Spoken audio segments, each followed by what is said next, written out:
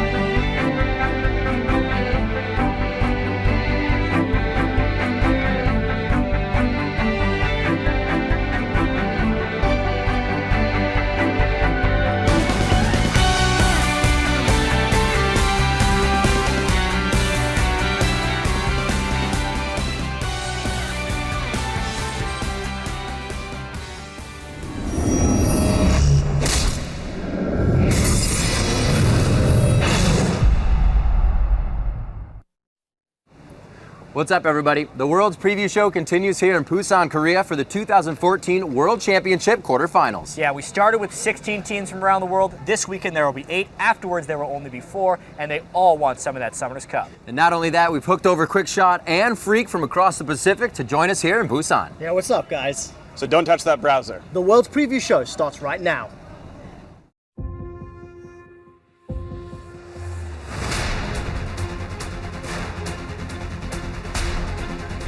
Can anyone stop Samsung White?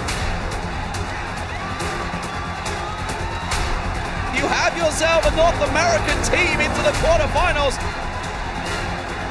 Will they be able to get it? Peque up from the Guardian Angel. A few more hits. Will this really happen?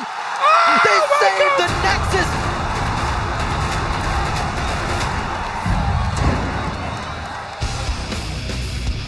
Welcome to the World's Preview Show, coming to you from the Bexco Auditorium, the dynamic Busan, Korea. I am Trevor QuickShot Henry, and joining me at the desk today is shoutcaster and pundit, Mr. David Freak Turley, Evil Genius's Chairbreaker, Mitch Crepo Forcefuls, Counter Logic Gaming's AD Carry, Yiliang Double Lift Ping, along with On-Game Netcaster and Tinted Glasses wearer, Christopher Monte Cristo Michaels. Guys, thank you for joining us, gentlemen, and welcome to Busan.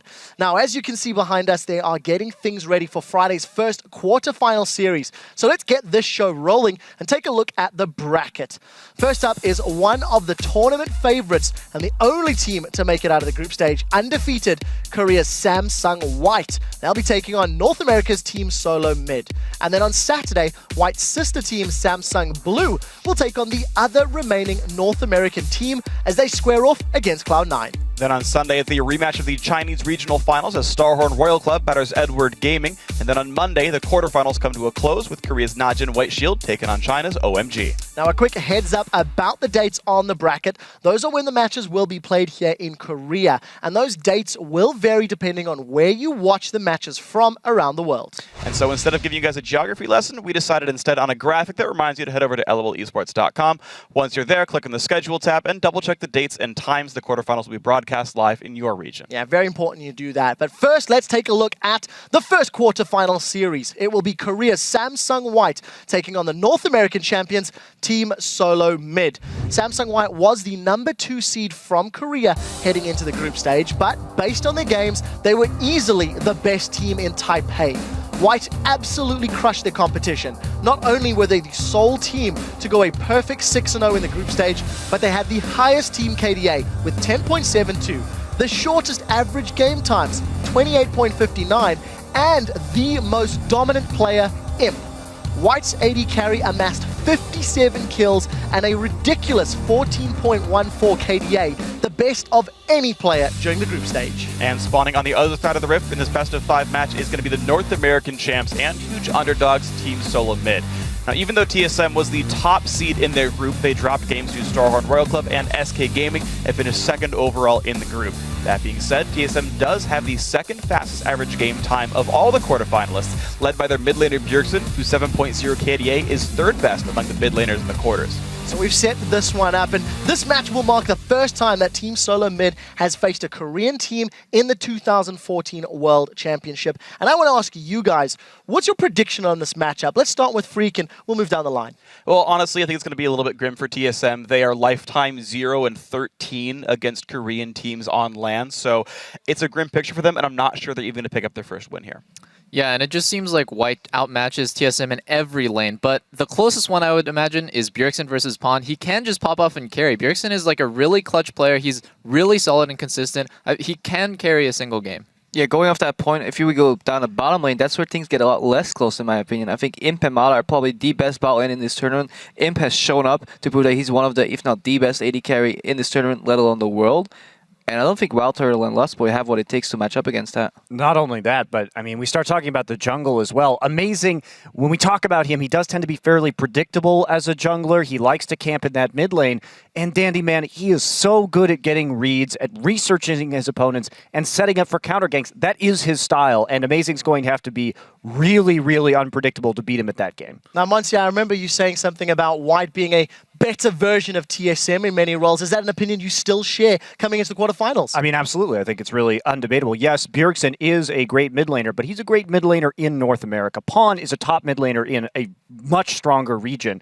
And yeah, Bjergsen can carry, but we kind of go down the list and we're like, well, these guys are good on TSM, but they are utterly fantastic on Samsung White. Well, we'll see if TSM can step up. This is the second trip to Worlds for the members of Samsung White, and even though they've already improved on last year's performance, they are not satisfied with just making it to the quarterfinals. Yeah. This will be, damn it, into the quarterfinals. Go wild, boy. 롤드컵이라는 무대까지 와서 막상 바로 탈락하니까 뭔가 독특한 느낌? 나락으로 빠진 것 같아요. 세상에서 도피하고 싶었어요. 너무 부끄러워가지고.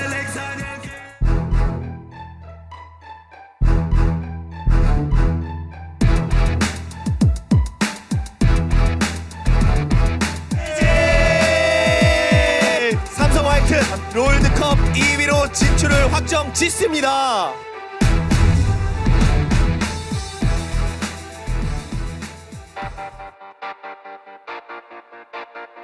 So Ozone, they won the spring season in the Korean League. 작년 롤드컵 때 조별 예선인 벌컨과의 경기였었는데요.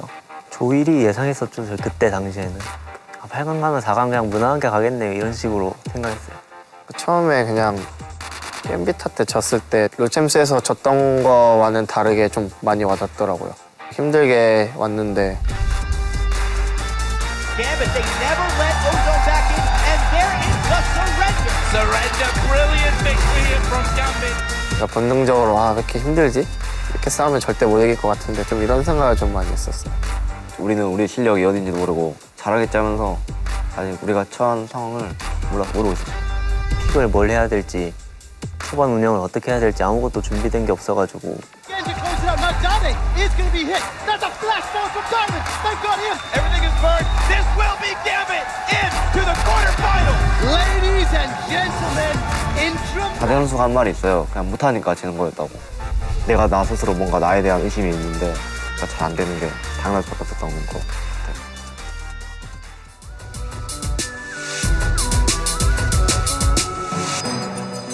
하루에 거의 한 6시간 자고 게임만 했어요. 나를 믿으면서 게임을 하다 보니까 우리 팀도 점점 올라가는 느낌이 들었어요.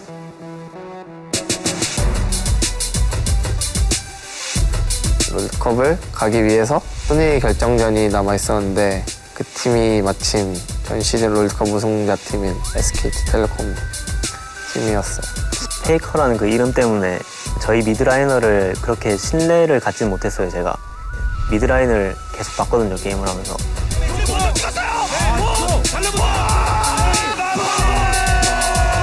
보면서도 그냥 믿기지 않았어요. 그냥 저희 팀 미드라이너가 폰인지 페이커가 우리 팀인지 막 우리가 지금 페이커랑 게임하냐고 너 페이커냐고 그냥 그런 식으로 계속 농담해줬어요.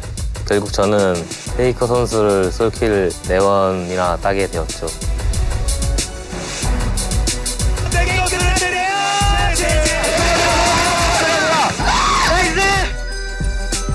감독님이랑 코치님이 저를 안아주시더라고요. 이번에 진짜 잘하자고.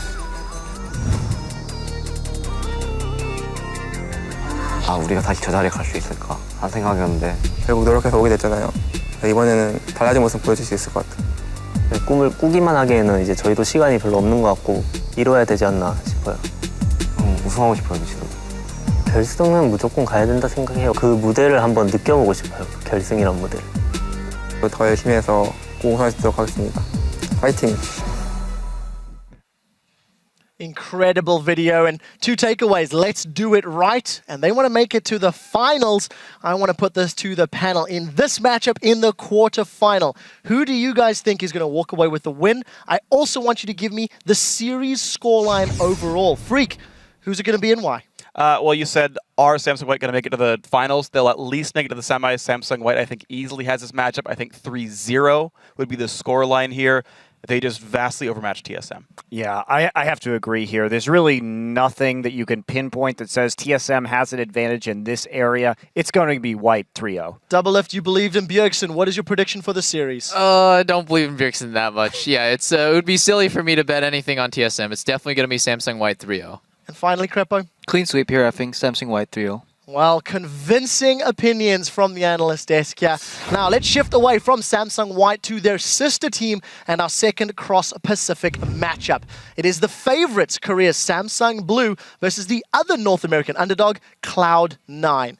Samsung Blue came into the World Championship as the #1 team from the #1 region, making them the de facto kings of the hill to very many people.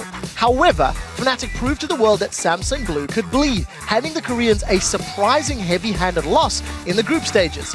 But despite that setback and some less than dominating performances, Samsung Blue did finish 5-1 with a 6.4 team KDA, the second highest in the group stage. And while Dade got a lot of the love, it was actually Spirit who led the team and all junglers with a fantastic 9.8 KDA.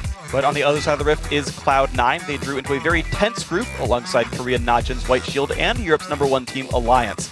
Cloud9 ended the group tied for first place, earning the first win by an American team over a Korean team for over 2 years in the process. Now, C9 earned their second straight trip to the quarterfinals at Worlds with incredibly smart strategic play. And despite having the worst team KDA out of the 8 squads here in Busan, they certainly got that by killing turrets more so than the champions. I really like that thought, Freak, because when you see C9 play, they are fairly strategic and, very mental team. Doublelift, when you look at this matchup against Samsung Blue, what is it that stands out to you about the two squads? Probably the most notable matchup is, for me, Deft versus Sneaky, because they play very similar. They're kind of the consistent, solid carries of their team, but Sneaky hasn't really showed up, and Deft has. Both of these AD carries aren't particularly good in 2v2, but I definitely think Deft holds that advantage. And also, Sneaky is just really a worse version than Deft in almost every way. Well, for me, it's interesting to talk about the AD carries because to me, in both teams, the AD carries are sort of the glue for the team. Their big strength is their strategic play. They set up fights really well. They set up objectives really well. And the AD carries are there to play cleanup. They'll have great stat lines, but they're entirely set up by the intelligence of their shot callers.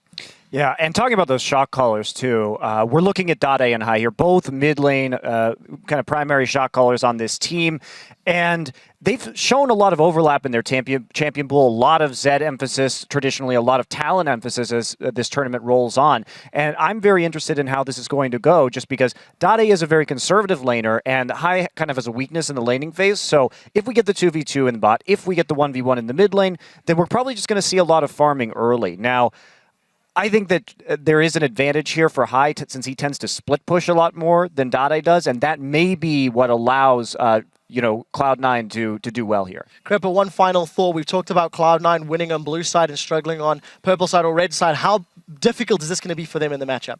Well, they've had time to look over the matches and see what they did wrong already, so hopefully they learn their lessons. But they're definitely going to struggle because they're playing against a team that adapts well in best of fives already, and with the inferior side choice as well, so they're gonna struggle a lot. And with that, what is your prediction for this series and why?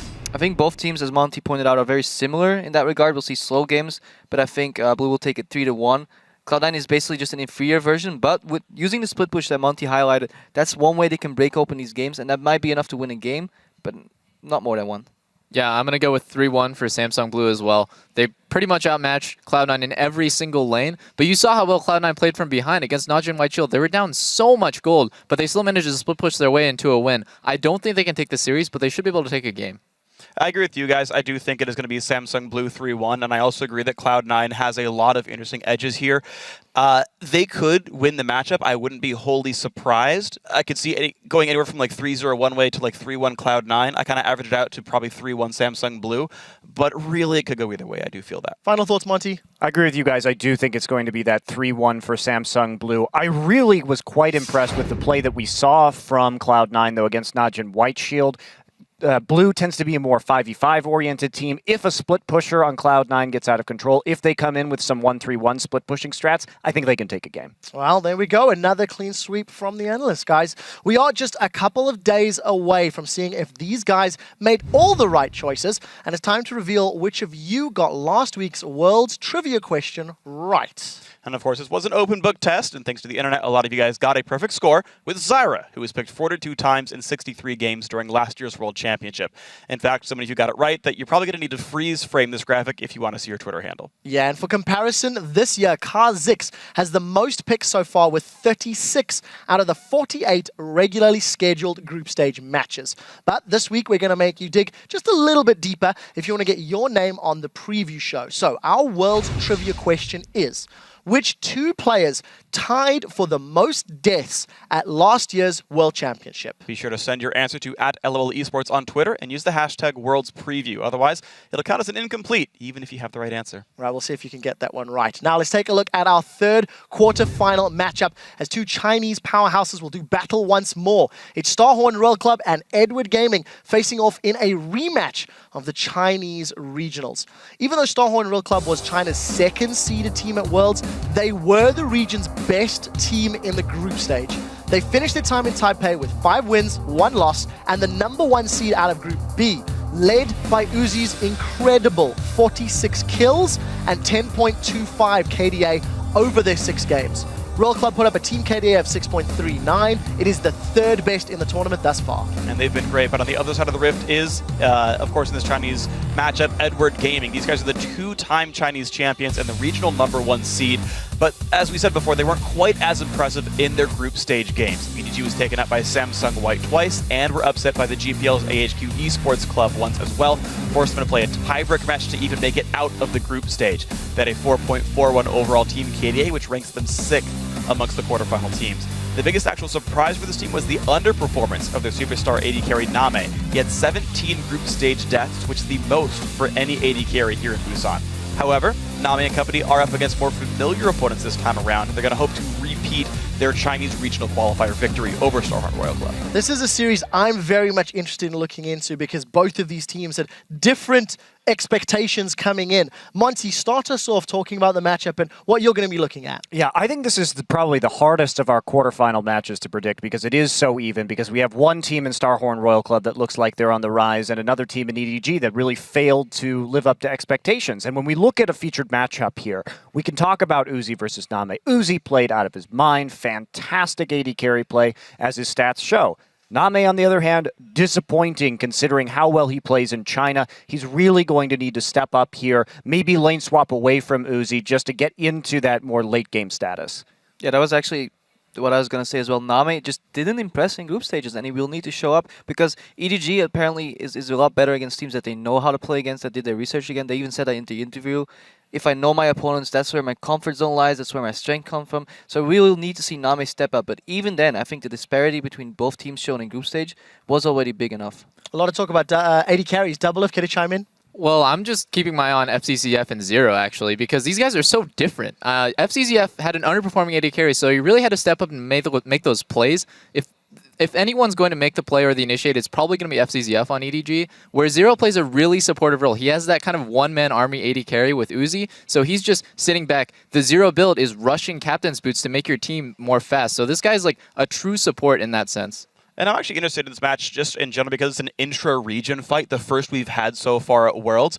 And overall, these two teams are incredibly close. The actual total record between these two squads is 4-3 in favor of Royal Club, 3-1 in their favor in the regular season, a 2-1 in the Chinese regional finals for EDG. So it kind of depends which of those two teams shows up. The regular season one where Starhorn Royal Club is better, or the playoff Edward Gaming where they won the whole thing. Double F, that's a question I want to ask you. When you look at these two teams, considering Starhorn shone and Edward Gaming did not, who will show up in this quarterfinal series in your mind? It's so close, but I have to go with EDG 3-2. It is super hard for me to call because I think it could go definitely either way. But in my opinion, the fact that EDG even made it out of groups with an underperforming AD carry just goes to show this is a really good team. They can work together to win. Where on Starhorn Royal Club, I feel like Uzi is like kind of the pillar of that team, and if they shut him down, then that team falls apart. Monte Cristo, is this an opinion you share as well? I'm taking EDG 3-1 here, and the reason why is I think, again, we've talked about this. This is an opponent that they know. This is the momentum they need. They've had an additional couple weeks to work out all the kinks that they were having before. And the other reason is EDG is a team that always didn't do amazingly in the kind of league part of the LPL. But when it comes to the best of series, when it comes to those high-pressure knockout moments in the playoffs, they always delivered. And I think they'll do it again here. I actually think Royal Club's going to be the one taking the series 3-2. I think, I agree, EDG has to step up, and they will step up, but I don't think it will be up enough to the point where they will take the series. And I actually agree with Carpo here. I do think that it's going to be Starhorn Royal Club. I also say 3-2 along with you. And the main reason for me is even though EDG are fighting more familiar opponents, and even though they are a very strong team, it is still the first international tournament for 3 of the players on this roster here, and I'm not sure how well they've acclimated to playing in front of foreign audience, to playing in foreign countries, and I think it's going to be a difficult road for them. Just before we move on, Crepper, the last time you put your faith in Royal, you tore up a train ticket and believed in the Royal Lucian. That did not pan out to be true. What is the likelihood of the same prediction happening when we get to this quarterfinal? To be fair, I had a spare ticket in my pocket. I still own that one, and I was still secretly riding the SKT hype train. This time, I actually believe Royal's going to take it. And also keep in mind, though, Edward Gaming could just ban Lucian, and then there will be no Royal Lucian in any of the games. All right, well, we'll see how it pans out. Before we get to our last quarterfinal matchup, Najin White Shield versus OMG, we need to take a step back and relive one of the most intense, unbelievable, get up and scream at the monitor moments in League of Legends history. It's OMG versus Fnatic, World's All Chat Edition. I have TP when I come back. Coming too. Good. I have TP when I come back. Can I TP top? They don't have TP. I TP top. I'm right behind you. I TP top. I TP top. Take on you, man. Bottom side. They're on bottom side of jungle. Can they TP on me? Soaz trying to be the hero. The recall's coming in, but Soaz is on it. One goes back, the rest come in. He's got the damage here, but the super minions are coming in. I say he's not got the damage, but the Nexus, he's down to half HP. He's already used his flash, and he will end up falling down. Yeah, but they're playing the stop the recall game, and Reckless is on the heels right now. One of the big damage dealers, Going's gonna make it in.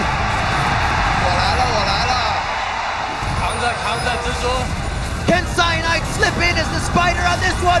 Will they be able to get it? Peke up from the Guardian Angel, a few more hits. Will this really happen? 66 seconds, they save the Nexus. 他们大嘴没状态，没事，别急。But he's gonna come with Hongo. Just run. Never seen a professional game this close. We needed one more hit though. Absolutely unbelievable game. Words cannot express how those players must have been thinking and feeling. I think the team name says it right. OMG. Right. With that, let's move on to OMG's next monumental task. It is our 4th quarterfinal matchup of the 2014 World Championship. Korea's Najin White Shield versus China's OMG. Najin White Shield was the favorite heading into Group D, but things were much closer than their 5-2 record would suggest. Alliance and Cloud9 each secured a win off the Korean squad, and it took a tie-breaking extra game for Shield to walk away with the top spot. Leading the way for Shield was their mid laner Goong, whose 9.57 KDA was second amongst mid laners, making the trip to Busan.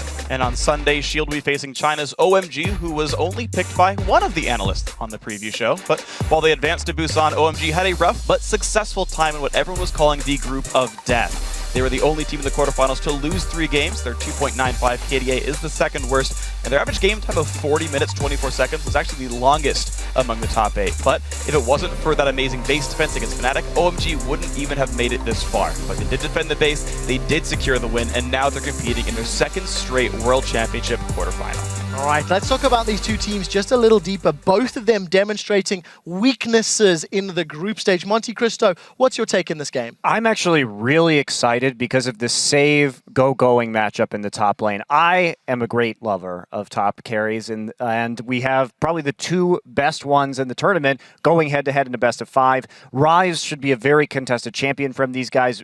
Really dangerous to give either of these players. I think Save's deeper champion pool is the edge, as well as Save's willingness to split push when he gets ahead, whereas OMG seems to only have that 5v5 grouping and team fighting. I feel that Shield is more diverse strategically. I think Going is used to these sort of top lane brawls, though. I think back to their Chinese LPL playoffs against Starhorn Royal Club, where Royal spent 28 of their 30 bans on top lane champions. That's a lot. And OMG still managed to pull out the win there. So I think Going can handle that kind of a test. But the matchup I really like is the mid lane matchup between Goong and Cool. Cool is the primary carrier for OMG. I think he can break the map apart by himself, and the team relies on him so darn much. Goong actually also impressed me heavily. I think he was one of the primary forces as well for Najin White Shield. If they won, it was because he got a freaking ton of kills, and that will be a very interesting matchup in the mid lane.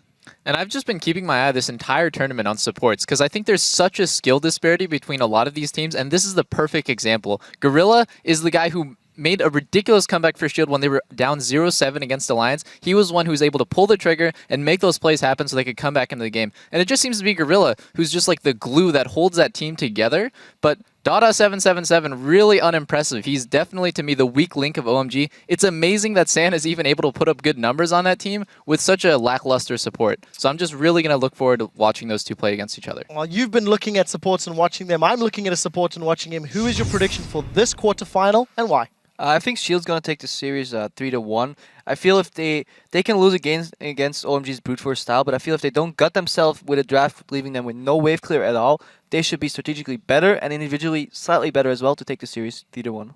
Yes, I'm also for Shield 3-1. I just think that support controls the tempo of the game so well mid-game and is such a big playmaking powerhouse that the skill disparity just won't be enough for OMG to win. Yeah, I got to agree, too. It's going to be 3-1 to Shield, I think. And again, it's that disparity in the strategy. If we think about OMG, they don't really do anything besides group as 5 and try and team fight. Shield is a very good team at doing that, and it's split pushing. Also, role for role, you look at this and you say, okay, it's about even. Both of these teams are powered by their solo lane carries, but then you look at the duo lane and you remember that it's Gorilla versus Dada777, and that is just a massive, massive edge to Najin White Shield. Well, I actually think it's going to be a much closer match than you guys are saying. It's really hard for me to call. I'm going to say 3-2, and ultimately I will say that Shield is probably going to win. But again, I think it's incredibly close. I think you're overstating the early game of Shield a little bit. We've seen them get repeatedly shut out early on, and OMG are very well poised to strike at that, though I think the strategic power of Shield will probably make them win the series. Again, 3-2 Shield for me. I like hearing the difference of opinion, and we'll see which opinion is going to come out on top. So you've heard what these guys think and who they feel will be advancing to the semifinals, and now it's actually your turn at home to pick him. Head over to pickhim.lolesports.com to choose your winners for the knockout stage. And even if you didn't get your picks in time for the group stage, you have a second chance. From now until the start of the first match, you can make your choices and share your picks with your friends to prove who's smarter. Like, for example, in hypothetical situation, whoever chose OMG to get out of the group stages on the analyst desk. Who was that? Just saying, right? Well done, Freak. Well done, Freak. All right, anyways, let's recharge your neurons with some of the completely insane plays straight out of Singapore, or as Reckless can now call it, the Penta. Coming in at number 5, Spirit and Dade in perfect harmony. Drawn out, spread out team right here. Trying to get the little skirmishes, but in goes Spirit! Straight on, perfectly placed on towards Cool. They get themselves a double. Lock around the side. Lovely tries to escape here, but that was a very quick, clean double kill for Dade. This was blue. As soon as they group up, huge advantage. Boom. Take that combo. And number 4, it's Tinones with the wicked play. They're going to try and push up mid as quick as possible. Alliance have to swing around and sweep and try and cause this one. The charm catches on Wicked. Tinones goes in. He's got him. He takes him down. And at number 3, Balls puts Cloud9 into the quarterfinals with a well-placed equalizer. To the side falls. He's going to be the focus, but he flashes. The Cocoon misses. Oh, they've got the charm on high though. He will put down his death mark. Goon uses his own. Gorilla low in the back. Sneaky coming around after using his QSS. He's going to be Cloud9 to win this one. They take out one. They're going to Zephyr. It's the aim for Cloud9. They could go through and win. Coming in at number 2, XPeke shows that he is a flippin' ninja. Whoa, shadow used. Deathmark going down, but is he going to be enough? Dade is going to be a... Whoa! We have to see that one again in slow-mo. Like Beckett, not enough to finish off either. The burst, just enough to get Peke the kill and survive. What a pure outplay from Peke. And your #1 play from Singapore is Reckless's pentakill. Oh, Death Rush. Who's going to be the first target? Ackerman actually diving to the backside, but he's going to be going down quickly. Yellow Star actually focused by Vasily, trying to get the reset. There's the equalizer. They've got to walk back over it. Double kill for Reckless. Can he get any more here? He will get more. And now they're on towards No Name. Are they trying to give a pentakill over to Reckless? They are. There's the Quadra. Can he get himself a pentakill? Cyanide and Picky both closing in. There's the slow. Shao goes over the wall. Reckless comes in. He gets the pentakill. 18 kills for Reckless? That's absolutely absurd. Absolutely insane, Jat. Before we wrap up this edition of the World's Preview Show, let's take one last look back at some of the most surreal moments from the group stage at Singapore. Or as OMG's Nexus calls it, not the last hit. You almost don't believe that it could happen. Will this really happen? 66 seconds, they save the Nexus! That's game! That's game! And Cloud9 takes down Shield. But boom! They flick the fuse! And I can't believe it, D-Man! What the hell just happened? This is not Dream Jack. Yeah. I believe it. I saw it. It just happened, yeah. It definitely happened.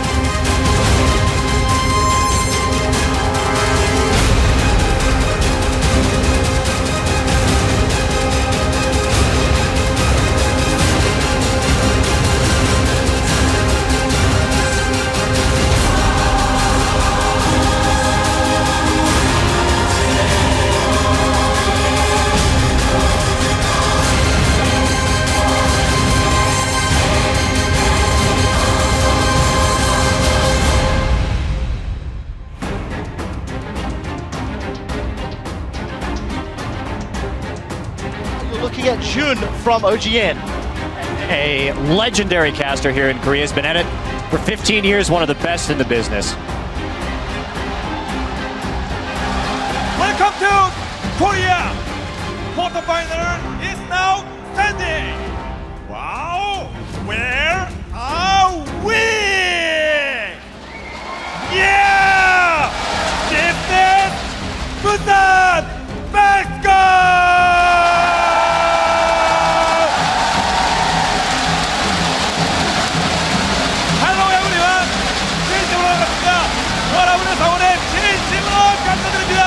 전 세계 LOL 팬의 관심을 한 번 받고 있는 LOL 2014 월드 챔피언십이 대만 싱가포르를 거쳐서 드디어 이곳 부산 헬스코에서 쿼터 파이널을 펼치겠습니다. 자, 지금부터 경기를 펼칠 8개 팀 어떤 모습 뛸지 소개해드리도록 하겠습니다. First up from China, Day1 Day1.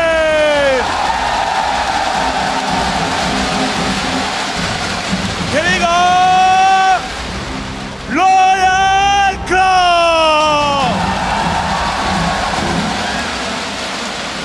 마지막으로 OMG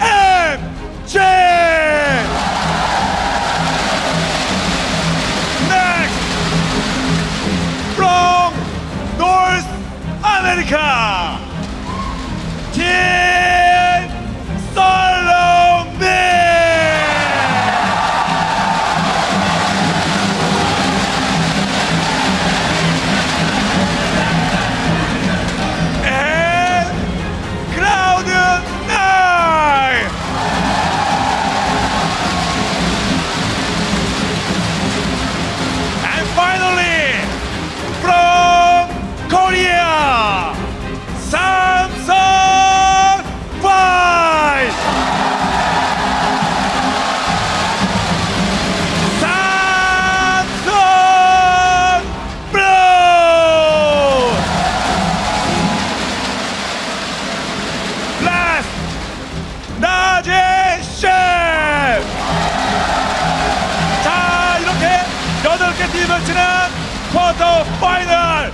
지금부터 쿼터 파이널 신나게 한번 달려보도록 하겠습니다.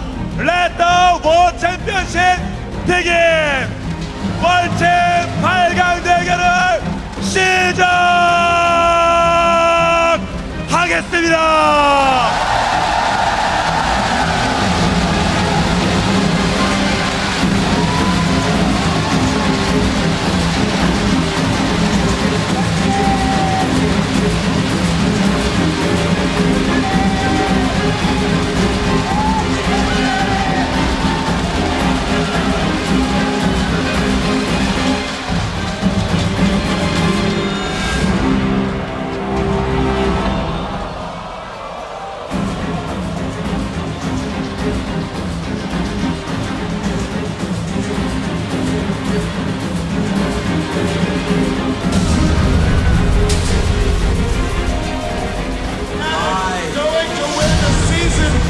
Championship if they can hold on.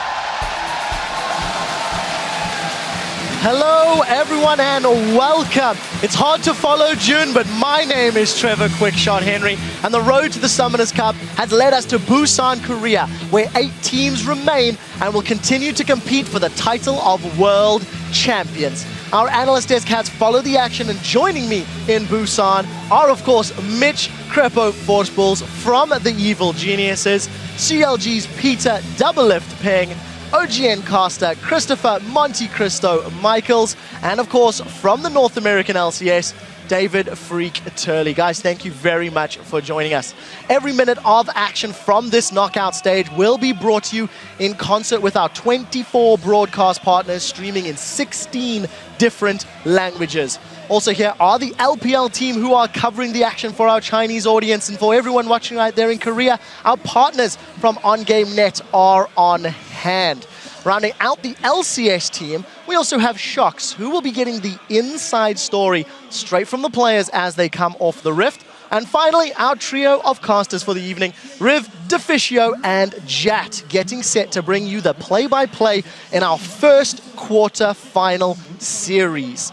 Now, our first showdown of the knockout phase is Korea's own Samsung White, who will look to continue their undefeated performance against the #1 seed from North America, Team Solo Mid. This is a team that is making their 4th straight appearance at Worlds. Looking ahead to the rest of the week, tomorrow we will see the #1 seed from Group C, which is Samsung Blue, face off against returning Worlds challenger Cloud9. Then on day 3, it's a battle of the LPL as Starhorn Royal Club challenge fellow Chinese team Edward Gaming. And we'll conclude the week with Korean squad Najin White Shield versus China's OMG.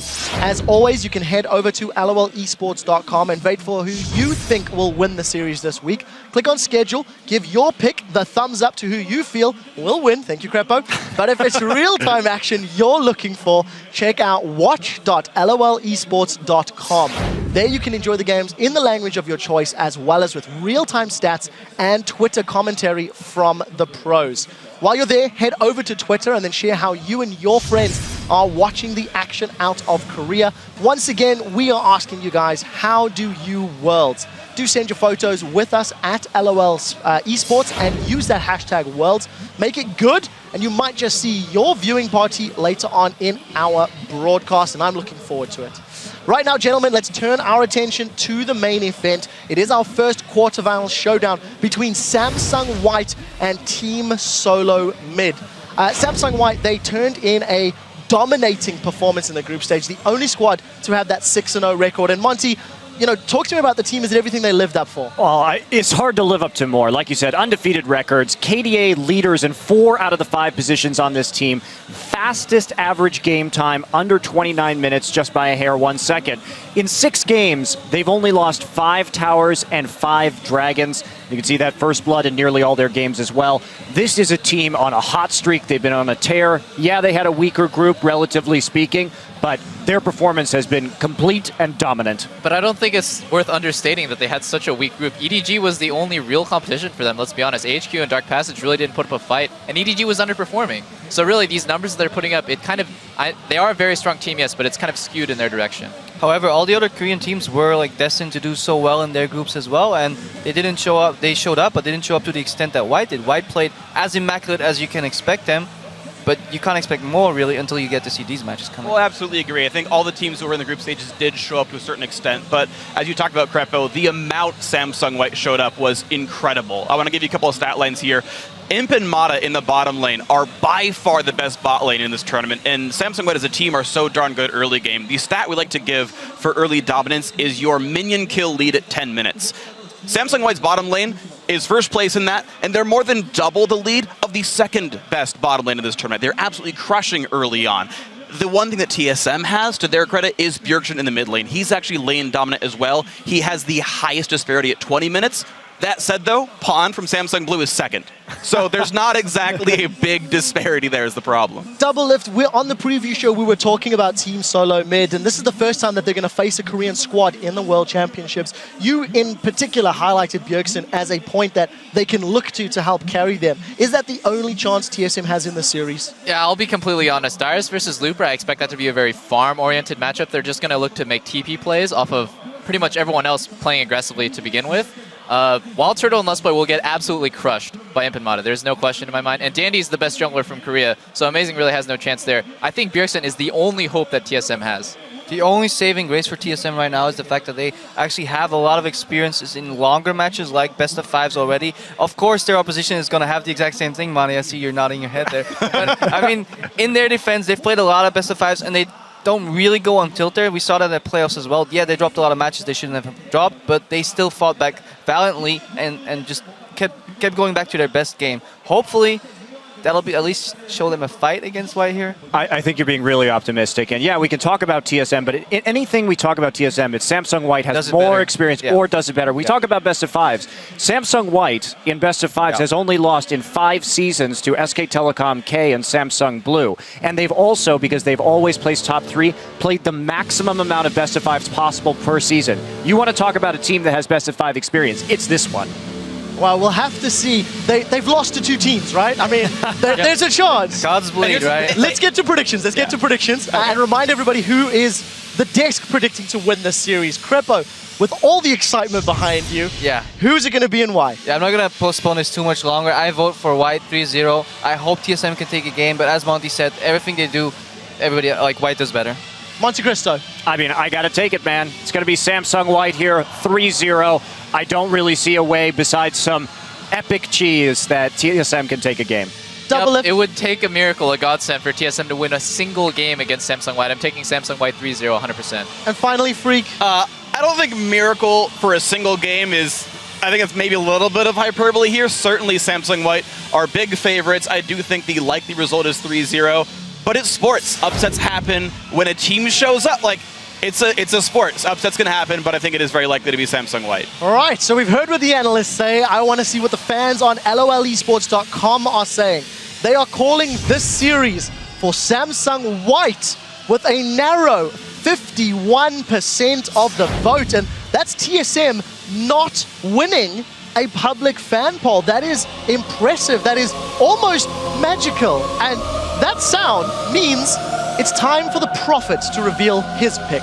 Although he hasn't made the trip with us to Korea, the divine picks of Team Dignitas jungler Alberto, Crumbs, and Hefo continue here in the quarterfinals. In his last 8 predictions from the analyst desk, he's correctly picked 7 games and was the only one to pick 4 upsets correctly in the group stage 2. But there is an irony.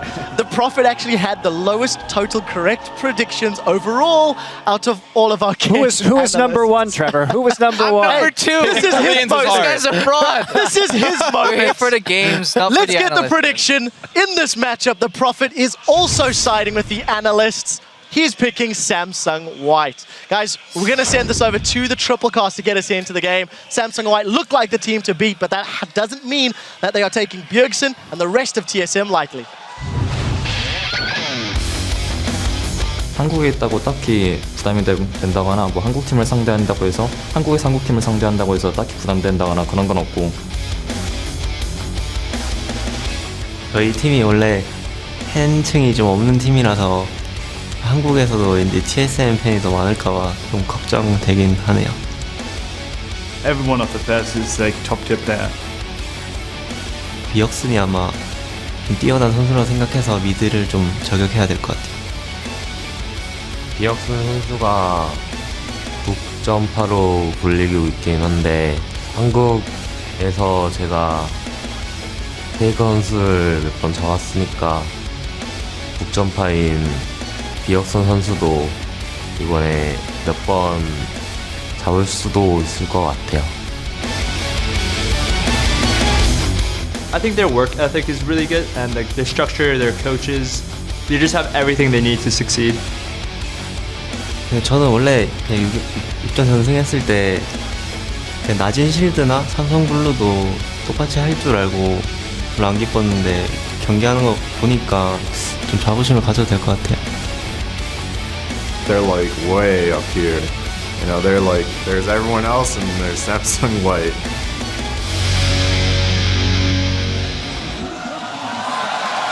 Hello everyone, I am Rivington Bison III, and manning the caster desk with me are Joshua Jat Leesman and Martin DeFiscio Lungen. Gentlemen, how are we doing today? I'm doing fantastic, man. We're finally in Korea here for World Championship. It's time for the bracket stage. Yeah, and it's time for probably one of the biggest games we're going to get here. If TSM can manage to upset Samsung White, it's going to be huge for League of Legends and NA. That's the big one. According to the analyst desk, this one is kind of titled I Can Do Anything You Can Do Better for Samsung White. So we'll actually see if that's the way it turns out. Let's get the game rolling with a look at the starting lineups. On the blue side, it is going to be Samsung White to start it off. That means it will be Looper in the top lane, Dandy roaming around in the jungle, Pawn in mid lane, Imp at AD carry, and Mata as his support. And on the red side, of course, it is North America's team solo mid. Dyrus in the top lane, amazing in the jungle. Mid lane right there is Bjergsen and Wild Turtle and Lost Boy on AD carry and support respectively. That's right, and for this series, we will be paying special attention to the mid lane for our featured matchup, Pawn versus Bjergsen, guys. Yeah, and obviously Pawn is the new mid laner still for Samsung White. He joined when Dade had to switch over to Samsung Blue. Right. First World Championship. He's not even been in an OGN final yet, and he's always talking about how he wants to get to the final here. But him against Bjergsen is going to be such a crucial matchup. He's actually a very safe laner, but he can play every single champion he wants to. It just depends on what the team likes him to play. Yeah, that's the big thing. Pawn played so many assassins in the group stage. Bjergsen may not know exactly what to expect. But as you say, Bjergsen is kind of the great hope for Team Solomid in this series. If he could somehow put his team on his back, that's one of the only ways TSM finds an upset. It'll be working in his favor. This whole tournament has been mid lane, mid game focused. And what a way to come out with our featured matchup in the mid lane here. We have the FLICKR killer, as many saying, his team actually saying, is it FLICKR on our team when they were beating SKT1K? It's going to be absolutely amazing, and TSM is going to have to step up. Yeah, and let's not understate how loud it actually is in here. There's going to be a lot of pressure on these guys. Think of the expectations that are happening for White right now. If they win, it's expected. Yeah, right? exactly. The only thing that can happen for them is disappointment. Everyone expects them to win, which is crazy in a sense, because it's been a very long time since they've actually come first place in a tournament. Way back into the spring of 2013 champions was the last time they won. They've always been winning the quarterfinal stage because they always make it past that, but it's just disappointment from here on out. And to come in as the favorite with that too, there's a little bit of that. It's going to be really harsh if they don't perform as well from the community. Of course, and TSM, no pressure at all. If they win one game right here, everyone's going to praise them and say, that was beautiful, you played really well. Sorry, White was the better team, but you did your job, you did what you could do here. So there's no pressure on TSM to perform. Yeah, but with that being said, pretty much everything that White can plan generally will come out in their favor. Every scenario we run with any first ban by either team seems like White ends up coming out ahead. In this first band coming out, we saw Bjergsen playing it very well in the group stages. Wasn't a main throughout the season, but that Orianna was definitely putting down some numbers. Yes, and this right here is hitting a comfort pick, and Orianna always comes around doing World Championship because she's such a safe pick. She's strong all around, like all through the entire game, and that's why it's such a safe pick for Bjergsen, and that's also why you can ban it away. Yeah, but when you think of Bjergsen, you don't typically think of Orianna. Right. When we looked at the group stage stats, it's actually the champion he found substantially the most success on. 7-2 and 21 in 2 games was his overall scoreline. However, Syndra, we think, is one of his more prominent champions if they want to find success. Basically, TSM is going to need some mid-game power here if they want to be able to beat Samsung White. Take a lead in the early game, go into the mid-game, be stronger, and close out the game before White gets a chance, because the late game for TSM in the past with the shot calling has been a problem which White can punish them for. Yeah, I also thought Rise was going to be a huge priority coming into this one, which is why it's very wise of White to first pick it away. But what they were able to accomplish, I feel like, is they didn't give away any major picks by first picking it, which is something I felt like TSM would have to force in Champ Select to have a better chance. And that's going to be a big story in this game here, especially looking at the junglers. What are we going to see banned? What are we going to see first pick by either Dandy or Amazing? Lee Sin was banned. It's by far Amazing's best champion. He played it 5 times in group stage out of 6 games. And suddenly, Car 6 is open for him, sure, but Dandy can still play Jarvan, and he can still play Rengar as his pick he didn't show yet. Let us not forget how good Dandy's Rengar It's the best in the world. is, in conjunction with his lanes, who are able to keep them pushed to just the right level so that the Rengar ganks are always a threat. And he just goes Elise anyway. It is completely a synergy that they have, but they do go for Elise. Seeing that was only one of 2 that Amazing was also picking up with his Lee Sin. This is going to be his first Kha'Zix game coming in here on the world stage. We'll see how he performs on that. And Mata gets his Thresh to be making the plays in that bot lane, which is definitely another focus of this game. And I really hope Wild Turtle is going to play something like Illusion in this game here. Maybe a Corki pick for him. I need some mid-game power spike AD carries for TSM to focus the bottom lane, try and shut down Imp and Mata in the laning phase. You have ganks, you can have roams, you have teleport from top lane. Get a lead on your AD carry, use it in the mid-game. And that will be a huge key for TSM if they could try and get that mid-game. However, I look at the composition that Samsung White is putting together so far, and it seems like they have all the utility picks covered right now. You look at the Thresh and Elise, they can play both ways, front line or back line. If they get a slight lead, they would be able to adapt to any situation TSM tries to throw at them. TSM is really falling back to a comp which we have seen from them a lot of times already, but where they normally run a hyper carry with it. You have Lulu top lane, you have Janna as the support, you have a lot of disengage, and it's all built around your AD carry now in the late game. And that's actually where Lucian might become a problem, because he does the Jace. And he did it. Finally the Jace. All right, a little bit of backstory here. Jace is something that so many mid laners have talked about breaking out forever. They just never seem to have the right moment for it. Pawn, however, is one of the best Jaces who's actually brought it out in some big-time games. And Pawn has played a different champion now in every game of Worlds that he has played, still continuing with Jace. It just shows how Samsung White in the group stages didn't want to show anything other than, hey, we have a massive champion pool. We can win on all these different champions. We know he's Jace from Korea, in OG. Right. He's been killing Faker one-on-one with this Jace pick as well. He is extremely good at playing it.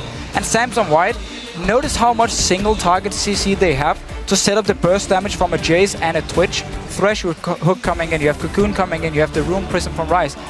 Samsung White can catch out TSM so easily and just burst down a target within a few seconds with both Twitch and Jace here. Yeah, and obviously we see the Zed coming out from Bjergsen. When he has played Zed so far, it hasn't worked out that well. However, that was when he picked it blind.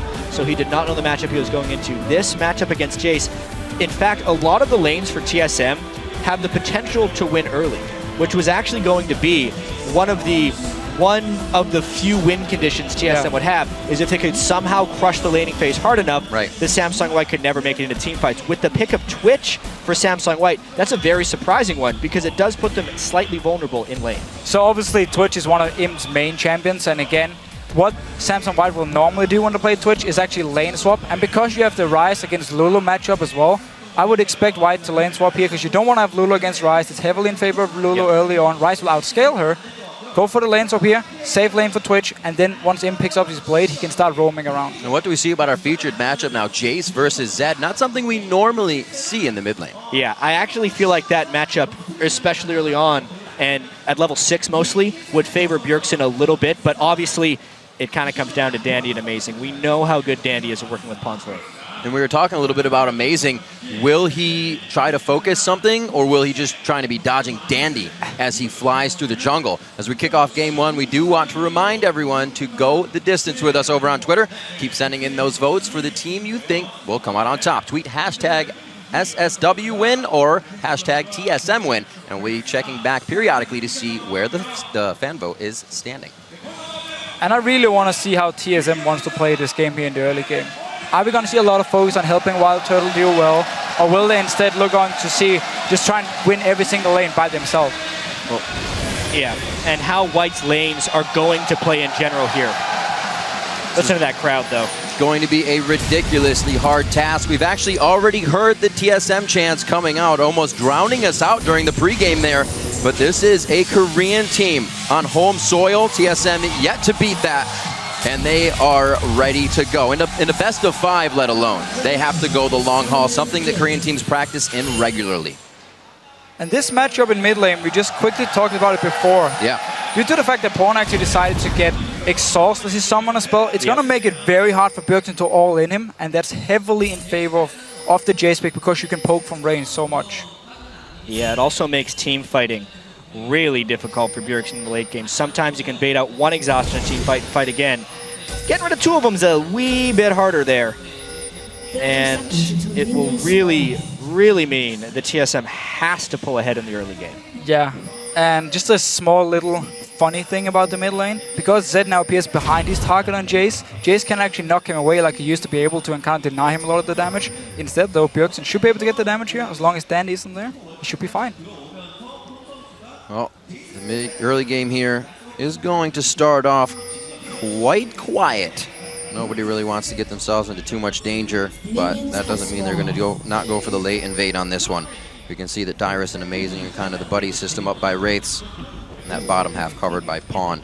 It's actually pretty impressive where Samsung White have gotten their wards as of now. Some pretty deep positions, and that's somewhat required for trying to force an early lane swap.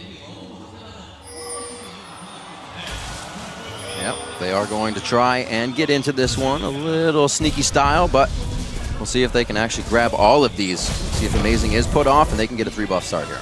Yeah, so what TSM is doing, even though they probably know Samsung White wants to lane swap top, you don't want to give up the bottom lane advantage, so you want to send your stronger bottom lane down there. You have the Dragon. Problem is, they didn't go in and try and check the red buff, even though they should have expected this lane swap. They got 3-buffed. Yeah, super hard. It should never happen in this situation, just based on the fact that there's Twitch. You have to expect the Twitch top lane, you have to expect the invade, and if TSM needs to start on a buff, they need to start on the red buff of Samsung White, which they did not do. And the thing is, you could actually see they knew, because they started running in there like, oh, we're actually too late now. So they knew they had to go there, just didn't react in time. Small advantage for White here. And the pressure is on. The minions falling in front of Bjergsen, getting hardly any of those first waves. 9-6. He should be all right as he tries to go toe-to-toe with Pawn in the mid lane. Does not want to go down solo, and that is definitely an option for Pawn to get at with that exhaust on him. We'll see what they can keep doing. Dyrus is going to try to be with Amazing on the bottom side of the jungle. See if they can keep themselves safe here. Yeah, I honestly feel like TSM's already on the back foot a little bit. Yep. You can tell Dyrus and Amazing are looking for things to do in a jungle that's really already been cleared, and unless they're willing to fast push that turret, they're just giving easy farm to him. They have no pressure on that side of the map. No, but what they're basically doing is just stay down here in case Looper shows up in the bottom lane, and then they can dive in 4 people. Even if Mata joins, it's going to be 4 versus 2 in favor of TSM. So you see both AD carries, they're not freezing the lanes. You don't really do that as often anymore. It's a lot more focused on pushing in to the tower. Make sure you deny farm and experience from the enemy top laner. And if he shows up, you're on the bottom side of the map to dive him. Notice how they're already pinging on Looper. Here's the strangest thing though. I see Imp wasn't even freezing that top lane. He's already pushed up the turret. In normal circumstances, that's actually cue for the TSM top laner to go up there and get the experience of the turret. If Dyrus is still level 1, and he's recalling on some of the spectacular wards from Samsung White. Yeah, so the reason Dyrus actually didn't go top lane was because he didn't know if Samsung White had 4 members on the top side. He was waiting to see their reaction. As soon as he spotted Looper bottom lane, he now knows he can actually get to top lane. Mata with the grab onto Lustboy. He's going to be forced to walk back through the aggression, but Turtle is there to provide some safety. The mismatches and mismoves here by Team Solo Mid, like you said, Jet, definitely put him behind. There's a lot of game to go as the gold is still even. It's ridiculous right now what has happened. Look at the top lane discrepancy. Dyrus has 0 CS. Looper's finished his tier.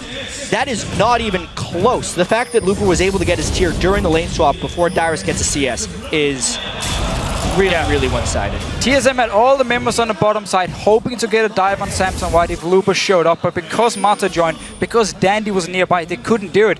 And suddenly, the risk they took, it backfired completely, and now Dyrus has lost a lot of farm in the top lane. And this is one of the things that is a big struggle for TSM, especially in the lane swaps, would be the team-wide communication. It's not a weakness that has really shown its ugly head lately, but it's something that used to be a big deal for TSM. Dyrus needs to be able to fend for himself, and the team needs to be able to fend for Dyrus, which has not happened early on in this match. And that weakness is something that Samsung White latches onto. The quickest games in their group, it's because they don't play with their food. They go for seconds, they go for thirds. Yeah, arguably the weakest group, but they made the #1 Chinese team look pretty average throughout that group as well, so they know what they're doing. I mean, just looking back to when they're playing Korea, I mean, they're the team who has the highest amount of kills in their wins compared to everyone else, because once they get the lead, they are so good at just snowballing it completely and never give you a chance to come back. Dyrus has the flash. Yeah, and you can bet your bottom dollar that Dandy will be back to that lane, and they're going to continue to keep Dyrus down. They've exposed an early vulnerability right here, and expect some substantial punishment towards Dyrus. And one of the things we also see is Samsung White does have some of the least wards placed, but that's because they get them so deep in. They're so efficiently placed. Yeah, it might be the shortest games, but they just crush down in the most efficient spots, so you don't have to actually put down as many in that early game. I mean, look at the wards they have now. They've already covered the side of the map with which they want to attack. Right. That's actually something that White did a little bit in the group stage that probably we won't see here in the quarterfinals, is they made some moves in places where they did not have vision because they were playing a little bit fast and loose. They're going to clean up their game for this match against TSM, most likely. Yeah, normally when we see them play, they pre-plan their moves a lot, so now they have the deep wards here. They can go for the red buff when it spawns soon. Imp, just keep trading with Dyrus here. The important part for Dyrus, however, is the fact he's getting experience in this top lane. The thing that TSM has to remember is there's really nothing to lose when these fights start to break out. They gotta try their hardest to make it happen. See if that can really come from something in the top lane. We know that Looper can make the plays individually. Can Dyrus get on that teleport level as well? Yeah, well, the short answer is probably not. Right. As far as Dyrus being able to match Looper's teleport. But the long answer is that the longer this period of inactivity lasts for Samsung White, the higher their percentage chance of winning this game. The composition that White picked here was actually incredibly high risk. They picked a weak Twitch lane, they picked 2 solo laners that rely on Tear of the Goddess. So the only thing they want to do in the early game is go even. The fact that they're actually up 300 to 400 gold with experience and level advantages in multiple lanes bodes incredibly well for them for the rest of this game. Yeah, and you see the way they decide to handle this early game, because they know they have to get this rise out of this weaker mid-game, we can say, into the late game. What they just did right here was, as soon as Imp saw Dyrus use teleport in the top lane, he started recalling and went down bottom lane. And then Looper could just teleport top lane, pick up the entire wave, which was just pushed into the tower, because he still have the teleport left, and Dyrus is now forced to go back for even further behind in farm. So they're investing so much gold and experience into this rise pick here. Look how far ahead Looper is compared to Dyrus. That was such a good teleport. 1,200 gold in his pocket right now that he's just sitting on. It's 400 gold overall above Dyrus, but those items are completed for him, and Dyrus is still trying to stack rings to stay alive in that lane, so he's not towards his items at all. What White has done so far is definitely very impressive, and you can see now that the lanes have swapped back, they're kind of through their period of total weakness. The only vulnerability that White has right now would be the fact that Wild Turtle did farm up that BF sword against just the Cutlass of Imp, but combined with all the other edges, it's really just been quite a great first 9 minutes for White here in the quarterfinals. Yeah, but TSM right now, you just talked about how AD carry items is a difference. They should be able to pressure this bottom lane now. Punish Imp for the fact that Samsung White decided to swap to standard lanes to give Looper time up in his top lane to be one-on-one as well. They need to put pressure on this bottom lane here and shut down Imp while Wild Turtle is a lot stronger at this point. You see the way Imp is playing as well. Go in, try and last it, back away. You cannot trade with Lucian at this point. White playing it very smart right now with the slight lead that they have. Something that TSM can hold on to very well when they get it, but it does not come very easily for them, especially in that early game. See if Imp can get all this farm right in front of the turret as the rest of the team stays safe, stacking it up. We see that mid lane focus of Pawn versus Bjergsen. Pawn comes out, all the long swords to keep dishing out the damage, and Bjergsen's trying to match as he builds up his Brutalizer.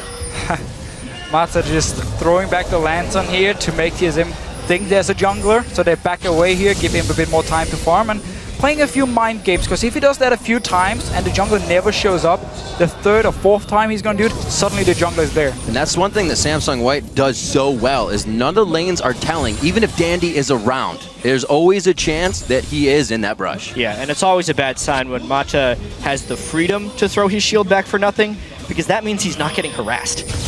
And they're not actually eating that shield for fights. So TSM is still playing this laning phase, honestly a little bit scared. At this point in the game, they should be trying to find ways to take control of the Dragon area. However, they've waited 12 minutes, they allowed Imp to be in the top lane, and they never pressured an early Dragon, which is normally one of the rewards you get to reap early on in a laning phase. Yeah, especially because, again, you have the pressure in the bottom lane.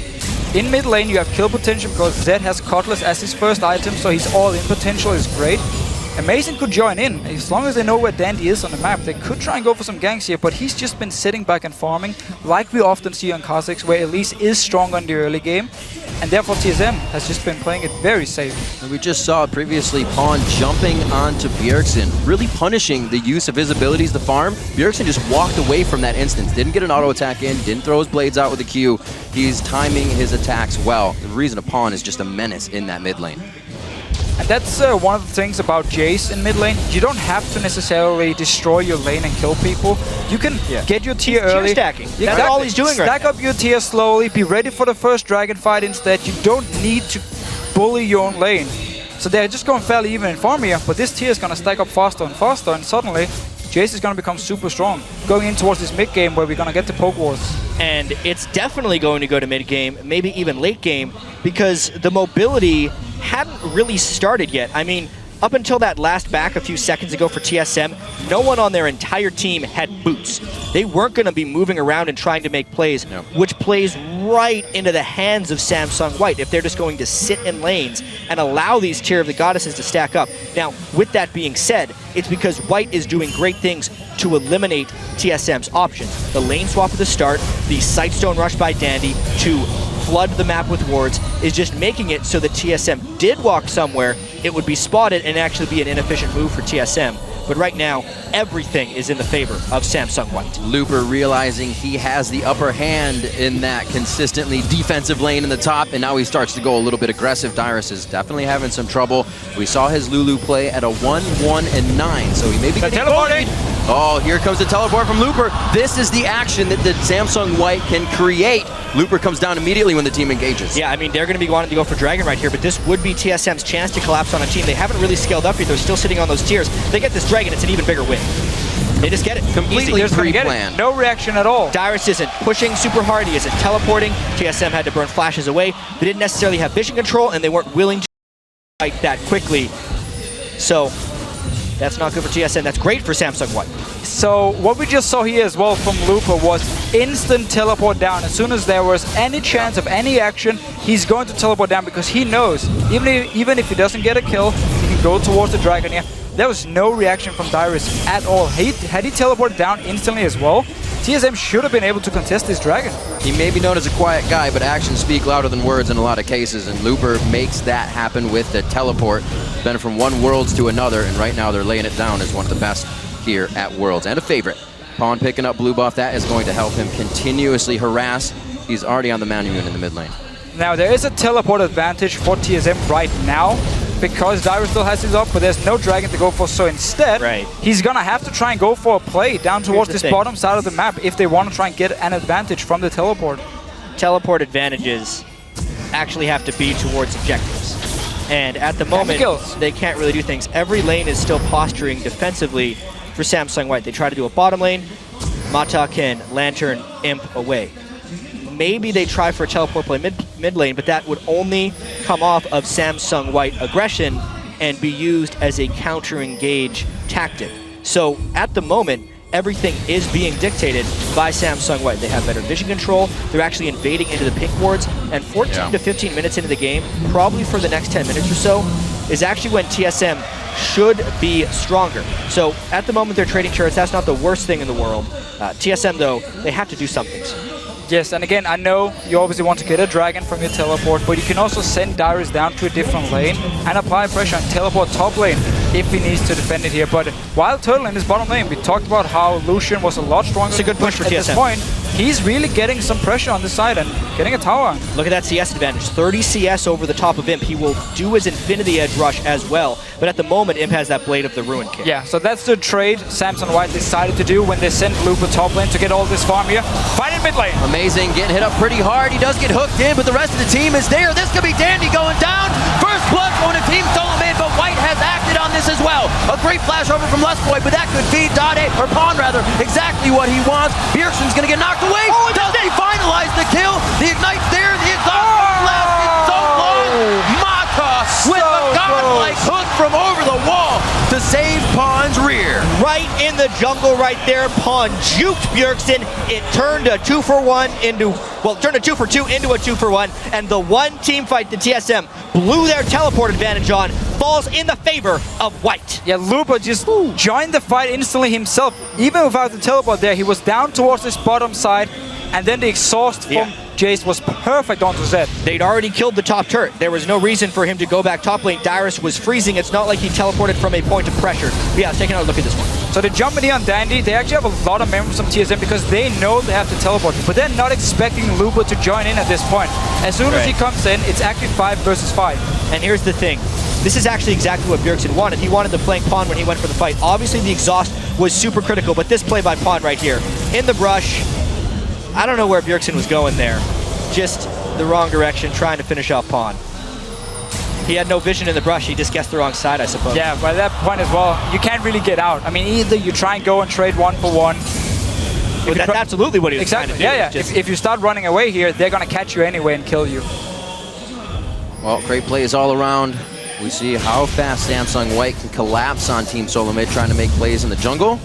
Now that that side of the jungle is littered with wards, we'll see where the teams decide to go. Safety there for TSM. They may be able to get in. Amazing can try to hinder Dandy's jungle, who we actually haven't seen too much play from. We usually know him for counter ganking, or counter jungling rather, and trying to get in the other jungler's face. But the idea from Team Solo Mid, it wasn't bad, because they knew they had to teleport. They were expecting to be 5 versus 4. They had the wards in the jungle, so it was a good idea. But because Loop had already recalled from top lane and he knew what's going to happen, they actually ended up also losing a bot tower for it.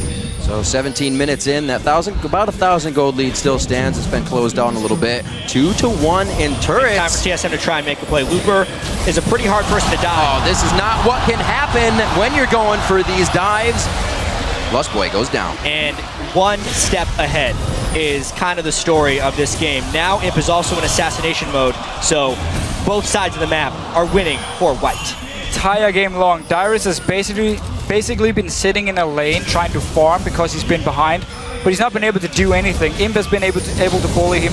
Lupa in the top lane did the same. And up here in this top side, there's already wards placed by Samsung White. They saw it coming a mile away.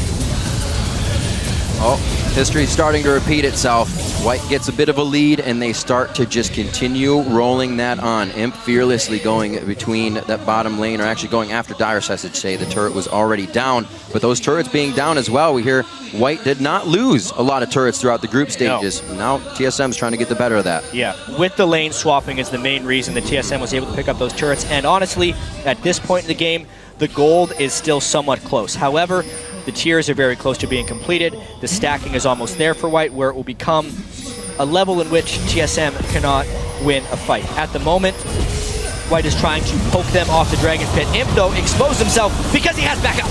Oh, Bjergsen trying to get out of this one. The poison can take him down, but the Wild Growth does a save there. Retribution kill on each side. They get 1 and 1, and they're going to back off. But count the ultimates right here. Amazing actually gets him pretty low. Here's the fight. Amazing out of this one. He's already done what he can. He tries to get back in. A great monsoon from Lustboy. Dyrus is still alive. So many low health bars, so they're able to finish off Dandy there, as well as Amazing. The jugglers are out. On to Lustboy as Mata locks in another one and brings the team over for another kill. So many ultis was used in the start of the fight, killing Imp in here. So once Samsung White joined in, re-engaged against Team Solo Mid, they were just a stronger team. They managed to get the picks here once again. We do have to highlight the fact that Imp is a player who will constantly play aggressive, and that was a good job by Bjergsen to actually try and punish him for overextending a little bit. Sadly for him, the team was ready to join in. And Looper's going to be an unstoppable force pretty soon. 3-0-3 on Raz already. Take another look at this one. It is remarkable to me, actually, how despite TSM having the Janna, who is meant to split the enemy team up, TSM is the team that's always more split up, and White is always the team that seems to be together. Every time TSM thinks they have a kill, it's White that has the backup. Every time White thinks they have a kill, it's an isolated member of TSM that falls prey. Look at Amazing. Look at the rest of TSM. All of White are staying together. Lustboy, again, split up from the rest of the team. And Bjergsen all alone. Fighting once again. He's almost forced to go in on this one, dealing a bit of damage, and he does take that alt shadow back to the juke, keeping himself safe. White's moving down for Dragon now, and with that ult being down from Bjergsen, it's going to be a lot easier and a lot less pressure to go for this objective. Yeah, this should be a very easy Dragon for Samsung White. You have every single ulti ready on their side. Matsu will get his very soon, and when you have no ulti in your Z, you don't really want to fight here. But with the combo Team Solo Mid is using, what they can do is they can put Bjergsen in a side lane to split push, and then you have 4 members, Wild Turtle, Lustboy, Amazing, and Dyrus together to siege down towers here. Samsung White won't allow it. Now, I would agree under normal circumstances that, yeah, 21 minutes into the game is exactly when he wants Zed to split push, but Looper will just kill him at this point if he tries to do that. It's the easiest answer possible because not only can Rise win the 1v1, he will also have a teleport threat if he goes to answer. For sure, and that just shows how Samsung White played the early game really well. They got the Rise hit. That was why they invested so much gold and time into Loop on this Rise, because he was going to be the guy stopping Bjergsen in the split push. But that was just very smart play from the start of the game. Sacrifice Imp a little bit, get your top lane ahead instead. An almost dark, completely dark side, top side of the map where Bjergsen goes to farm. He definitely would have met up with Pawn. That featured matchup, not going too bad for those two, a 2-0-3 to a 1-1-0, but they farmed it out quite well in the mid lane. It's when Pawn, now the game opens up, that he really starts to exceed.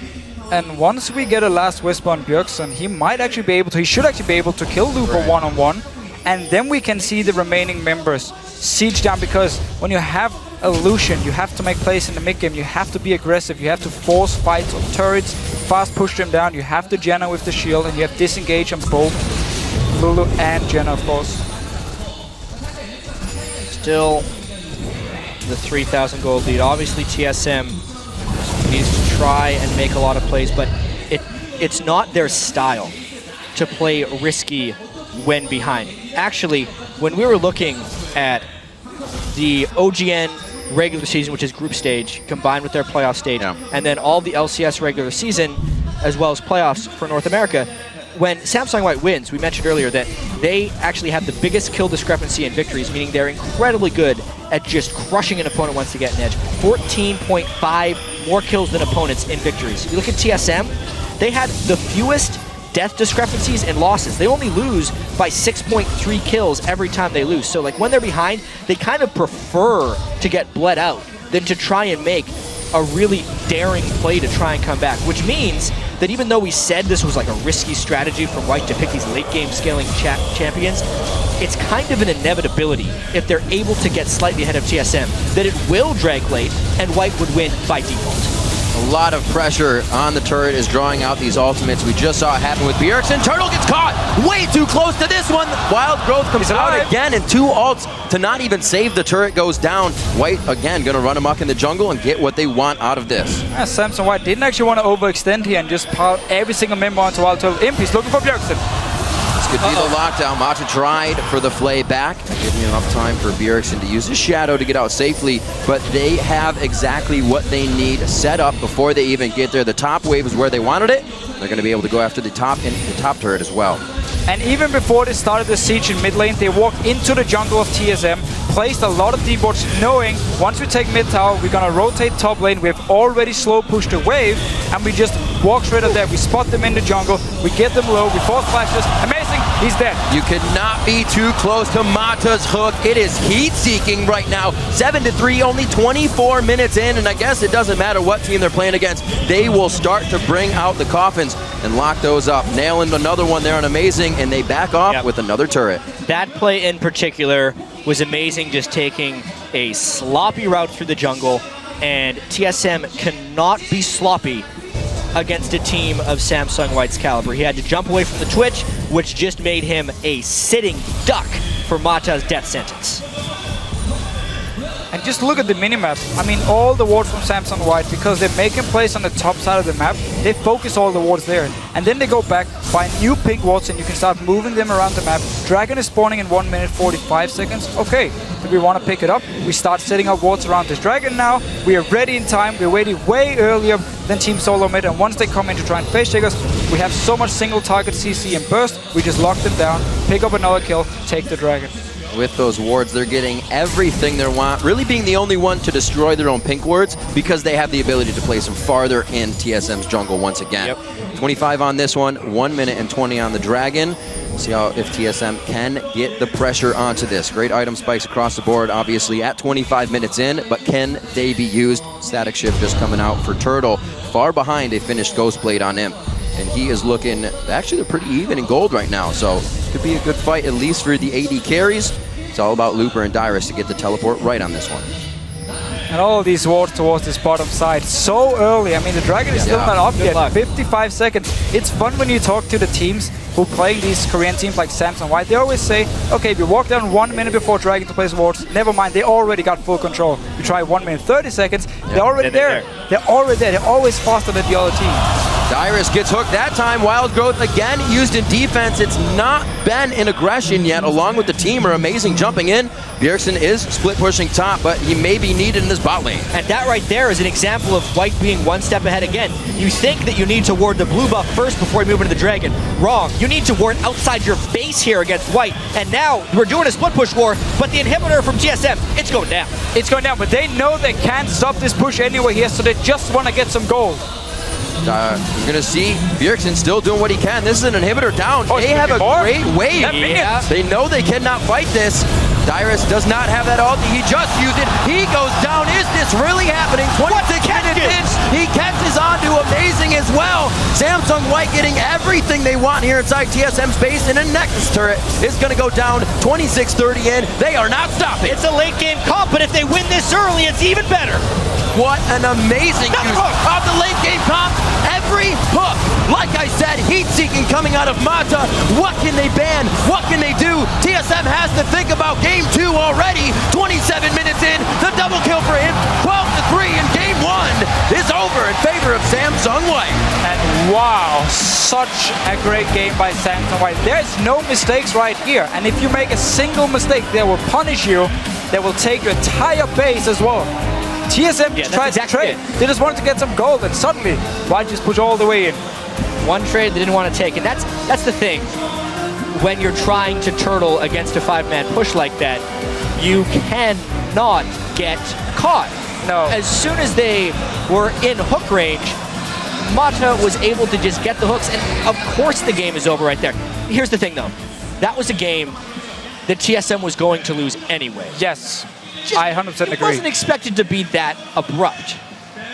It was, I mean, go all the way back to level 1. The lane swap, heavily in favor of Samsung White, put so much focus on Looper as well. And as soon as they started grouping up, had the wards pre-planned, had them set up, start picking off TSM. When you play Zed and you fall behind, you feel so useless because there's nothing you can ever do. If you ever jump in, they're all 5 just going to kill you, and you can't even start split pushing because they can just run in 5 people and kill the rest of your team like we just saw.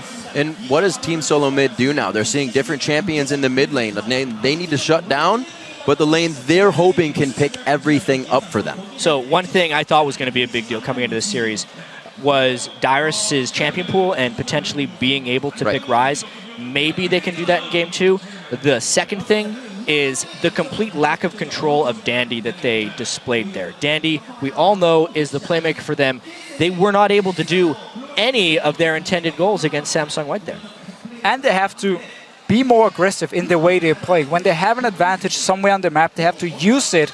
Don't play it safe. It doesn't matter. If you play it safe right here, you get to a point in the game where you will start making mistakes and they will punish you. You have to play aggressive early on when you have the advantage. The bottom lane could have been a big point for TSM where Wild Turtle was doing well. They didn't use it. In the end, Samsung White just punished them. Play aggressive against Samsung White. I know it's easier said than done, but we're sitting here talking, obviously. We're not even in the game. Well, they got TSM on the back foot early. We'll see if it changes around for game 2. Right now, we're going to throw it over to the analyst desk for a breakdown of Samsung White's win. Thank you very much, guys. We're just about to break down this game. And of course, I think a little bit as expected. Team Solo Mid coming away very poorly after that lane swap. I want to talk about some of the decisions that Samsung White had because their team composition seemed to work out. And Crepo and Monty, I mean, what was your thoughts on how TSM handled it and what Samsung White did right? I think I like what Samsung White did initially. They wanted to lane swap away from TSM, and they combined that with a beautiful level 1 play. Teams in best of 5s tend to be very passive a lot of the times at the start. White just combined their lane swap with an invade, and they 3-buffed them, and then they went into lane swap, Anji. I mean, it's just the lane swap is so strong when you have, when you're trying to avoid that Lulu harass on Ryze, and you're trying to just scale Twitch to where he gets Blade and he can roam around and create picks in the mid game. Like, they just got everything they wanted. And then TSM also kind of failed on the lane swap as well.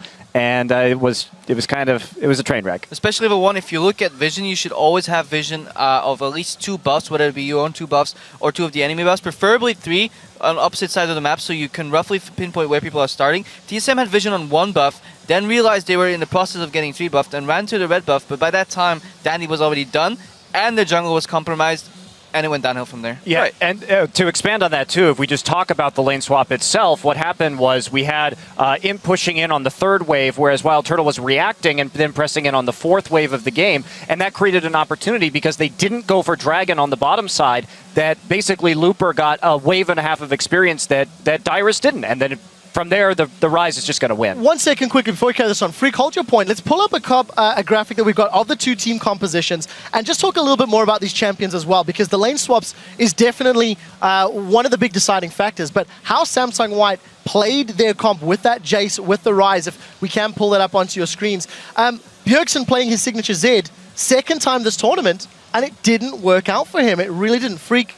So I want to first start by talking about the bans, because before picks, the bans actually happened. And what I liked was that Samsung White did it correctly in that they target banned.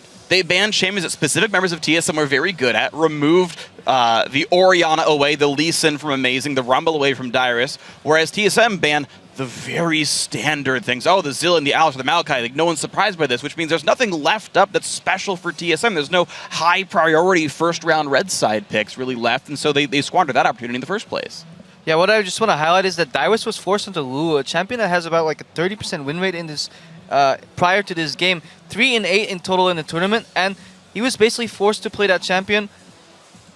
And yeah, it didn't work out. Let's talk a little bit about the team comps too, because it really makes it very clear. Yeah, it was relatively close in the early game, but being close in the early game is exactly what White wants with this team comp. They have 2 tier-dependent champions in Ryze and Jace. These are champions that want to scale till about 23 minutes when the Muramana, when the Seraph's Embrace come in, and that's when all hell breaks loose, and that's what we saw. And we look at TSM's comp. Very centered around attack damage, especially since we did see that Dyrus was shut down early, so he didn't have a lot of high damage items. Made it very easy for everybody to just buy a Chain Vest. Meanwhile, balance of damage, you had the AD on the AD carry on Twitch and Jace, and then you had Elise and Ryze rounding out the magic damage. Just, I think, a much better comp for... We're running into the replay here. Double, if we haven't heard from you yet, let's pull the replay up onto your screen.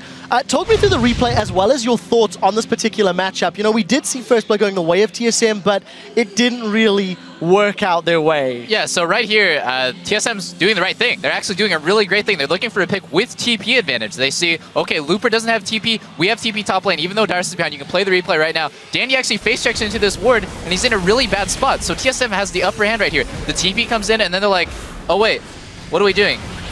Rise is coming. We have no idea where Rise is. They should be pinging back. Like, somebody can show up right here at any moment, and it's Looper. And he's going to come in here, and he's just going to clean up. Lustboy has no chance of living this situation. He actually shouldn't have flashed. If he saved flash for the next fight, he might have actually lived. And then right here, Bjergsen should just know, the best case scenario here is trading 1-for-1. The worst case is he dies without even killing Pawn, which is exactly what happens. So somehow, just miraculously, Samsung White takes this situation that they have no control in and turned it into a 2-for-1. Now, I do have to give some props to Mata. I don't think he missed a single hook win in the face of Team Solo Mid. We are running out of time. Freak, do you have any closing thoughts on the matchup? We haven't heard too much from your side. I wanted to talk really briefly about what the comps were intending to do. TSM, I think, did a smart thing. They were very focused on Bjergsen winning the game. He's on split push Zed. The other 4 members are good at defending a turret. John, Lulu, Lucian, Kha'Zix, all these guys, the wave clear is very smart. What I loved about the Samsung White comp, though, is they are so good at sieging, and they have 2 guys, at least, who can pick people off defending. So a 5v4 with a bunch of long-range engage tools says you can defend turrets, but you can't defend yourselves,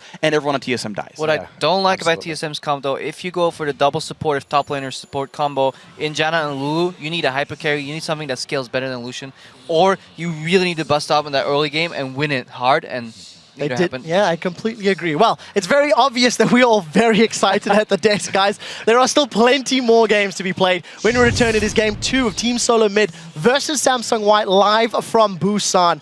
As we head to a break, the World Championship has given our audience an opportunity to become fans of players from every region. So who is your legend? Not that one.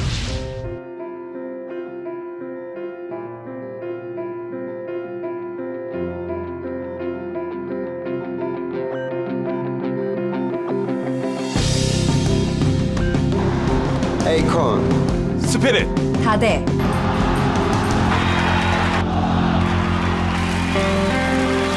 메테오스 와이드 터틀 붕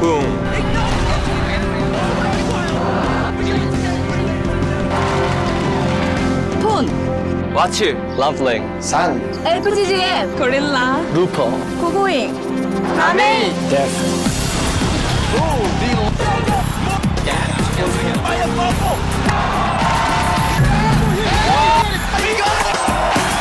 헐 제파 티키 폰 세이 제로 하이 타다 콜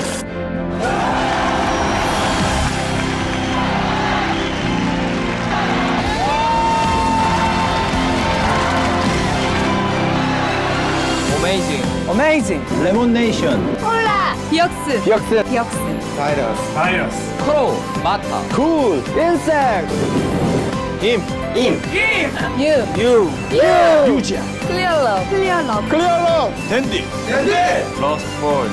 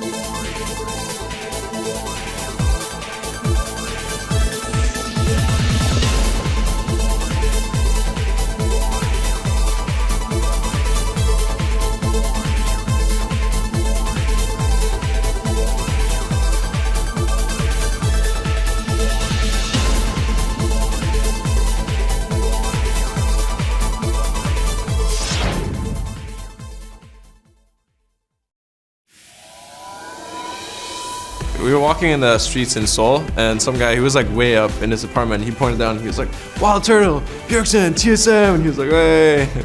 That was really fun. It's actually really crazy if you think about it. Like, I'm traveling the world in foreign countries, just playing video games, and it's amazing having fans out here to support you too.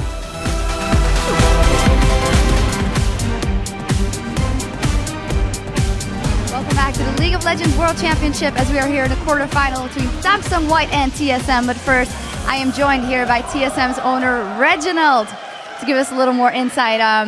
First up, Reggie, what's your verdict on the first game from your team? Samsung White ran away with it.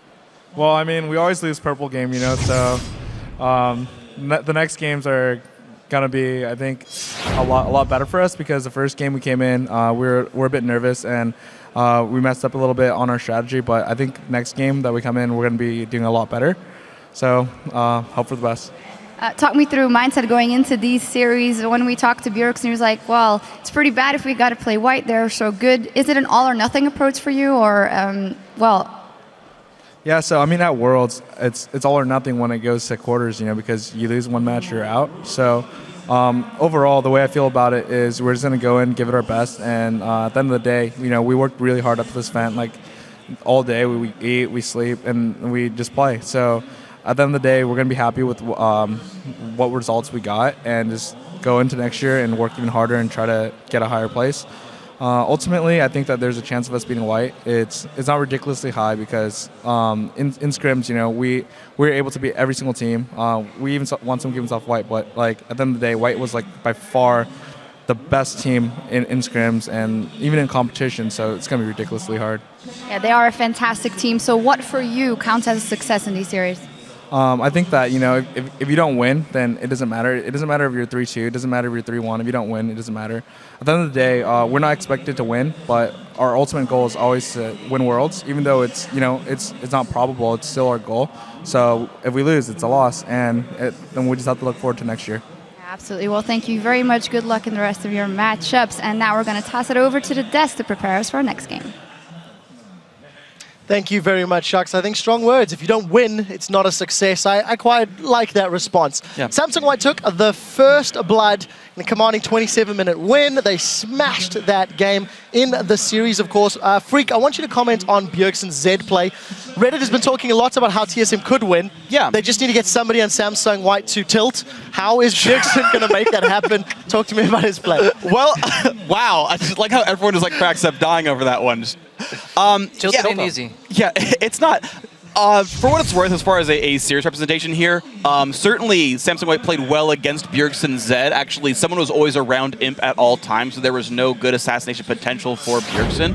And we're seeing this here where it's not exactly going to be easy for Bjergsen to solo carry, because Samsung White are clearly playing very well as a team and not letting those opportunities happen. You just have to ask, what is TSM going to do this next game? They were obviously not as good as Samsung White in the 2v1, but if they 2v2 against Imp, last game they had a great matchup. It was Lucian versus Twitch. That's like a 70-30 matchup for Lucian. If this game Imp plays a strong 2-on-2 and 2v2s Wild Turtle and Lustboy, it'll be even uglier. So what options does CSM have to get through this early game? Fast closing thoughts, Crapo?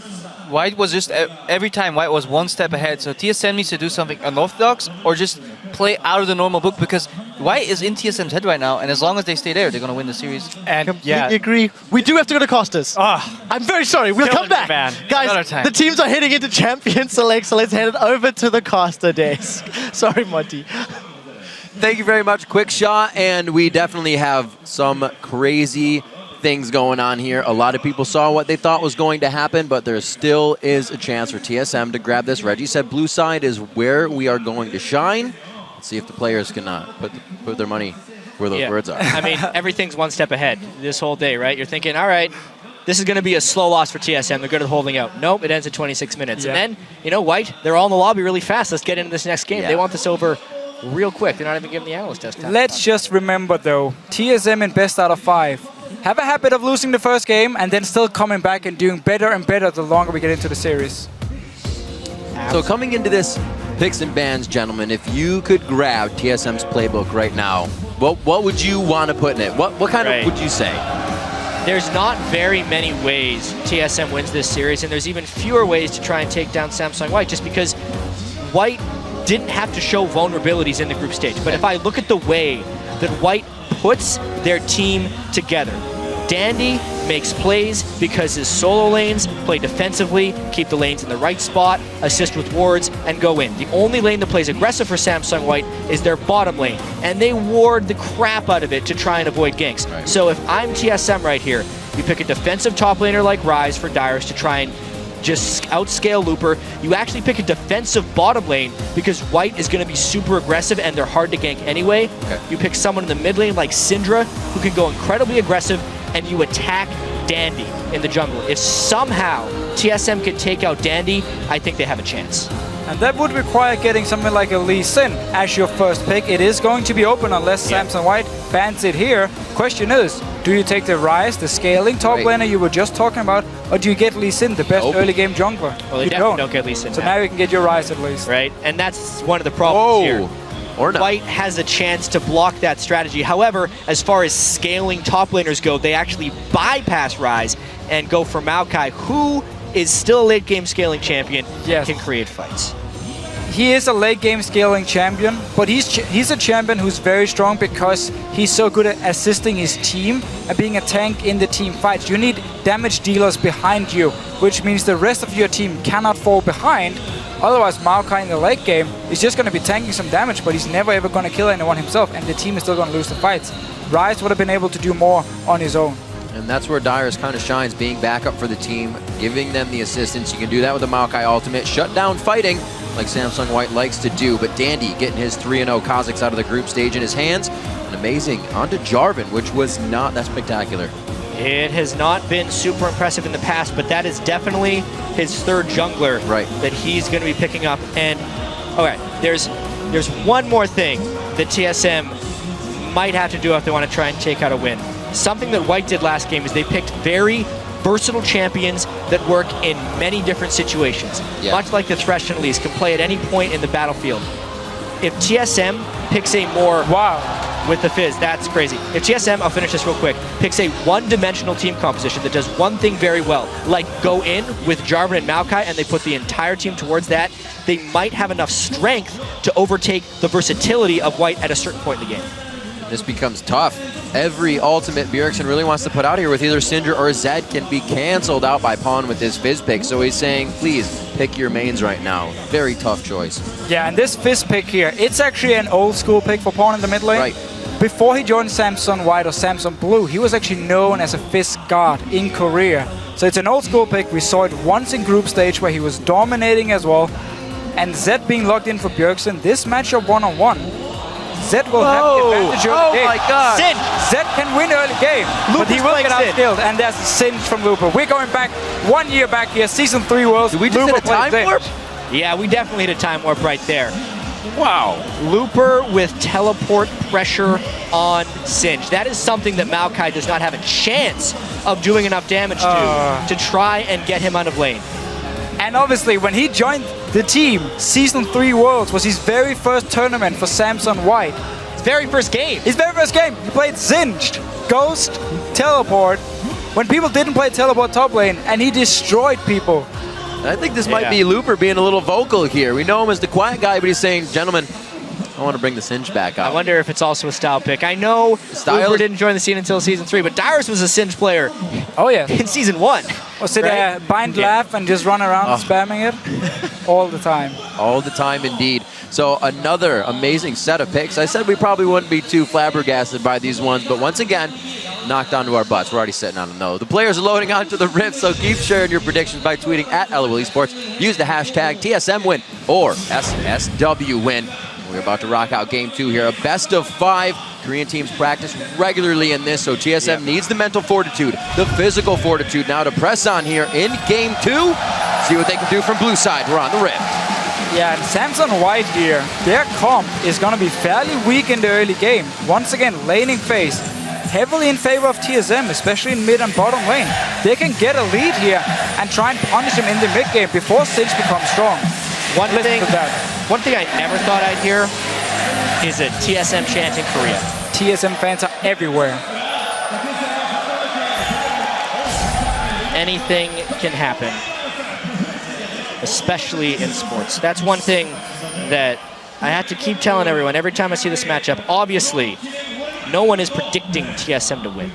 However, upsets always have a chance of happening. Based on the first game, though, with a 26-minute loss to a late game comp, it may not be tonight, but the possibility is there. Yeah, and I mean, the first game, there were options for Team Solo Mid, but they played it very passive. Reginald just said they were nervous. Now they need to shine. They have a very strong early to mid-game comp with the Corki pick in this bottom lane. That's where they need to put the pressure. They need to be able to get a lead early and not let Samsung White go to late game with Fist and Singed.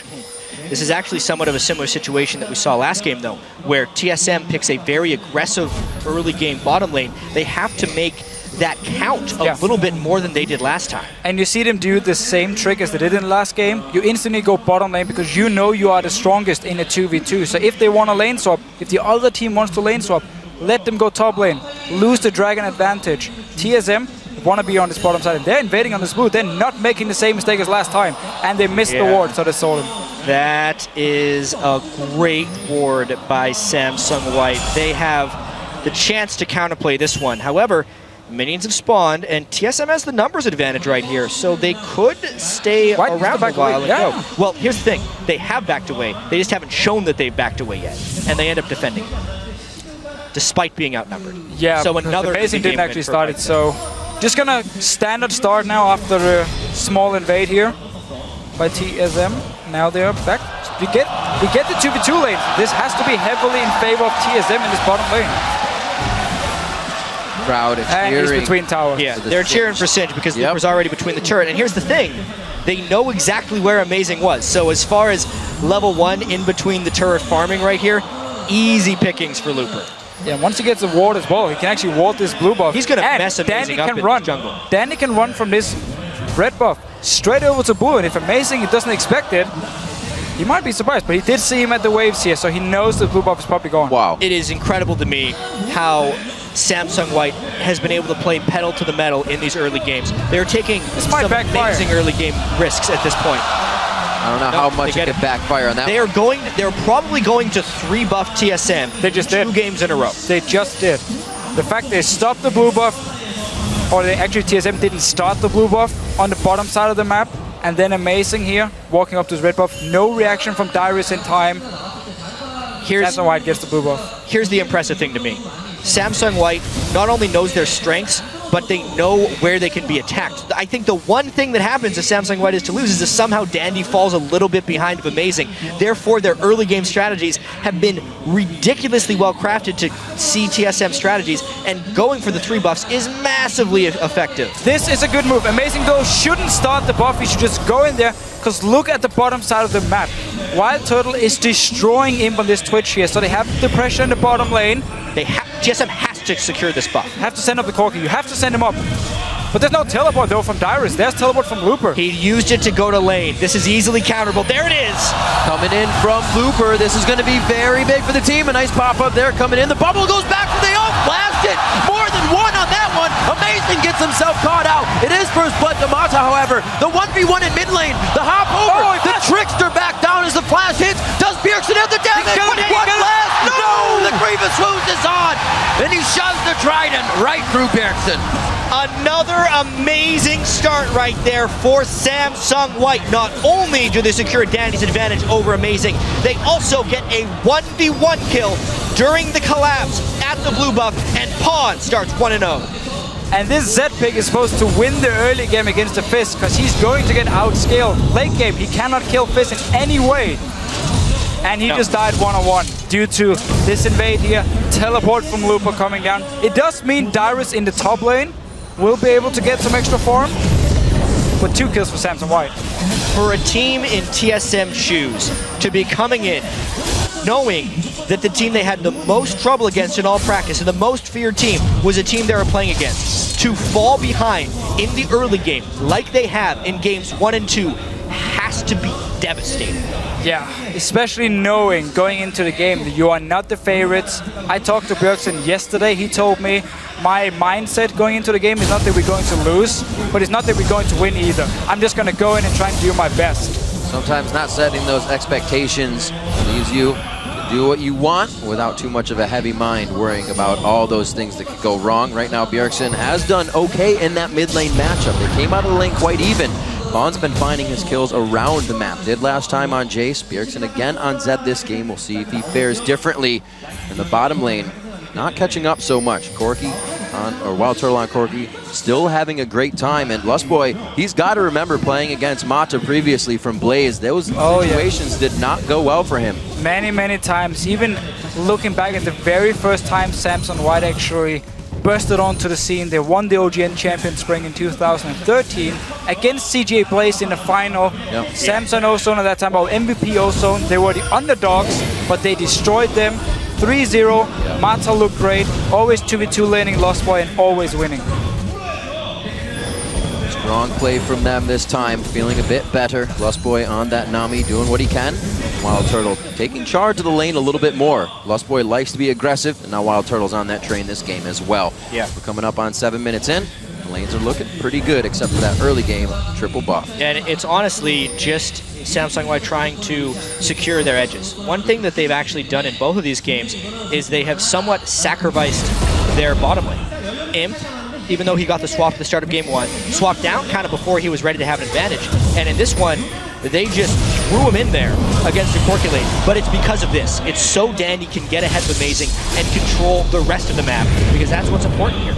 Yeah, and also because the Twitch pick for Samsung White, they just need him to have a Blade of the Ruined King so he can make picks. Let's see mid lane. Shove the waters, chopping down on Bjergsen. One last hit from Dandy. He stays, and it's going to be now Amazing. Who takes the aggro? Do they want it? Another minion wave coming in. The teleport's going to happen from Dyrus, but that is going to have to be canceled. He actually takes it all the way. Looper now gets top lane to himself. White was in the perfect place when they secured that kill, not taking fire from either mid lane turret. You rarely see turret dives in that spot, and them not to take turret hits. Plus, they burn the teleport from Dyrus, which will give Looper a teleport advantage once again. Another huge win for Samsung White. And we had level 6 as well for the Fizz pick in mid lane because of the one-on-one earlier where he managed to get out ahead, got the experience as well. Instantly, as we saw level 6, you dive. Dandy was already in position, pre-planning his move in the jungle, knowing he was stronger than Amazing as well, because there's XP advantage for everyone on Samsung White at the moment, except for the bottom lane. Well, Imp knows he's not going to be getting in too many of these fights. Keeps himself farming in the bot lane. We saw a little bit of roam from Mata just previously, which made Dandy so safe to be in that jungle and try to take down Amazing, and everything just played off of that. Backing right in vision. Another time that Wild Turtle actually does not get to fully back due to Imp's aggression in that lane. And now if Bjergsen can manage to actually get back in this lane, he might be able to make some plays on the map, but Dandy is going to be in his jungle for the remaining of this game here. So TSM, they need to invest heavily into defensive wards on the bottom side of the map. You have the scaling top laner. Let Dyrus be one-on-one.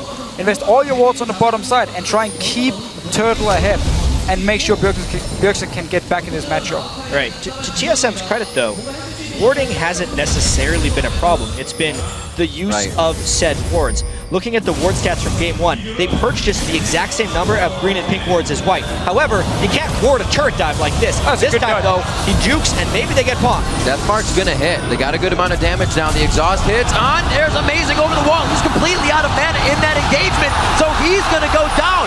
Getting a little too ahead of themselves on this one. Samsung White gaining more ground. Every single time TSM thinks they have an advantage, it's not there. And White is just destroying them and most likely demoralizing TSM. And that was a bottom lane. 9 minutes into the game, both turrets are still up. Leaving the lane, go back to base, and instead of running down towards their own bottom side, knowing Wild Turtle could zone them away anyway, waiting for the minions to hit the tower, they walk down mid lane. Be ready to start a fight, be ready to join in case White wants to dive. That's again why they can make these aggressive plays, because they know backup is coming every single time. We see also almost every single time, Looper, Pawn, they'll be down in CS, but they're making plays around the map. The CS to Dyrus and Bjergsen having those lanes definitely not going to bring it up. And Pawn's even been able to have free time now, so he's ahead. Yeah, we're talking about best of 5 experience. Yeah. Obviously, they mentioned it a little bit on the analyst desk. TSM did get some good best of 5 experience in the most recent North American playoffs. They played 14 out of a possible 15 games and ended up winning the NA Championship. However, Samsung White has been playing best of 5s since the beginning of 2013 as a team, as either 3 out of 5 or 4 out of 5 as the people we see right here, and they are good at it. They win the majority of them, and we're seeing it here. The adjustments they've made from game 1 to 2, normally you see the team that loses make the better adjustments. It's actually the team that won this time, and they are not letting up.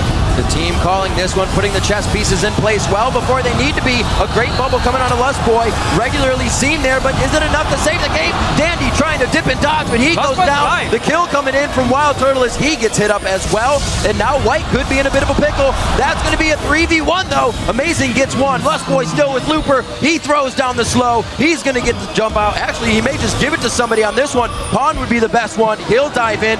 No, the poison will lock down Lust Boy. Yeah. 3 for 2. Teleport for Dyrus just came up right now. And look at the jungle here of TSM. They have 0 defensive wards, so they couldn't even see the roam coming down from mid lane. Suddenly, 5 members from Samsung White sitting in this bot lane. No time to react for TSM. They just have to give it up or give the kills up. Yeah, well, one of the biggest things is Bjergsen's nowhere near the strength of Pawn, so he actually can't roam on Zed. Dyrus, when he tries to farm in between turrets, gets collapsed on because White has all the control. Pulling Bjergsen into this one. He may not want to go all the way. They know Looper's going to be on the backside. Double bust for him as well. The flash going to be forced here. But Dandy can just jump over the wall. Bjergsen can only provide so much help here. They actually have a minion giving full vision of where Bjergsen was. They knew this fight was going to happen. Here comes Imp to help clean it up. Throwing down the spraying plates. Actually still down. And looks like Amazing gets himself stuck up inside the Baron's den.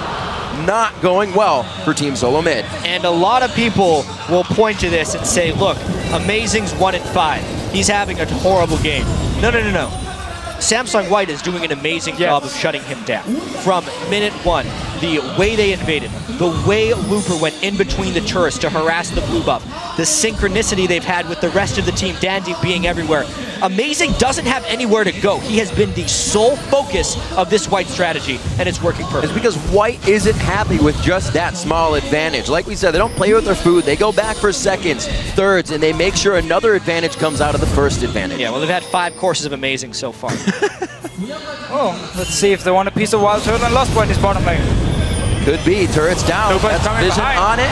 Bjergsen's already late on the roam. Looper's already here. He's set up tent now in the bottom lane. Puts Wild Turtle back in the fight. No shell's going to save him. Amazing again. Trying to go deep as possible to get in. A great jump the waters to kind of just lock down the fight and spread it out for Dandy. He makes it out alive and actually draws attention of 3 TSM members, which means Pawn and Looper run free.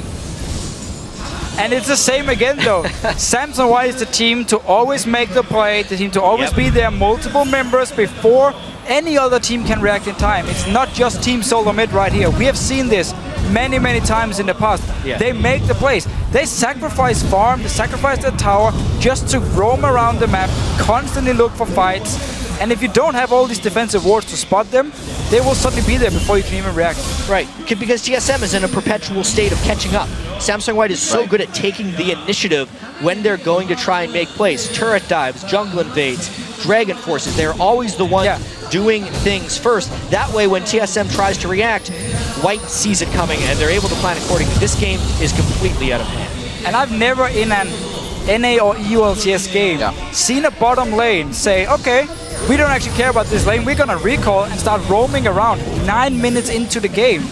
Mata and Imp has been everywhere on the map. They've been part of so many kills already. I mean, look, 3 kills for Mata and 4 assists. That guy is everywhere. You get playmaking out of everybody on Samsung White, and that's one of the hardest things to keep control of. It's definitely multitasking right now for Team Solo Mid, and they're trying to do what they can to even piece together some core items in the bottom lane. Kind of staving it off now. TSM knows what it's like to sit back at the base, so maybe they'll be able to defend this time. They don't have the best wave clear, but they can definitely put up some walls of defense once they get to the base. 15 minutes in, a much bigger gold lead already for Samsung White in this one, and 2 turrets in their favor. Now denying TSM turrets this game. And setting up for this dragon here, but this series and this World Championship for Samsung White, it means a lot. Right. Because they have constantly kind of been like the second best or third best team in the region. They've only won OGN once. That's going all the way back to season 3. And it was with Dade. They haven't. It was with Dade as well, yeah. With this and home in top lane, no Looper here. And then the entire season here, they've always been facing Samsung Blue or SK Telecom TK, T1K, losing in the semi-final, never managed to win OGN, or at least here in Season 4.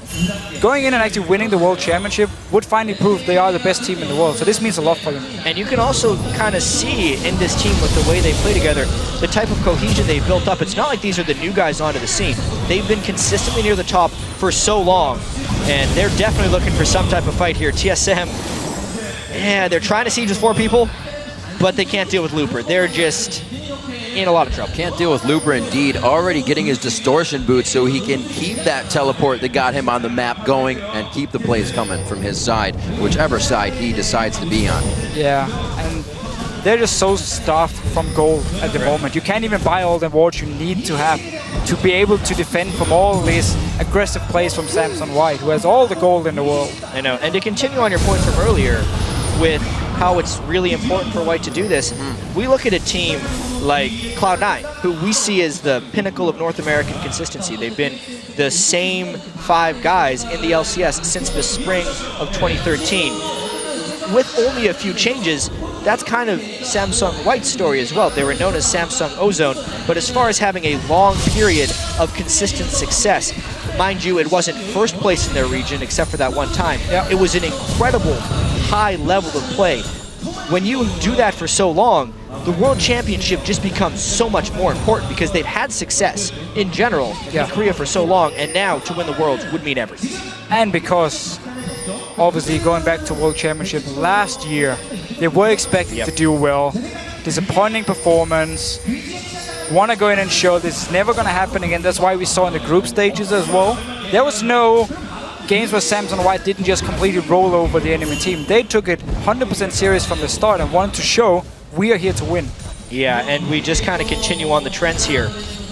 White hasn't lost a game. They were the only team here at Worlds to still be undefeated, and they're looking like they're making it to the semifinals. Anything can happen in these long series. This game's a little bit out of hand. Imp going in for the kill. That itself being intimidating enough. He gets on the opposite side of Wild Turtle, so the Valkyrie's still in range for autos. Bing, bang, boom. Imp comes up with another one and gets an assist for Dandy and Mata as well. And it's so important for Imp as well that he can keep picking up these kills on Twitch. He can keep playing it. Booba wants a piece of lost. They are not afraid to keep going. They start to close the clamps down. Even Pawn for the backside here. Amazing and Bjergsen trying to stay safe, but I don't know how much safety they're going to have under that turret in just a few seconds. Dyrus with the team as well, and right past everything. Looper says, I almost got him.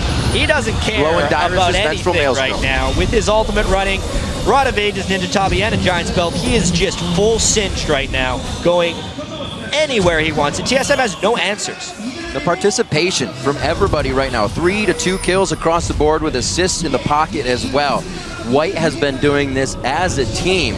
It's like the laning phase is just the prep, the appetizer for them to really dive into the entire game.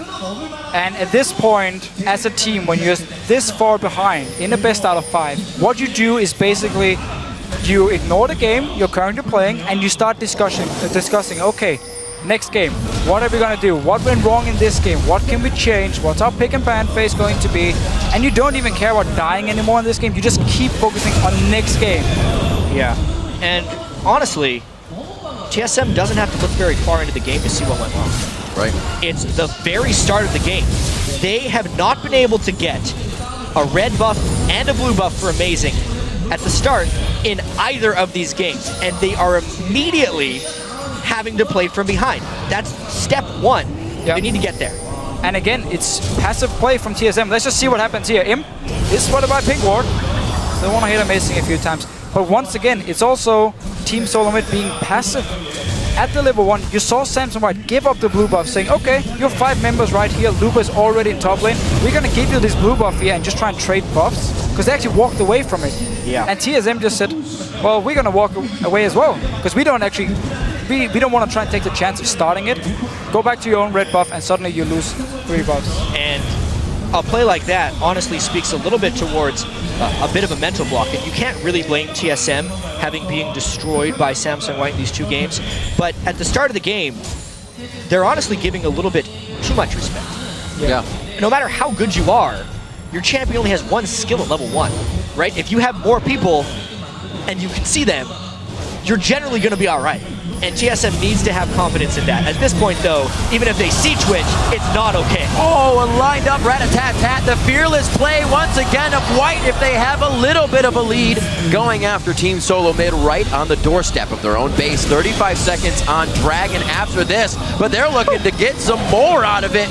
And they push them off the inhibitor turret. An inhibitor going down just over 21 minutes in this. Actually looks like they may just back off for this one. Go for the Dragon. No, they're going to stay. No worries on this. Even with Wild Turtle coming out, still 4 members there. Dyrus is out top, pushing the lane. Not really going to knock down that turret too fast as they start losing their base. Again, they're obviously so far ahead. They're just controlling the game, doing what they want. But for Team Solo Mid, it's still all about the next game now. Yep. What do we want to do? What is our pick and ban phase going to be? Was Maokai the right first pick for us? Are we playing too passive? Are we too nervous? Next game they can go in and just forget all about making mistakes and just try and play the best they can do and be aggressive, make some plays, surprise Samsung White. This replay in particular, not really too much TSM could have done. No. Because Imp is an absolute monster right now when he is comfortable on Twitch, plus even if they did jump on, Mata had his Monsoon up for Janna. They are still trying to give this one their all and expect a little bit of aggression from TSM here, even if it's walking in for a trap. You can't blame them trying to get a bit of a positive play before the end of this game to build a little bit of confidence. And also just run as a team now. You've been split up for the first part of the game. You've been dying. Tell them about behind from Looper. All the wards they placed previously, Looper uses as a gateway to get behind Team Solo Mid, and they start to tear them apart from the inside out on this one. Wild Turtle doing what he can to orb walk this one out. Almost get enough damage, he does. They are able to lock down Pawn on this one, but they've lost 3. At what cost to keep the fight going here? And it's the cost of 4 members so far. The look for Lust Boy, he throws down the wave, but Dandy's brought his surfboard, and he's going to continue on this one. 13-9, it shouldn't take too long. Gets bubbled up for a second, but this one's going to be a long run. Well, there's no mana left, so it's a long chase. Stay alive. They're going for the kills, though, that's for sure. Uses his last bit of mana on the jump. Lust Boy's going to make him work for this one. At least they're saving their objectives here. Turrets aren't going down. It's not like they have the waves to push, but Samsung White should not have this exact role. Got to give up some time. So far. Fish out of water. 8-2-8 is the scoreline of Dandy after that one, but it's honestly been him and Mata, like usual, setting up the plays. They both have identical kill participations in this one.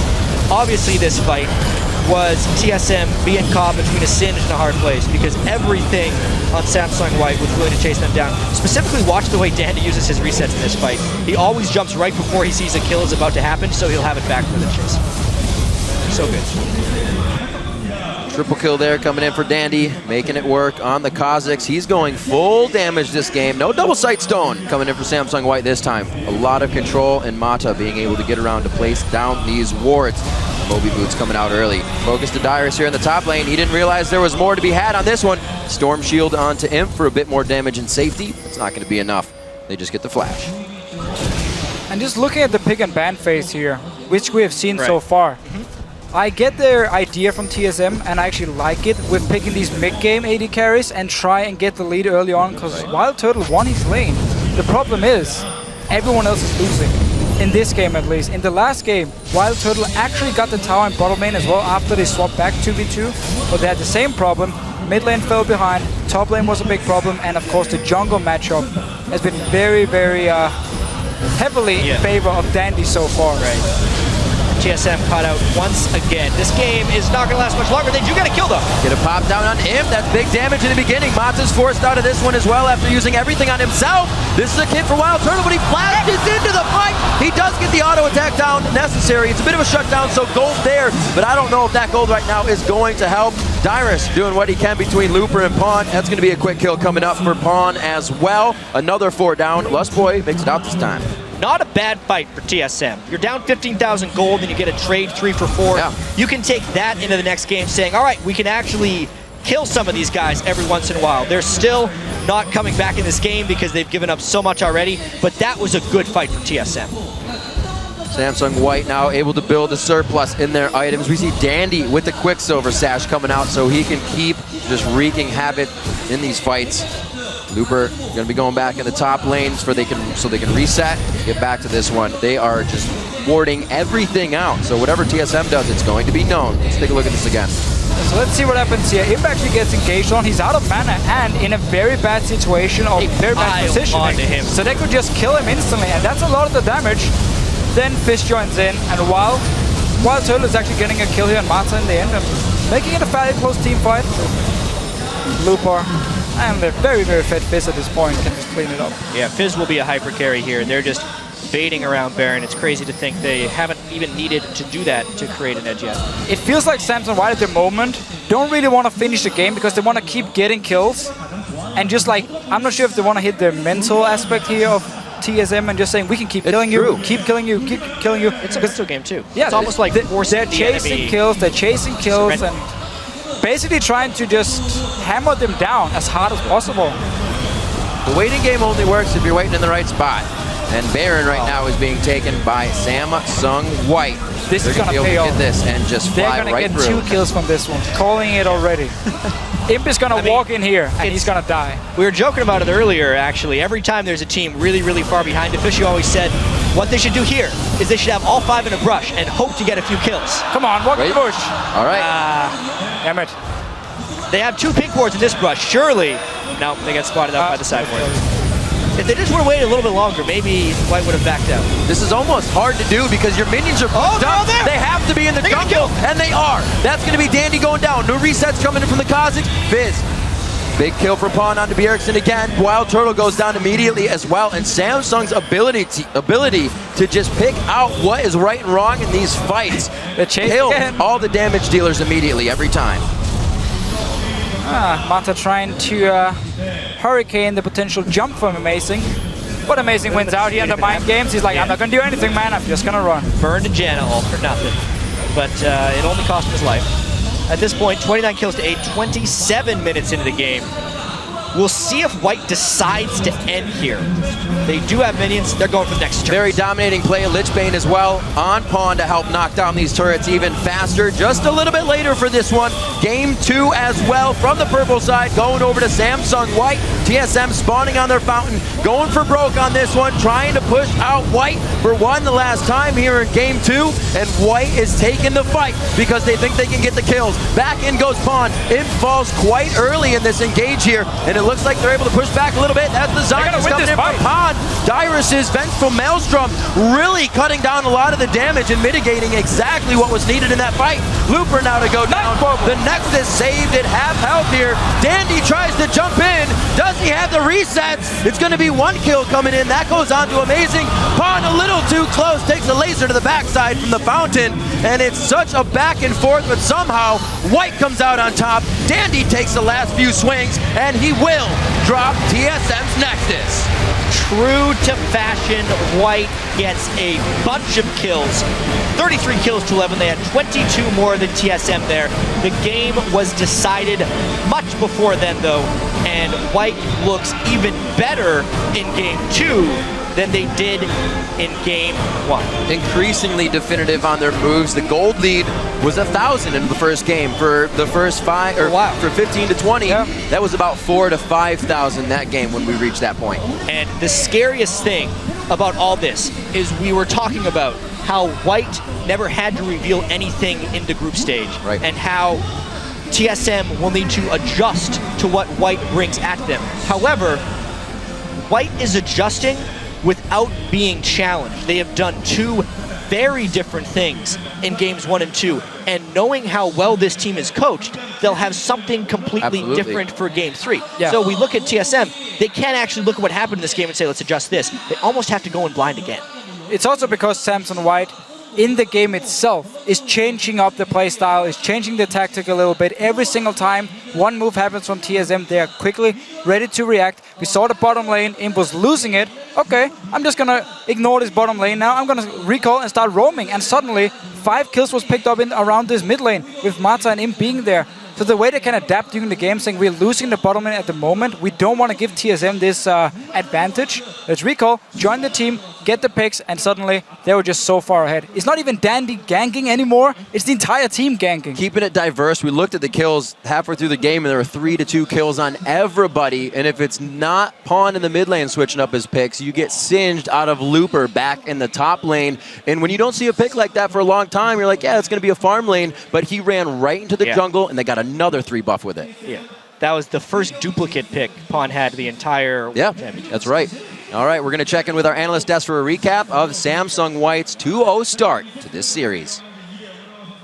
Thank you very much, guys. TSM managed to survive 2 minutes longer in Game 2 of the series. Monty, I cut you off going into the game, so it's only fair we start with you at the end of the game. Yeah, I mean, just taking a look at that game, in the preview show, I talked a lot about the Amazing versus Dandy matchup, and this was really kind of the crux of this game. If we start taking a look at the first replay, let's just get right into it. It's the First Blood replay, as we can pull that up here. It's when the teleport came in from Looper. And let's just talk a little bit about the scenario before we get things rolling. Right now, it was the 3 buff, okay? Now, TSM did chase Dandy off of his blue buff, forced him to go to red. So Amazing knows that he's at its red buff. He sees the proxy farming coming in. Go ahead, Crepo. So I just want to point out, this play has to be like one of the most beautiful things I've seen in League of Legends in terms of reactive plays. Yeah, absolutely stunning. And the trap they lay is amazing. So coming in, you do see he goes to the red buff. Then, because of the proxy farming, as the casters pointed out, there's a real threat of Amazing's blue buff being taken away. Instead of walking to Samsung White's blue buff, he instead decides to walk to his own, gets chased out, then has to react. But since the teleport's down from the level 1 where Dyrus stayed around to force Dandy off of blue, they can immediately collapse. And that's the real beauty of this play, is the planning. So let's go ahead and roll it right here and see what happens. So we do see Singe starting to recall at the moment. They're setting this play up. Now there is no chance of a cancel now that he's back in base. So he's going to go straight in. And we do see some crowd control coming down right there. Tornado's beautiful here. Yeah, the tornado is amazing. And hits Amazing as well. There we go. Gets flung right back in. There's your First Blood from Mata. And now this little duel right here. I know you love this, This Peter. is not planned. Okay, this is the part that you couldn't plan. The Amazing kill, sure. Everyone can triple flash on Amazing to kill him, put him behind. This is ridiculously good play from both of them. Bjergsen flashes the very last second. It's just so close. Unfortunately, it was Pawn that came out ahead, and it was Bjergsen that went on tilt.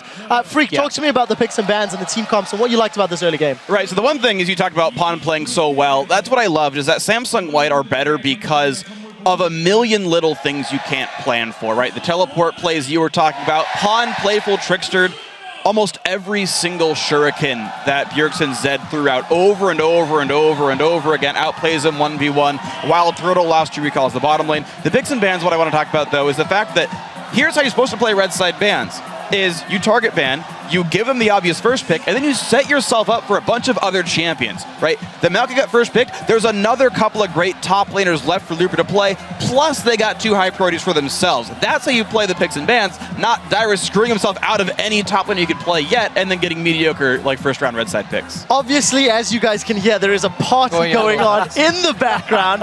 We will do the best we can to not be distracted here, but Crepo, talk me through some of the mid-game play and just how they shut down Team Solo mid. Yeah, last point on Freak's point.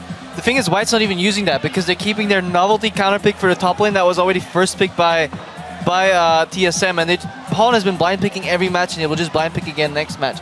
The point I just want to highlight actually now is mid game, what Danny does, and that's the second replay we have lined up for you guys. So if you can get that up on the screen right now, hopefully we'll get that. Yes, here we go.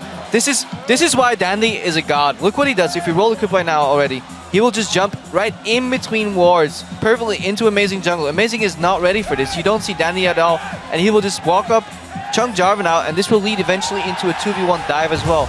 Look at how flustered Amazing is. He suddenly is like, okay, where is this guy coming from? I have 2 wards, like I can't do anything. Dandy even has the respect to not collapse on that without vision. He forces him out, and then he eventually will go for the dive. Yep, it's how he capitalizes on small stuff like this, you know? It's like a lot of maybe a North American jungler or a European jungler would have done this play where he jumped between those 2 wards where there's just this pocket of no vision for TSM. But Dandy has the cognizance to know actually, we can kill their mid laner. Well, it's just another example of him thinking like 3 moves ahead on the chessboard like we saw earlier. He's able to predict these movements and he's able to capitalize on them in the way. And that's why I thought this matchup, Amazing versus Dandy, was going to be so crucial to this match. And I mean, it really showed the kind of big difference between the players in this game. And my eye has been on Bjergsen this entire time, right? This guy's the best mid laner in NA by far. His Zed is so feared. Him and High Zed probably tied for most feared best Zeds in North America. He's so used to crushing people. In both of these games that he's played Zed, Pawn has manhandled him on 2 different champions. So it must be like a huge mental blow to Bjergsen. He must be thinking, I can't play Zed anymore. I can't carry on these assassins. I have to fall back to Syndra or Orianna or something like that. Well, here's what I want to know about that tower dive, though, because on one side, there's something very obvious about it, which is Pawn already won the 1v1, and Pawn was level 6 while Bjergsen was not. You usually dive 6 versus 5 matchups all the time. What I want to know is, was that entire jungle invade to flanking around the red buff to being behind the turret, was that planned off of I'm 6, he's 5, show up 40 seconds in advance, or was that an adaptation I think it was after a setup he was for a already there? buff, setup for the red buff, perhaps. But I wonder, right? Like, there's a lot of ways to play this game, and if you know it's a 6v5, Pawn says that, what a free dive. Yeah, absolutely fantastic play from Samsung White. It looks like they are planning that far ahead, and if they read TSM once more, we can maybe answer that question conclusively. The guys behind us are enjoying their Worlds experience. They just got a bunch of swag, hence the music and noise. So we're going to hop onto Twitter for a minute and check how you guys are enjoying Worlds all around the world. Earlier today, we asked you, how do you Worlds? And here's just a taste of what you guys have been saying. First one from @Kalexum. He says, Worlds and Muesli of Doom as they root on TSM. Really hope that tastes good. Next up, @Nidorina says, how do you Worlds? With Mochi, which is probably the name of her dog, but also a Japanese dessert. Please don't eat your dog. And @LOL Oceania, show us how they Worlds down under at the EB Expo in Sydney, Australia. Good day, mate. For those that like to come fashionably late to the party, you can still share your photos with us. Hit us up @LOL Esports. Use the hashtag Worlds. We do have to flash away for 3.5 minutes, but after the break, it is right back into the quarterfinal showdown between Samsung White and Team Solo Mid. Stay with us.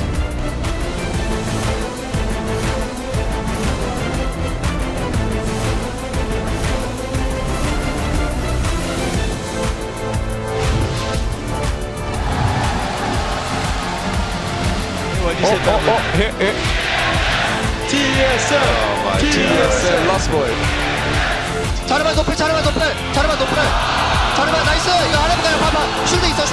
지금 있어. 너게 뺏고 들어가자. 비드도 떴다. 비드 봐줘. 노플. 시간 끌어.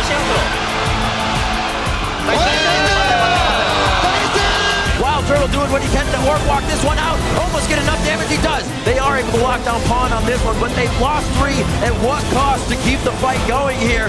Mats is forced out of this one as well after using everything on himself. This is a kid for Wild Turtle, but he flashes into the fight. He does get the auto attack down. The Nexus saved at half health here. Dandy tries to jump in. Does he have the resets? It's going to be 1 kill coming in. That goes on to Amazing.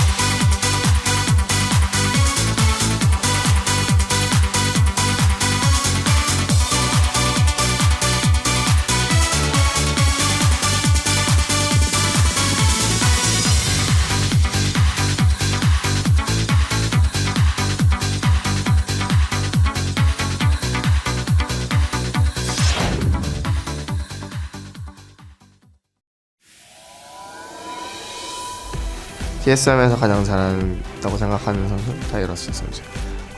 다이러스 선수가 선수 생활을 오래 하셨는데 그 TSM 경기를 리플레이해가지고 봤거든요.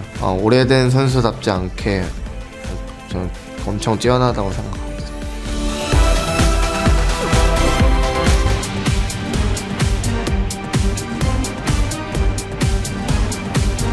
Welcome back to the 2014 League of Legends World Championship as I am joined here by Home, who is the coach for Samsung White.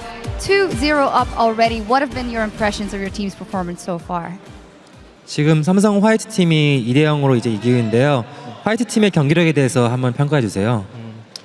일단 모든 북미 팀이 같은 건 아니지만 선호하는 운영 방식이 있기 때문에 거기에 맞춰서 TSM이 좋아하는 이제 뱀픽과 그 운영 방식에 맞춰서 완벽하게 전 준비했다고 생각하기 때문에 3경기도 걱정 없을 것 같습니다.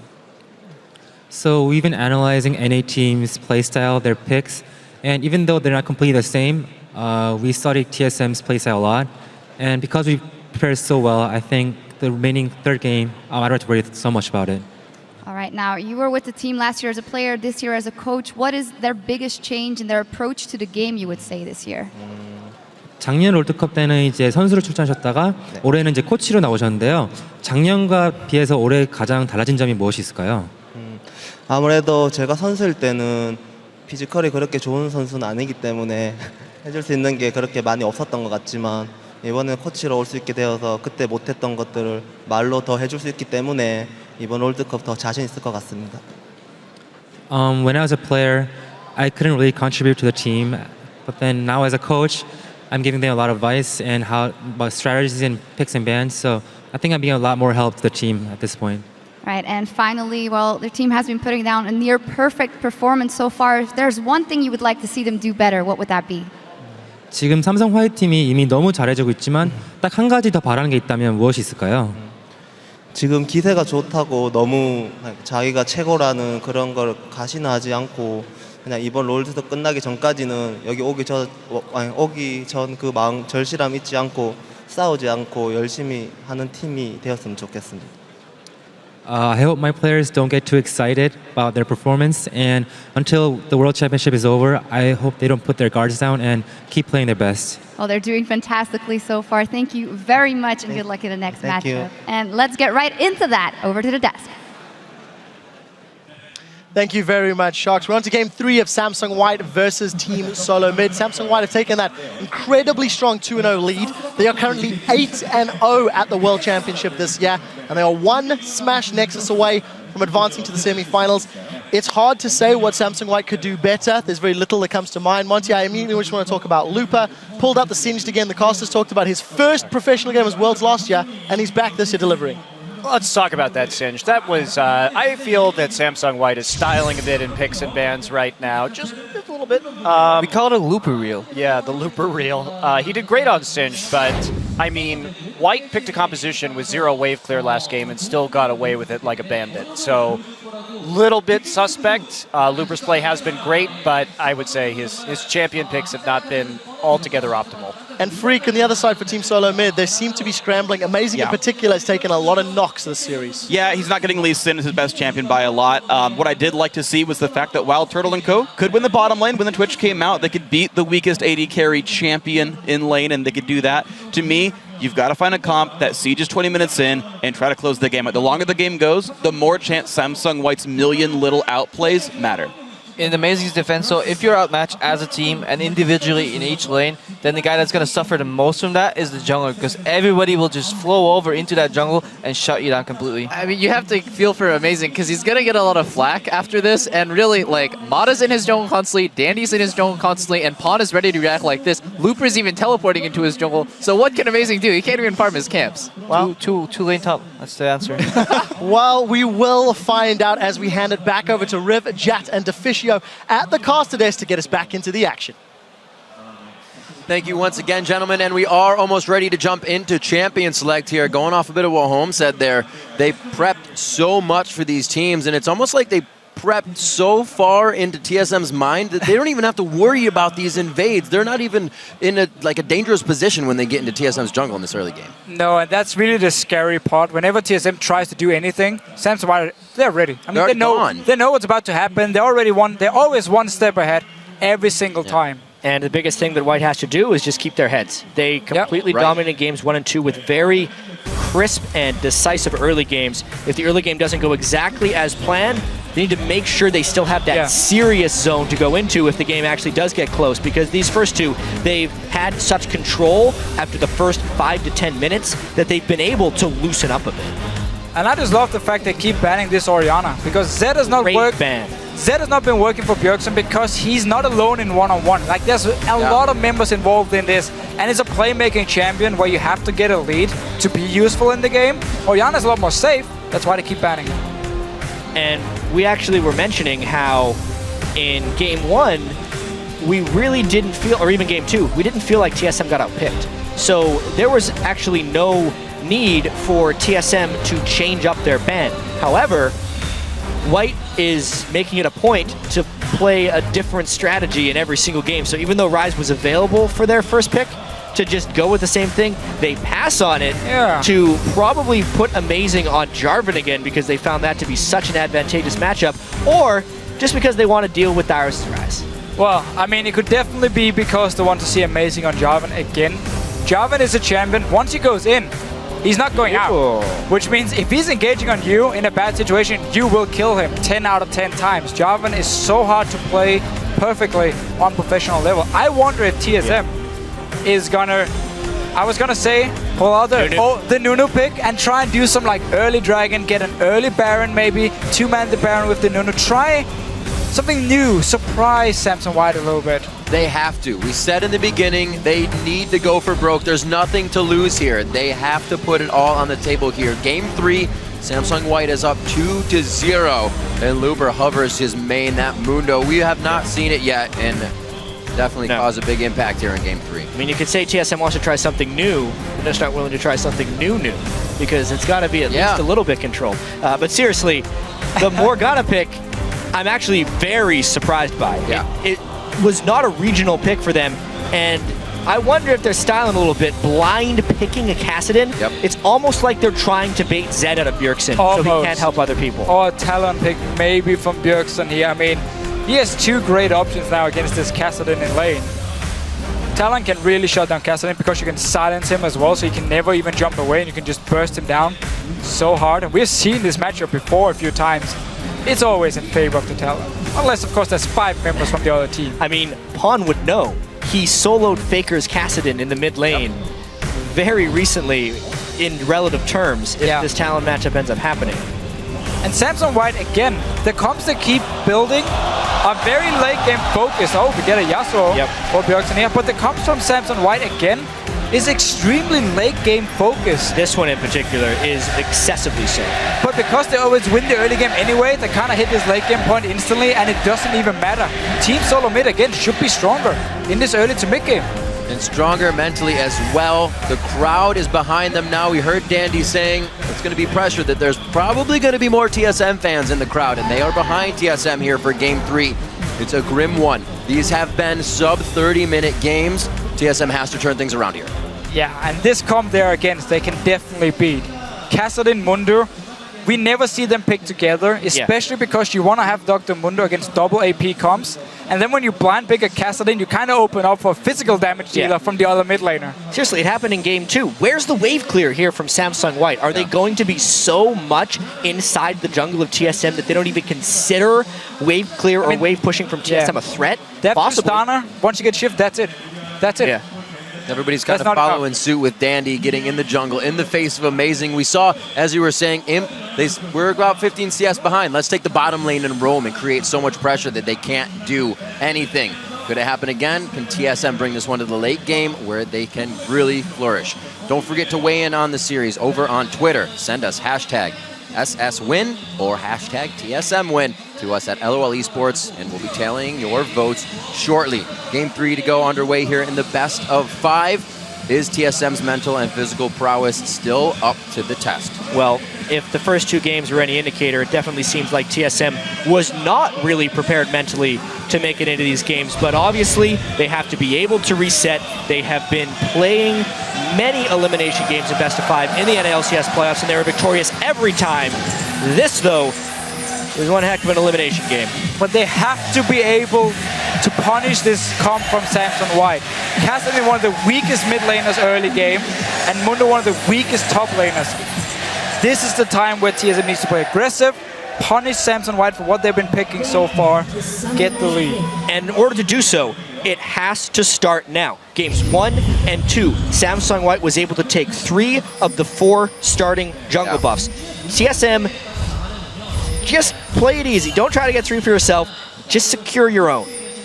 Step 1. Get the necessary wards down. Get the solo lanes up a little bit as well. The pressure we saw from Dyrus in the playoffs, making Ackerman tilt. Need that back. 1v1ing his lane. Bjergsen being able to hold it very strong. All of these things are falling to the wayside with the chaos that Samsung White can create in the early game.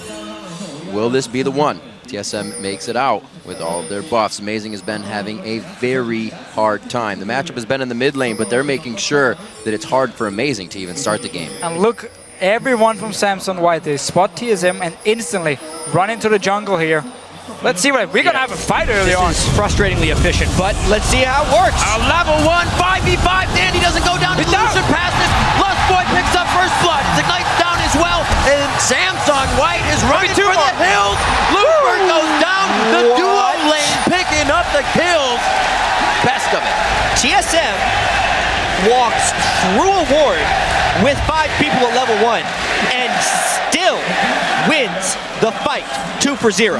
Hey, Jay, you were saying everybody has a skill at level 1. Just use them. TSM took a hold of that go one. in with confidence. Lustboy Flay, Thresh level 1 Flay is so damn threatening.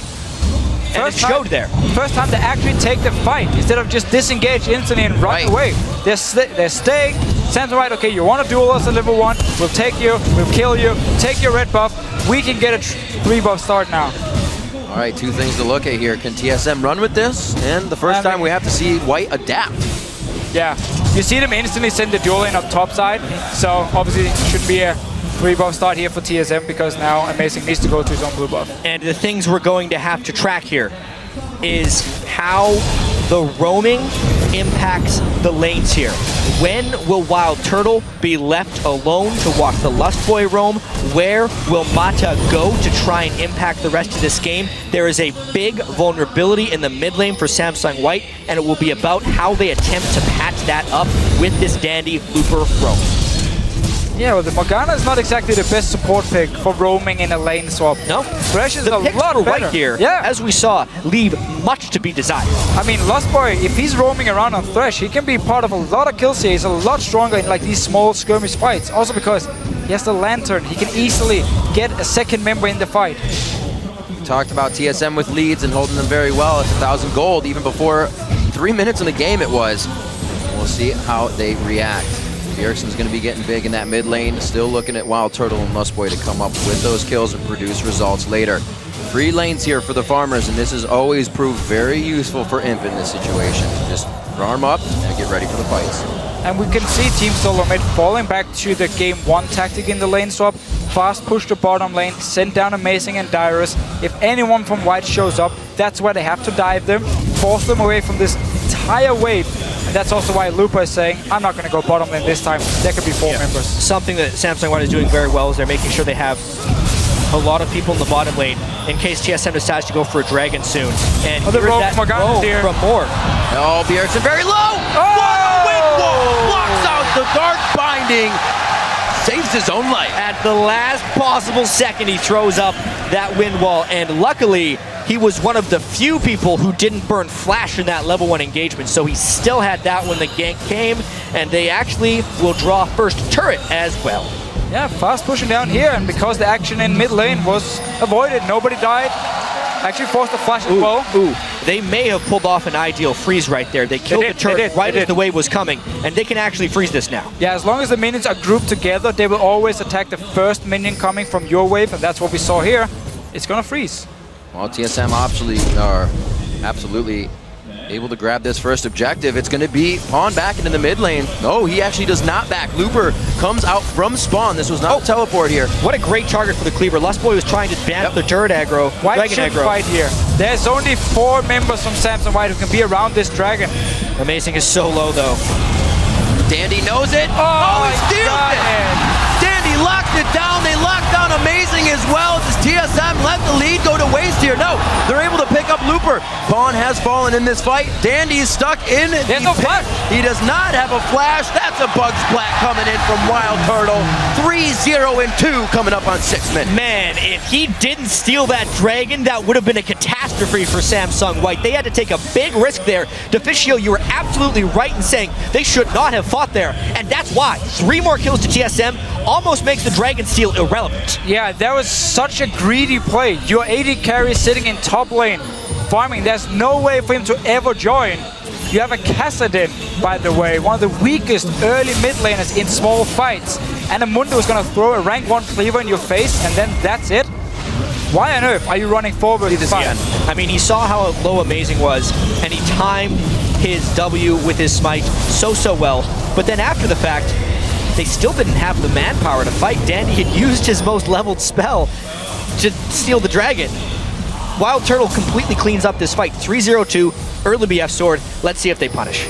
This is the best possible start we could see for Team Solo Mid. They couldn't wish for more. They are so much stronger in going into the mid game as well compared to Samsung White. Considering what happened in the first 2 games, this feels like a near miracle, but it's honestly because they were willing to take a few more risks. They saw the fight at level 1, they committed for it, they saw a dragon, they committed for it, yes. They are being rewarded. They stayed at the dragon. They didn't care about Samsung White moving in. Every other game, they've been running away instead, saying, we don't want to take the risk.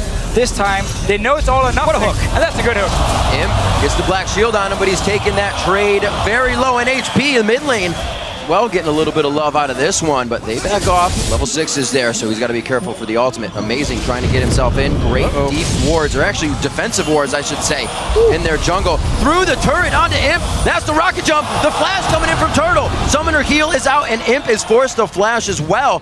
TSM is really putting their foot down here. I mean, let's see if they can get this blue buff control. They have the pink ward, they have a recalling Imp. They are taking what their advantages allow them to, and they have white on the back foot here. Yeah, and also notice, Dandy is being shut down right now. TSM is running into his jungle, looking for fights, force him away from the buff so he won't be able to dictate the game, like we've seen before. See if they can keep it up.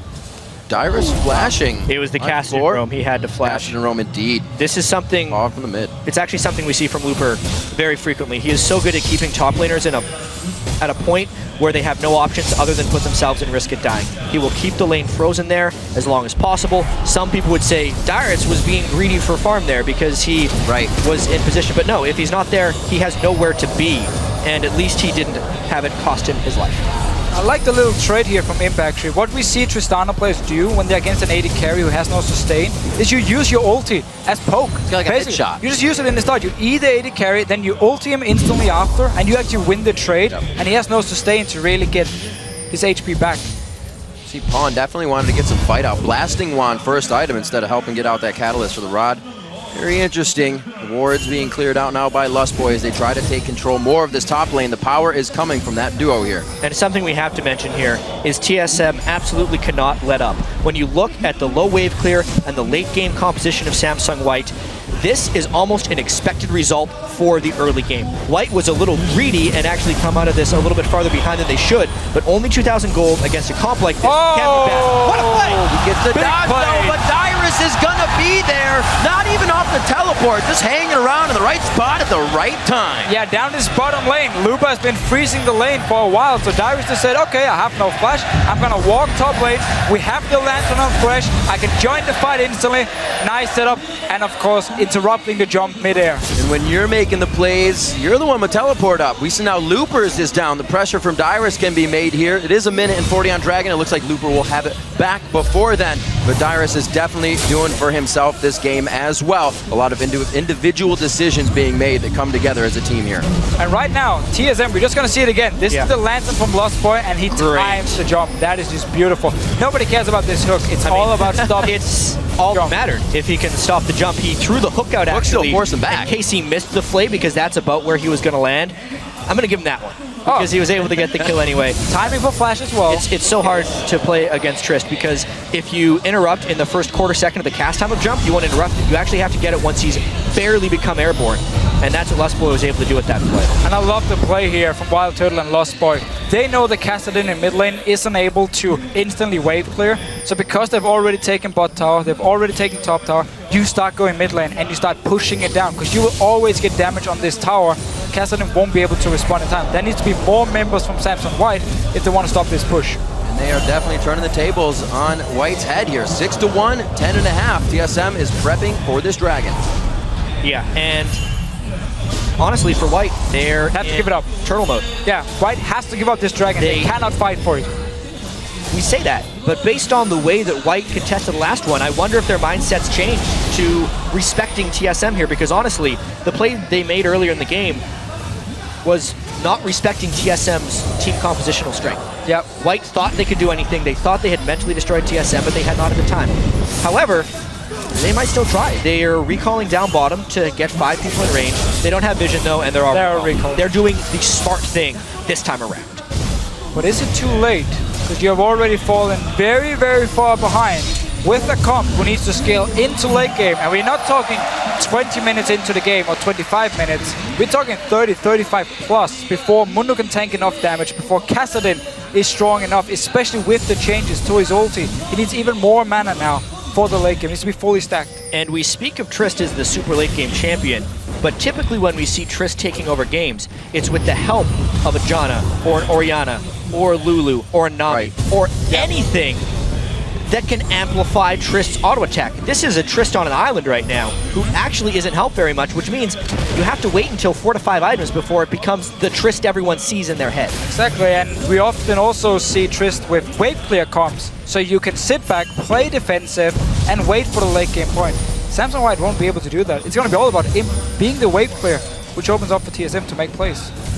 The first time we've been seeing Samsung White play from behind, and TSM taking it to them and making sure they stay behind. 12 minutes into this, 6-1. 2 turrets in favor, or 1 for turret in favor of Team Solo Mid, I should say. But that gold lead is what they're really banking on. The items completed on their side. You see that Pawn is not afraid to still get a semi-engage in, get himself out safely. Samsung White is still trying to keep the pressure on, but they were wrong to disregard the mentality of Team Solo Mid coming into this game. And we said it in the pregame. What happens if Samsung White's 3-buff type of early game goes wrong and TSM is able to pull ahead? Will they be able to adjust and play it like they aren't so far ahead? The issue that White kind of ran into when they completely steamrolled the first 2 games is playing like they're invincible. But now it seems like they've calmed down and they're going to be looking to make some plays. Well, there we go. Oh, and to Dyrus, he does try to get himself out of this one. Just too much lockdown happening on that. Dandy picks himself up a kill as he starts getting inside TSM's jungle. And this is where Team Solo Mid needs to be able to punish him elsewhere on the map. When there's so many members on the top side and there's not even a tower to take for them, down his bottom lane, they need to be able to put on the pressure, take the tower, kill the Mundo maybe, who's still fairly squishy, but he don't really want to risk the dive, or at least take the mid tower. Ooh, they're thinking some big thoughts right now with the positioning of Thresh and Jarvan. They think better of it though. So just realizing the fact Samsung White, when they're so far behind, are still running into the jungle of the enemy team. Dyrus didn't expect it at all. He was just running down. He's like, they're clearly not here. We are pressuring bottom lane and mid lane. No way they're in my jungle. And suddenly Dandy's just standing there, killing him. Pawn off split pushing now. Samsung White not entering their red side of the jungle because it is completely dark. TSM with huge vision on the bottom side of the map allows them to have Bjergsen on the bot lane, and they just flow between the lanes, now taking down mid, 3-1 in turrets. And this is what TSM wanted when they picked Lucian. They need to be able to move him around from lane to lane, kill turrets with the aid of his passive, and just keep things going. However, the one thing that hasn't actually gone that well for TSM is this Dyrus game at the moment. Pretty low in CS, pretty low in levels, and not really the rise force that Looper was able to become in the first game. He's having fun with no magic resistance on Rise right now, and it looks like they're going to get Dandy up there for a little bit of the party here if Dyrus takes too many steps off that turret. There's always an advantage to take in League of Legends whenever one team commits resources in a certain place, and White is attacking the only point where TSM is not strong. See what they can actually do. They're going to have to dive him because he's standing here freezing the lane. He doesn't have to do anything on the map at this point other than just farm. The lane's going to unfreeze though, and White saw this a mile away. Already. He does a flash. Not anymore. Not anymore. Now he has teleport. And he can just return to the top lane. I mean, Dyrus at this point just needs to try and farm and get back in the game. The other 4 members are so strong, they can make the plays. They can take down the towers. And Dyrus just sits and waits with teleport in case he's needed. Something that's happened is it actually seems like TSM's starting to lose control a little bit. They're going to have to make a play to get it back. Lost Boy finding the heat-seeking hooks for himself this time. Take the lantern. Just do it. Oh, the teleport in. Actually, Looper coming from the backside. Nobody takes the lantern. They are able to get Pawn out on that one and blow his flash in the situation. A bit more ground gained there by TSM. That's such a nice setup again by Lost Boy. He's been looking pretty good on Thresh. It was open for Manta in game 1. Yeah. Took it. Game 2, Lost Boy grabs it himself. Yeah. First station. He's showing up in a big way right now. That bottom lane of TSM so heavily criticized in a lot of ways. 100% kill participation for Lost Boy, nearly the same for Wild Turtle. They're putting the pressure on because White does not have a way of fighting back yet. Next Dragon in 1 minute. TSM needs to continue to control. They have the same ping boards from before.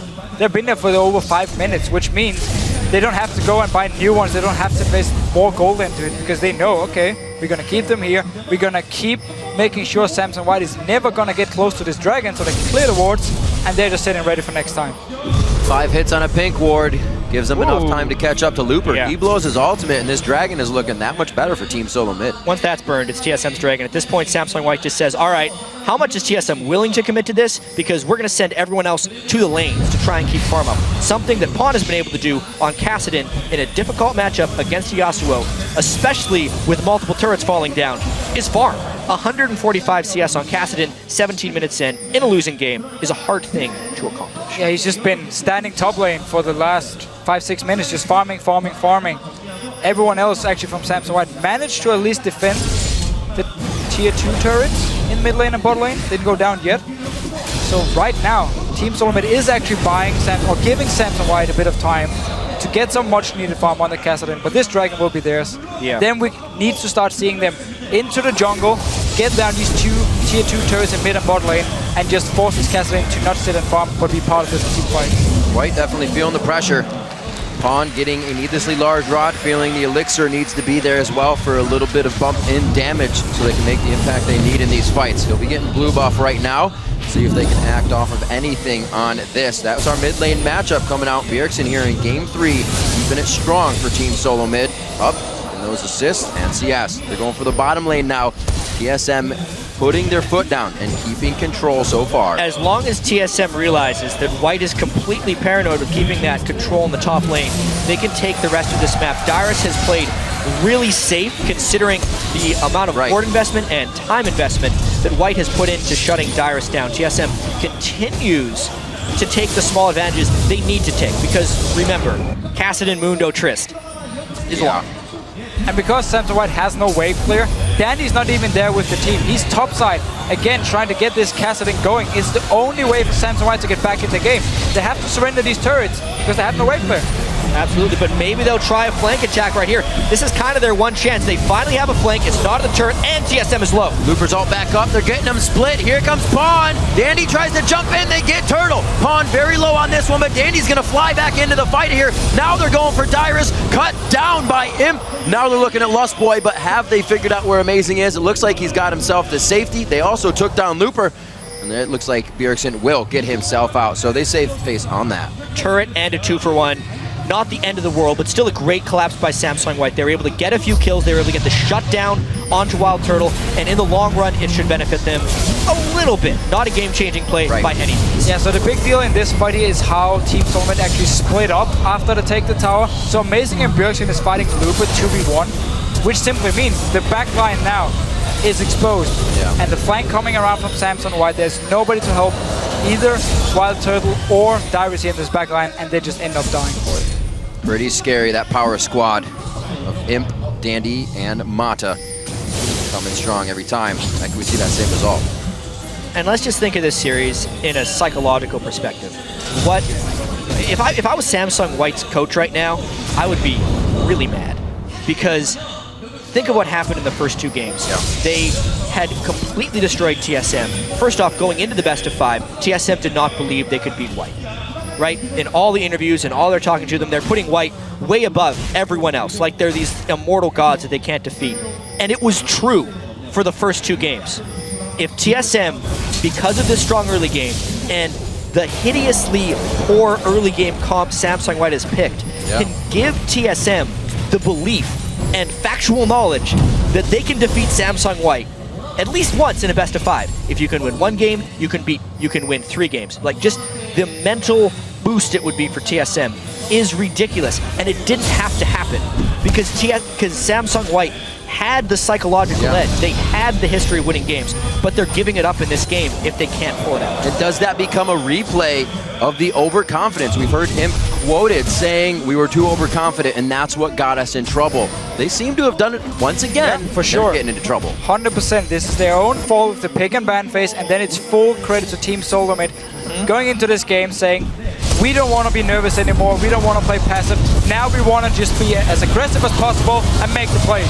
Everybody trying to get into the Cataclysm, and Mata can't get out. Going down, Pawn throws himself into the front there, but they close in on it! The lockup, the knockdown! They take out the Pawn, the most expensive of the members actually. The hook on the Imp! The play as well, they forced the flash out of him, and he's down to about 310 HP, no longer participating in this fight, and they're only able to throw the business to get him out of here. What was Pawn doing at that point? They're all in the brush clearing a ward, and of course he's vulnerable to a knockup. There is a CC chain in the TSM team composition. He falls to 0-3, 4 kills to the TSM.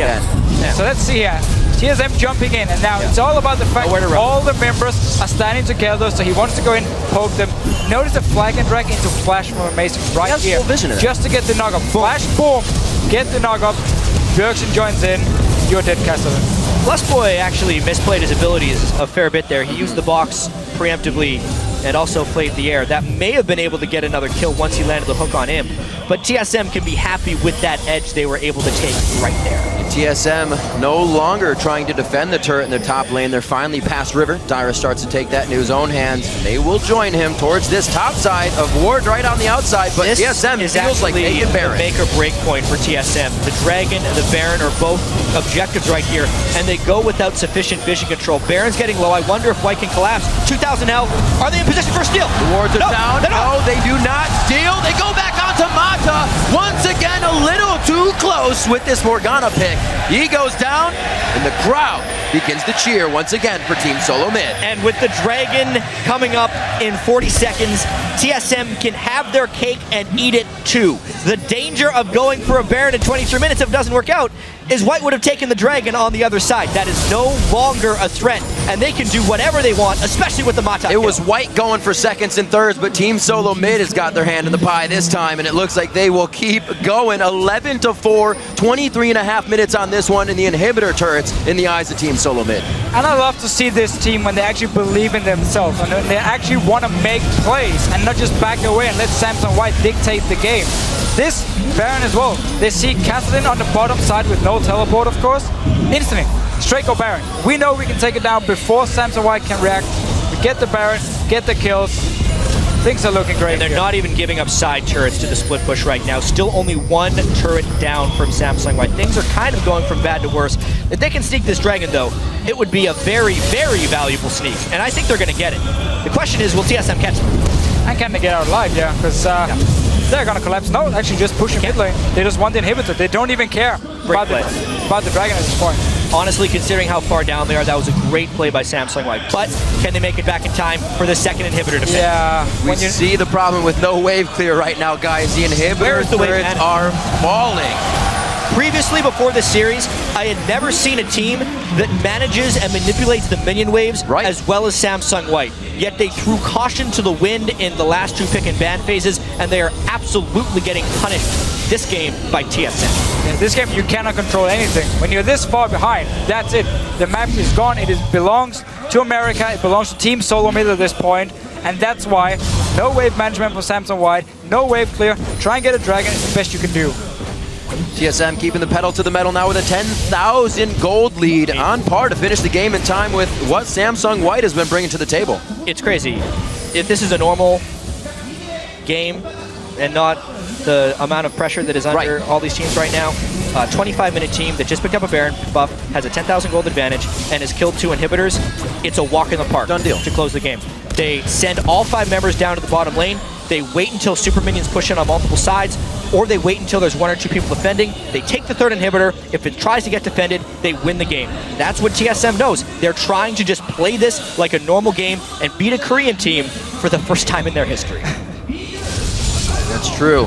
And not just the Korean team. Samsung White. Samsung White, a favorite coming out of Korea. They're looking to be #1 as second best has been on that plaque in their wall for so long, and they're trying to just put the #1 plaque there. But TSM does not want that to happen. Everybody full mana, bolstered up here for Team Solo Mid, ready to step on the toes of Samsung White once again, and their final inhibitor turret. So White has actually managed the waves a little bit. TSM is only down here to force White to be in the mid lane. Imp spent a miraculous amount of time pushing the top lane, which may mean TSM can't go until their Baron buff is out, because you can see there's only about 30 seconds left on it. So there's a little bit of a timer here if TSM wants to close this one cleanly. Be interested to see if that's also when White dives right in to surprise Team Solo Mid. They're watching the Baron circle and empower, I should say, Team Solo Mid here. It's probably this wave. They should go in for the tower here. Imp is dealing with the minions. They're going for Looper. They got the big guy. Do they want Looper? Pawn down to about half HP. First Rift is forced in defense. And it looks like they're not actually able to get Turtle in range for shots on the turret. Just Dyrus here. That's one they definitely want. They bring out the Fly Swatter and take down Dandy. Now they have the inhibitor turret, and it looks like they are going to be able to push on through. Imp's trying to focus on these waves that they actually aren't able to control now. Team Solo Mid's looking to Nexus turrets. The top one's going to fall. This could be a hectic fight, but it's also going to be one in favor of Team Solo Mid to start it off. They got it. Kill going on from Mata. It's going to be Game 3 in favor of Team Solo Mid. They keep themselves alive. Not even needing an iron lung on this one. Just a few more shots, all very low. A cleanup crew is sitting on the Rift right now if they can't take down Pawn or Imp.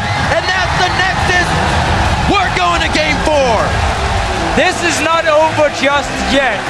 Team Solo Mid showing when they believe in themselves, when they make the plays, they can also win games against the Korean team. Anything is possible, and that's something Worlds has definitely taught us this year. After watching the first 2 games of this series, you would think there's no way TSM wins this game. Especially not in 27 minutes. Obviously, some amazing things broke in TSM's way this game. 2 kills at level 1, but the most important thing of all is the belief and the backup that they can win. Picking that team, they had to have known that White is playing some games here, and they said, if you're going to do that, we are going to punish it. Don't expect White to do that again, though. They're not going to pick a comp like this again. That was, I mean, they basically said, we can win early game with even one of the weakest early game comps possible to make. And they did. Like, you can have 5 Teemos and it will be stronger early game than this comp they've just built. That's not enough. TSM will punish you, and they just did. It was a good job. It was a great job by TSM to punish in the way they did, especially after having the history and all the pressure and everyone telling them every single time they play a Korean team. TSM's never beaten a Korean team over and over and over again, and they finally overcome that barrier. What a fantastic game. Everybody across the board playing well. Dyrus controlling the waves as necessary. He didn't seem like he was kind of just running about. Guys, where do I go? Individual decisions were definitely being made for him in this game. We do still see Samsung White put a lot of focus on Dyrus in the top lane. Even when they were losing bot lane, they were losing mid lane. Dandy just walks straight up to top lane, try and kill him once again. So they want to keep him down, but as long as he's playing safe from that lane and let the remaining members, at least in a game like this, do their job, they can still win. So TSM takes one now on their weaker side to now be on blue.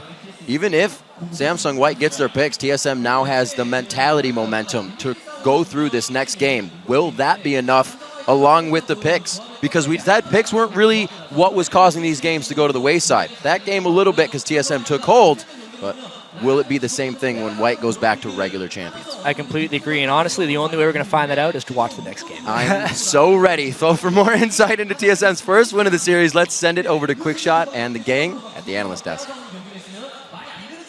Thank you very much, guys. Coming into that game, Team Solo Mid were 0-15, never to have taken a game off any Korean team, and they took down Samsung White. Let's call out the obvious, problems with Samsung White's composition. No wave clear, extreme scaling, but nobody can take anything away from Team Solo Mid's early game and aggressive play. They legitimately won that and abused Samsung White's weak team composition. Oh, absolutely. Now, the level 1 was a godsend for TSM. It was the sort of semi-miracle. We were thinking this is something that TSM needs to win the game, and it happened. 2-0, great start. But the rest of the game was TSM playing very cleanly and objective focus with their lead. There were a couple of dives I think they could have gone for that they didn't do, but they were on time for Dragons, on time for Barons, closed it out well. And then Samsung White as well. If you showed me that game without names, I wouldn't have believed that was Samsung White. The over-aggression, the dragon fight at like 7 minutes, mind-boggling that they went for that kind of stuff. Yeah, not only that, but just they kept having knowledge of what was coming and walking into it anyway. But yeah, I agree. TSM played that out much more aggressively than I've really seen them play before. They pushed their advantage very, very well.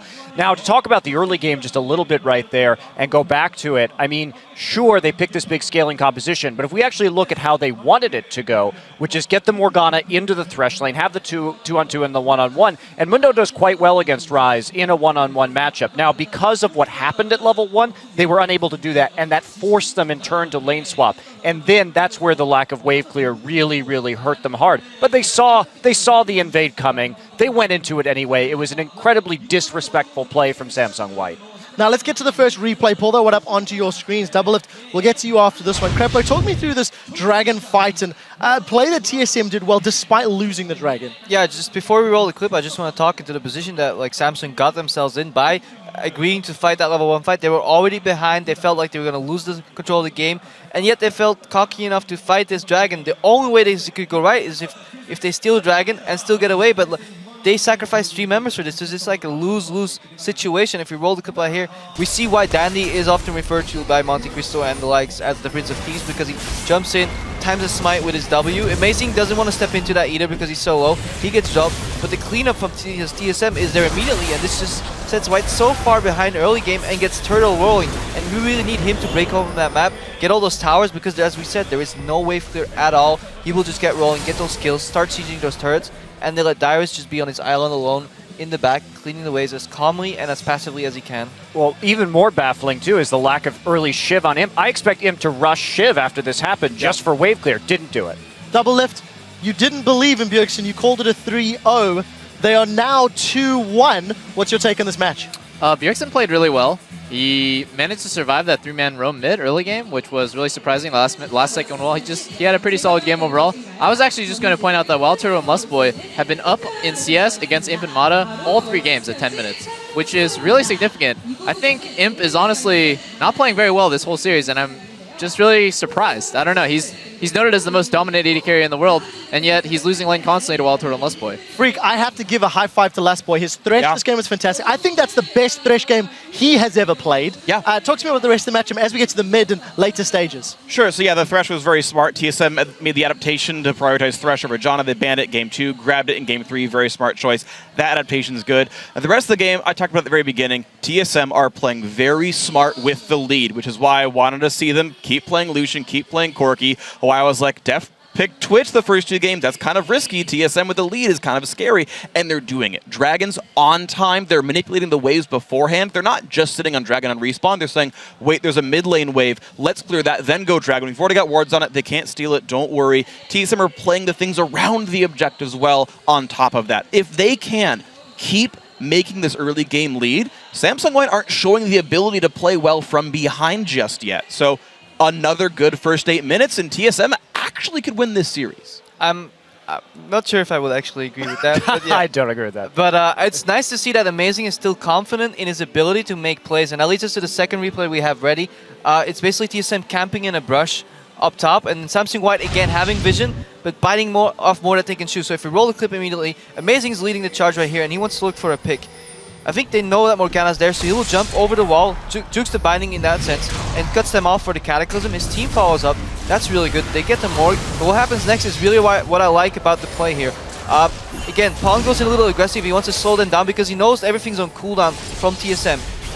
This misses, but Flash. This is such a good adaptation from Amazing. He knows his standard's gonna miss, but he goes for the Flash combo into the Yasuo ulti, and I like that from a jungler that has been suffering, that has been suffocated in his jungle by Samsung White. He has the audacity and just the balls to make that play still and land it, and that bodes well for him into the next game. Yeah, that has to be a big confidence boost for Amazing, who really struggled in games 1 and 2.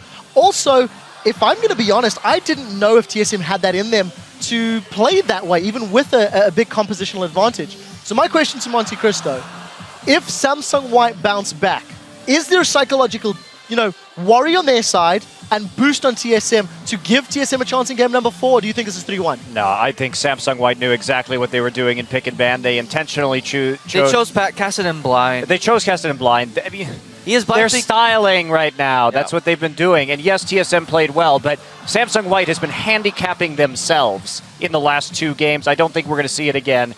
But that goes into the next point, which is Samsung White, we just saw these videos. Oh, we were too cocky at Worlds last year. We're not going to do it. Hey, buddy, I've seen this team time and time again. I've been casting this team for many seasons, and they always revert back to this cocky play, even when they have a big advantage. And sometimes it really bites them in the ass. Yeah, haven't they gotten silver and bronze like 4 of the last 5 times in OGN? They're really good, and then they never quite win. Yep. Except for once against Blaze, right? Well, and a lot of the time, too, if we look at a lot of their matches against Blue, they have big advantages. Then they just kind of do random stuff. They don't keep themselves buckled down. They don't close properly. That's how they lose. They almost did that against EDG when Imp just randomly jumped in 1v5 on Tristana. So I really hope they stop playing so arrogantly. So, Crepo, we've heard a lot about the predictions and the overconfidence of Samsung White. Team Solo Mid, a team that is quite emotional, that is quite riding on, individual prowess and power.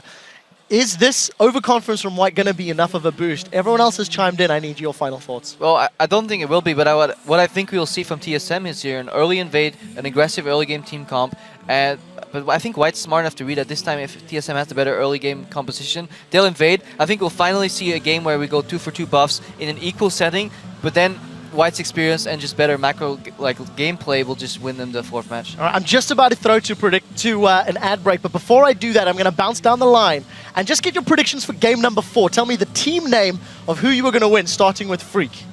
Samsung White. Samsung White. Monte Cristo. White. Double lift. CLG. No, White. And finally... They can't even win in North America. Come on. All going to be White. So so one game, but the analysts are still not convinced. Guys, when we return, we will see if TSM can build on that momentum against Samsung White in game 4. They do not believe so. Don't go anywhere. The action in Busan continues after this. Gods can bleed, yo.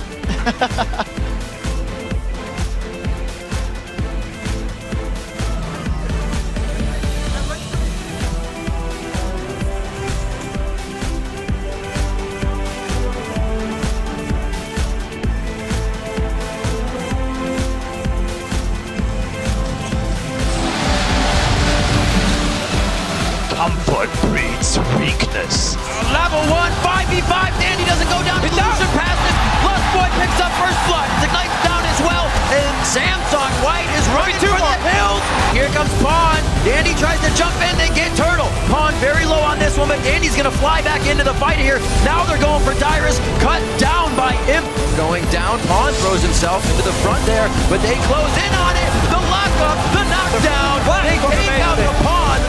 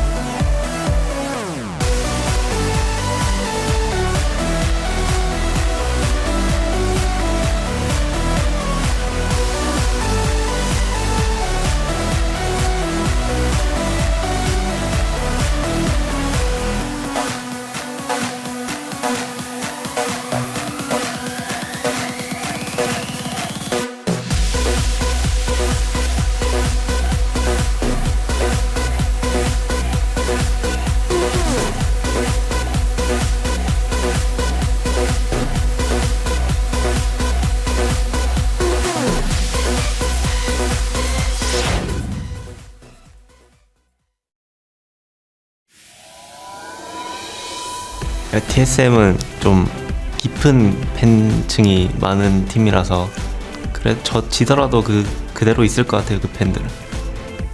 그냥 저희 팀은 뭔가 게임을 이겨도 뭐 막 게임이 너무 이지하게 뭐 지루하게 진행됐다 뭐 이런 식으로 이겨도 반응이 별로고 지면은 더 막 까고 그러니까 뭘 어떻게 해야 될지 잘 모르겠어요.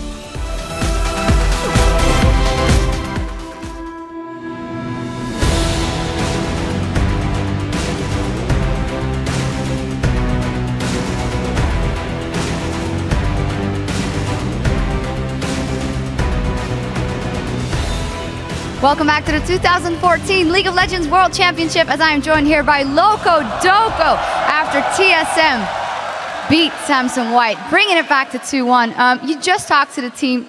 Talk me through their spirits after that fantastic win. Everyone's feeling really good because, I mean, we've shown that they're mortal, that they can be beaten. And we have beaten them in scrims before. And when we first came to Korea, we couldn't take a single game off them. And after we were able to take one game off them, we were able to beat them a lot more in scrims. And I feel like it's going to be the same way in the set. We've beaten them once, now we know we can do it again and again. Well, how will you specifically replicate that, knowing that they will take it up a notch probably in this next game again? Well, I'm praying hard that Dandy and Mata tilt because they're known to be big tilters. And I know Mata personally, and I know he definitely can tilt. And if they could tilt a little bit, then maybe we can play off of that. And also, we have some really solid level 1s coming up, and we have a good idea on what we want to do in terms of picks, so I think we'll be fine. Think you'll be fine. You had some solid play already in this game. I saw you talking to Lustboy a lot. What does it mean for him knowing that he's here in front of his Korean crowd and he did so well? Oh my god, Lustboy got really, really hated on by the Korean fans at the end of his career when he was on Blades, so it means a lot to him and both me for him to actually show up in Korea. And a lot of Korean fans look down on players that go to NA, myself and Lustboy included, and it'd be really, really nice to show them that, you know, like, NA is really competitive too, and Koreans just don't go to NA because it's the end of their career. They go to NA because they like NA and they want to be able to play in NA. And we really want to show that NA can show up. Oh, you absolutely did here. Finally, how much did you prepare specifically for the fact that Samsung White might get overconfident in a situation? Because it seemed like you had that down. Well, going into the games, our prep was, okay, we win one game and then we'll take it from there. We didn't think of it as a best of 5. We took it as we have 3 chances to take off one game and then we'll take it from there. So we basically spent all our prep for this. Well, you guys got that game. Let's see where it goes from here. Thank you very much. As for now, let's go back over to the desk. Thank you very much, Sharks. Teams are loading in for our 4th match, and for TSM, as we said, they scored their first win in the series, but their backs are against the wall. They cannot afford any more mistakes. We'll see how well that prep has gone in, considering, like I said, they wanted 1 and see where it went from there. Double lift. We don't have a lot of time, so briefly talk to me about Wild Turtle. He's been up in CS all 3 games at the 10-minute mark. Obviously, the Twitch, pick in games 1 and 2 has a factor to play in that, but how's he performing? So the first 2 games, I would say that Twitch is the weakest laning AD carry right now who's in the meta. So it's unsurprising to me that he was able to get a lead against Twitch, against Imp, who is incredibly good in lane, but whatever. He had a really great matchup. It was Lucian into Twitch and then Corki into Twitch. This 3rd game, actually, though, Imp was playing Tristana into Lucian, and I think that matchup is a 50-50. So it was really surprising to see Turtle push that advantage from the early game. I see you smiling. Yeah, Crabbo doesn't believe. You don't believe it's a 50-50. I think it's a 50-50. Normally, I love to hear you guys talk, but as I said, the players are getting ready. I just very quickly want to highlight one more point. None of these games have gone longer than an average of 28 minutes in the 2 wins for Samsung White and a single win for TSM. Very briefly, Monte Cristo, Stompy games. Is this going to be another stomp and why? Yep. Well, it's going to be a stomp because I think White is going to have real picks this time. Well, Lokodoku is hoping for the tilt strategy. Yeah. Very brief. Well, he reads Reddit. Honestly, TSM needs an early game lead. Yes, if Samsung White just picks some good laners and then makes it past 15 minutes, they'll win this game. If they keep playing overconfident, then who knows? Well, early game is where it's at, ladies and gentlemen. We're going to head over to the caster desk for the start of game number 4. Guys, take it away. Thanks again, gentlemen. And considering Samsung White coming out of that, along with the coach, as you said, they cannot be happy. That is the first game they've dropped in this entire world games, all the games. The chance of a perfect world is over. And honestly, during that game, I can only imagine how strict the coach was probably for Samsung White after that game, because yes, TSM was able to capitalize on an early game. That wasn't the Samsung White we were typically seeing, and now that they have to switch back into their super serious mode, you can't always turn it off and on. We see it all the time in sports. Teams that turn it off sometimes have trouble getting back to that championship point. And Lokodoko was talking about how they have certain players under pressure, maybe can tilt a little bit, and that's, I would actually imagine to see TSM put a lot of focus on trying to get Mata and Dandy down, like they did in this game. Win the early game and just invade onto Dandy over and over. This could be that bottom lane gank everything game, because normally Mata's ward control is completely perfect in the bottom lane. We'll see if he can do it again. Well, the story's about to be written for Game 4 here in picks and bans. They've been relatively the same across the board, if not exactly the same, and now with White back on the purple side, we'll see what TSM can grab right off the bat. Same start so far. Zillion has been banned in every game by Team Solo Mid, and Oriana has been banned in every game by Samsung White. Now, last time we had TSM on the blue side, they got Zillion, Rumble banned, and they banned Thresh away from Mata, even though, obviously, because he would take it in their first rotation for Samsung White here. They don't want to first pick Thresh, unless they want to get it for Mata here, but there's going to be other options for first pick. The first pick will be really curious whether they'll decide to go. It is open now. Wow, TSM is the one who bans Rise, which tells me, yeah, they might Lee Sin be targeting Thresh. Lee Sin or Thresh, exactly. One of those two should be the first pick, unless they want to go Maokai again. It didn't work for Dyrus in Game 2, where we had the Singe pick coming in from Looper against him. He couldn't really do anything. Wow. But that wasn't too much about the pick. The ban Maokai. All right, so they're basically telling Team Solo Mid now, decide Samsung White wants one of two. Yes, if you want Lee Sin or if you want Thresh, decide right now. You have 30 seconds. You do have a minute. I'm lying. Amazing felt pretty good with Jarvan last game. I wouldn't be too surprised to see Thresh here, and this opens up Samsung White to kind of do whatever they want here. They should take Lee Sin now. They have to get Lee Sin for Dandy. It's his main jungle pick. It's Amazing's main jungle pick. Not taking Lee Sin right here would be a big mistake in my opinion. Crowd knows it as well. On the side of White, and a blind pick. Yasuo coming in for Pawn. He's no stranger to the blind pick. And this is a combo we have seen a lot, where people will early pick Lee Sin and then they can take a blind Yasuo, because combined you have one of the strongest 2v2 setups in the game. Fights around the mid lane, late game fights in a split push where Lee Sin joins in with the Yasuo, sets up his ulti with the kick, are so strong. Many of the pro players often say, you can't blind pick Yasuo unless you already have Lee Sin. Yeah, because he has Sonic Wave and stuff, so he can show where blind stuff is. Anyway, we have Amazing obviously picking Jarvan again, and I really wonder if we're going to see something like a talent from Bjergsen, something that can also go super all in. But obviously Kha'Zix is available. Like, it's a good pick for him, and I think it's a much safer thing. In all the games, it's been picked away from him to push him on Jarvan. It's a very comfortable chance for TSM here. And also we get Lucian once again for Wild Turtle. He wants these like mid-game AD carries, and it's been paying off because he's been doing a good job early game. Once he gets the lead, Samsung White is gonna lane swap. I'm just calling it right now. With Braum, whenever they play Braum Twitch, they lane swap every single time, and Mata, he roams a lot. Teams actually in Korea ban it against him often just because they're afraid of his roam early game in the lane swap. Now, is that something that TSM wants to match, or they stay bottom, keep dragging? Go bottom lane, have your dragon control, fast push the lane again, get the CS lead for Wild Turtle. This time around though, don't fall too far behind in the jungle, in the mid lane, in the top lane. That's all that matters for them. It's obviously going to be harder than just... Yeah. The big thing is Lee Sin is such an early game insurance policy. Yeah. He's almost always going to bring enough pressure into the game to make it so Samsung White shouldn't fall hideously far behind in the laning phase, especially if Dyrus is starting to pick something like Mundo. We get into some murky water here. Oh, you don't really want to play Mundo against the Yasuo. You want Mundo against double AP comps. We already have 3 physical damage dealers on the side here of Samsung White. That can be very, very risky. The reason Mundo is not so strong against physical damage comps is because they have sustained damage, so he doesn't have time to regain his HP, and he cannot early build a Spirit Visage normally because he needs the armor as fast as possible. Quite a brutal composition now from Samsung White. We actually see Looper bringing out the Kale. Does have a few plays on that, but looks like he's going to take things into his own hands this game.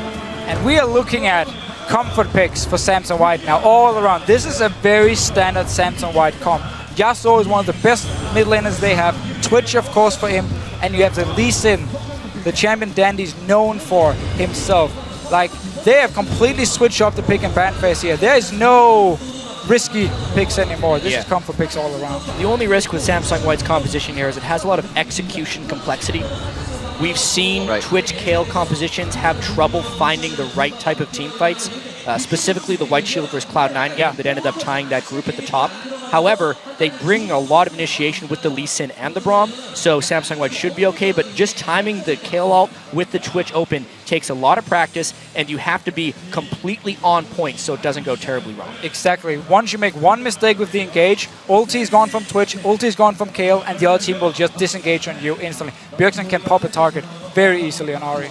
Well, we'll see if Team Solomid can keep the mentality flowing. Samsung White obviously is going to come out firing in this game. We're going to be jumping into Game 4 now as this best of 5 is still underway. So head over to Twitter, lock in the team you think will come out on top. Send that hashtag TSMWin or SSWWin to @LOL Esports.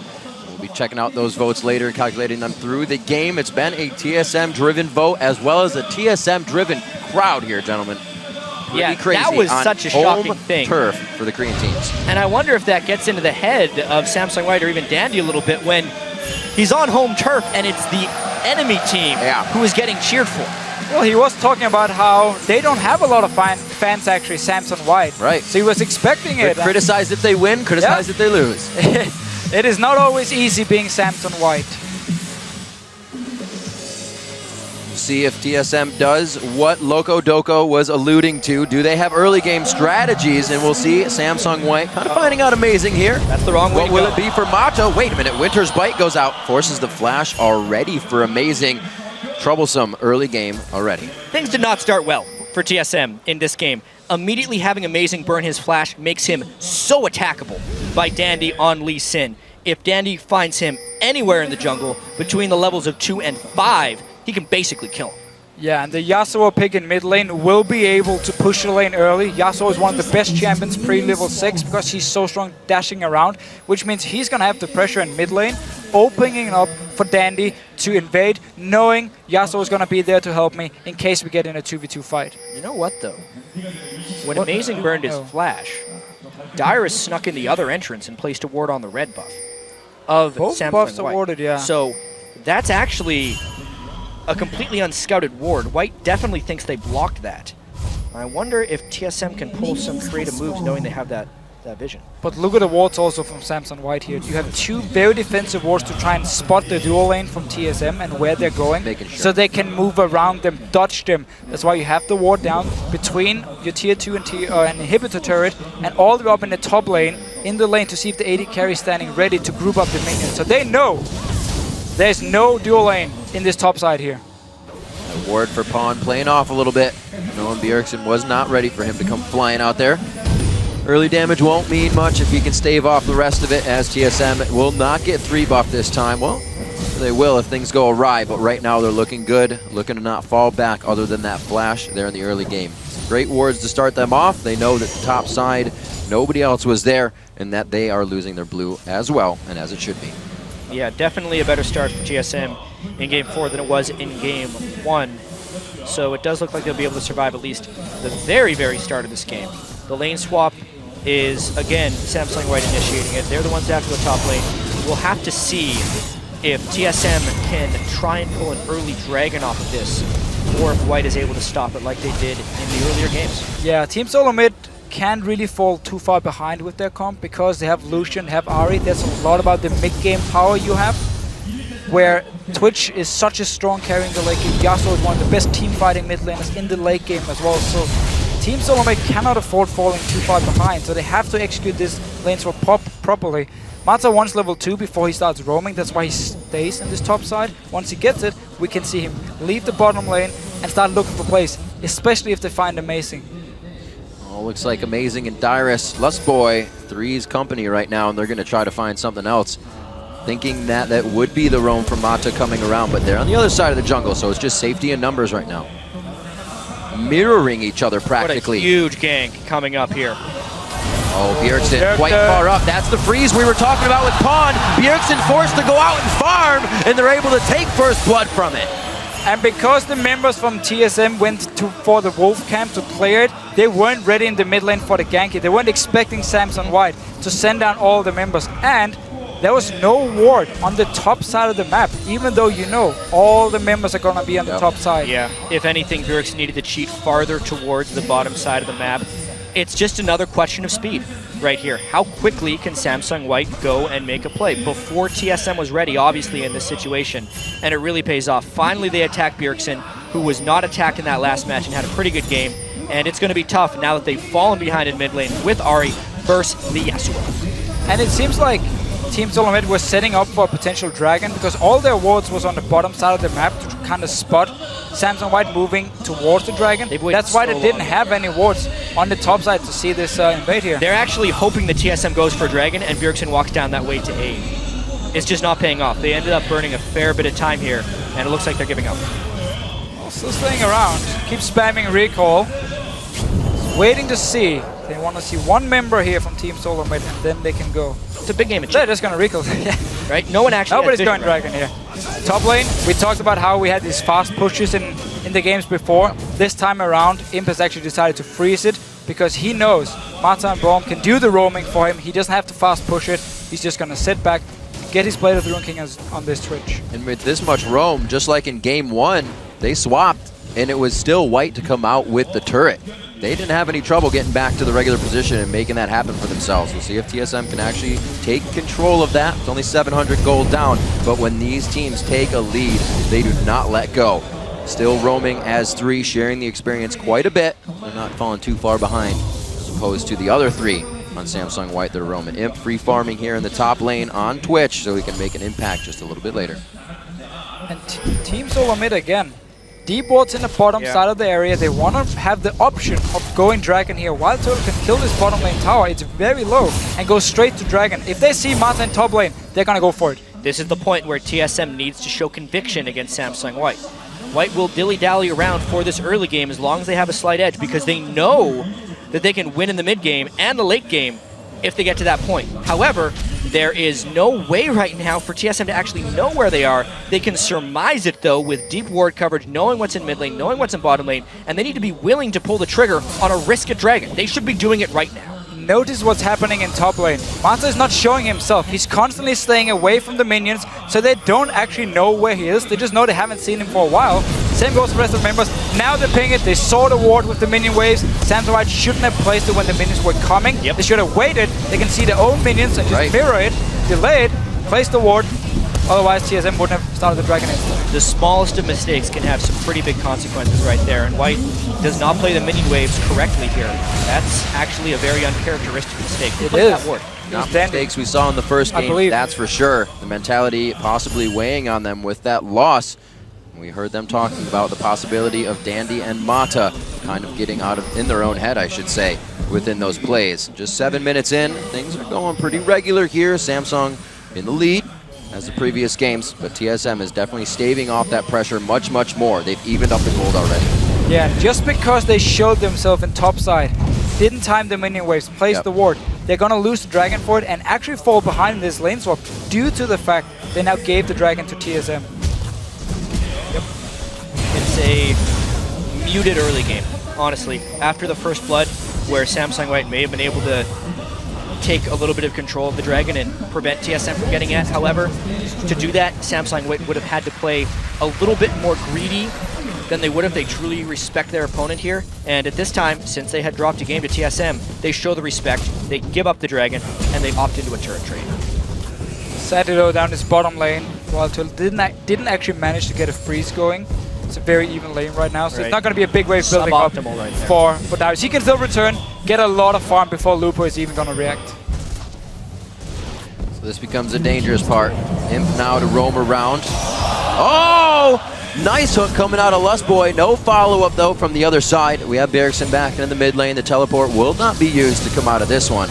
He was really hoping to burn a flash right there. Right. But the way Imp played it, he didn't play like he had backup. So this Braum would be a complete surprise, and Turtle is a bunch of trouble right now. That's a pink ward down as well. The slow goes in, he dashes it, so it pretty much just applies and keeps with him. They slow him. Turtle should be going down in this instance. No! The Lantern in. Do they continue? The play happens.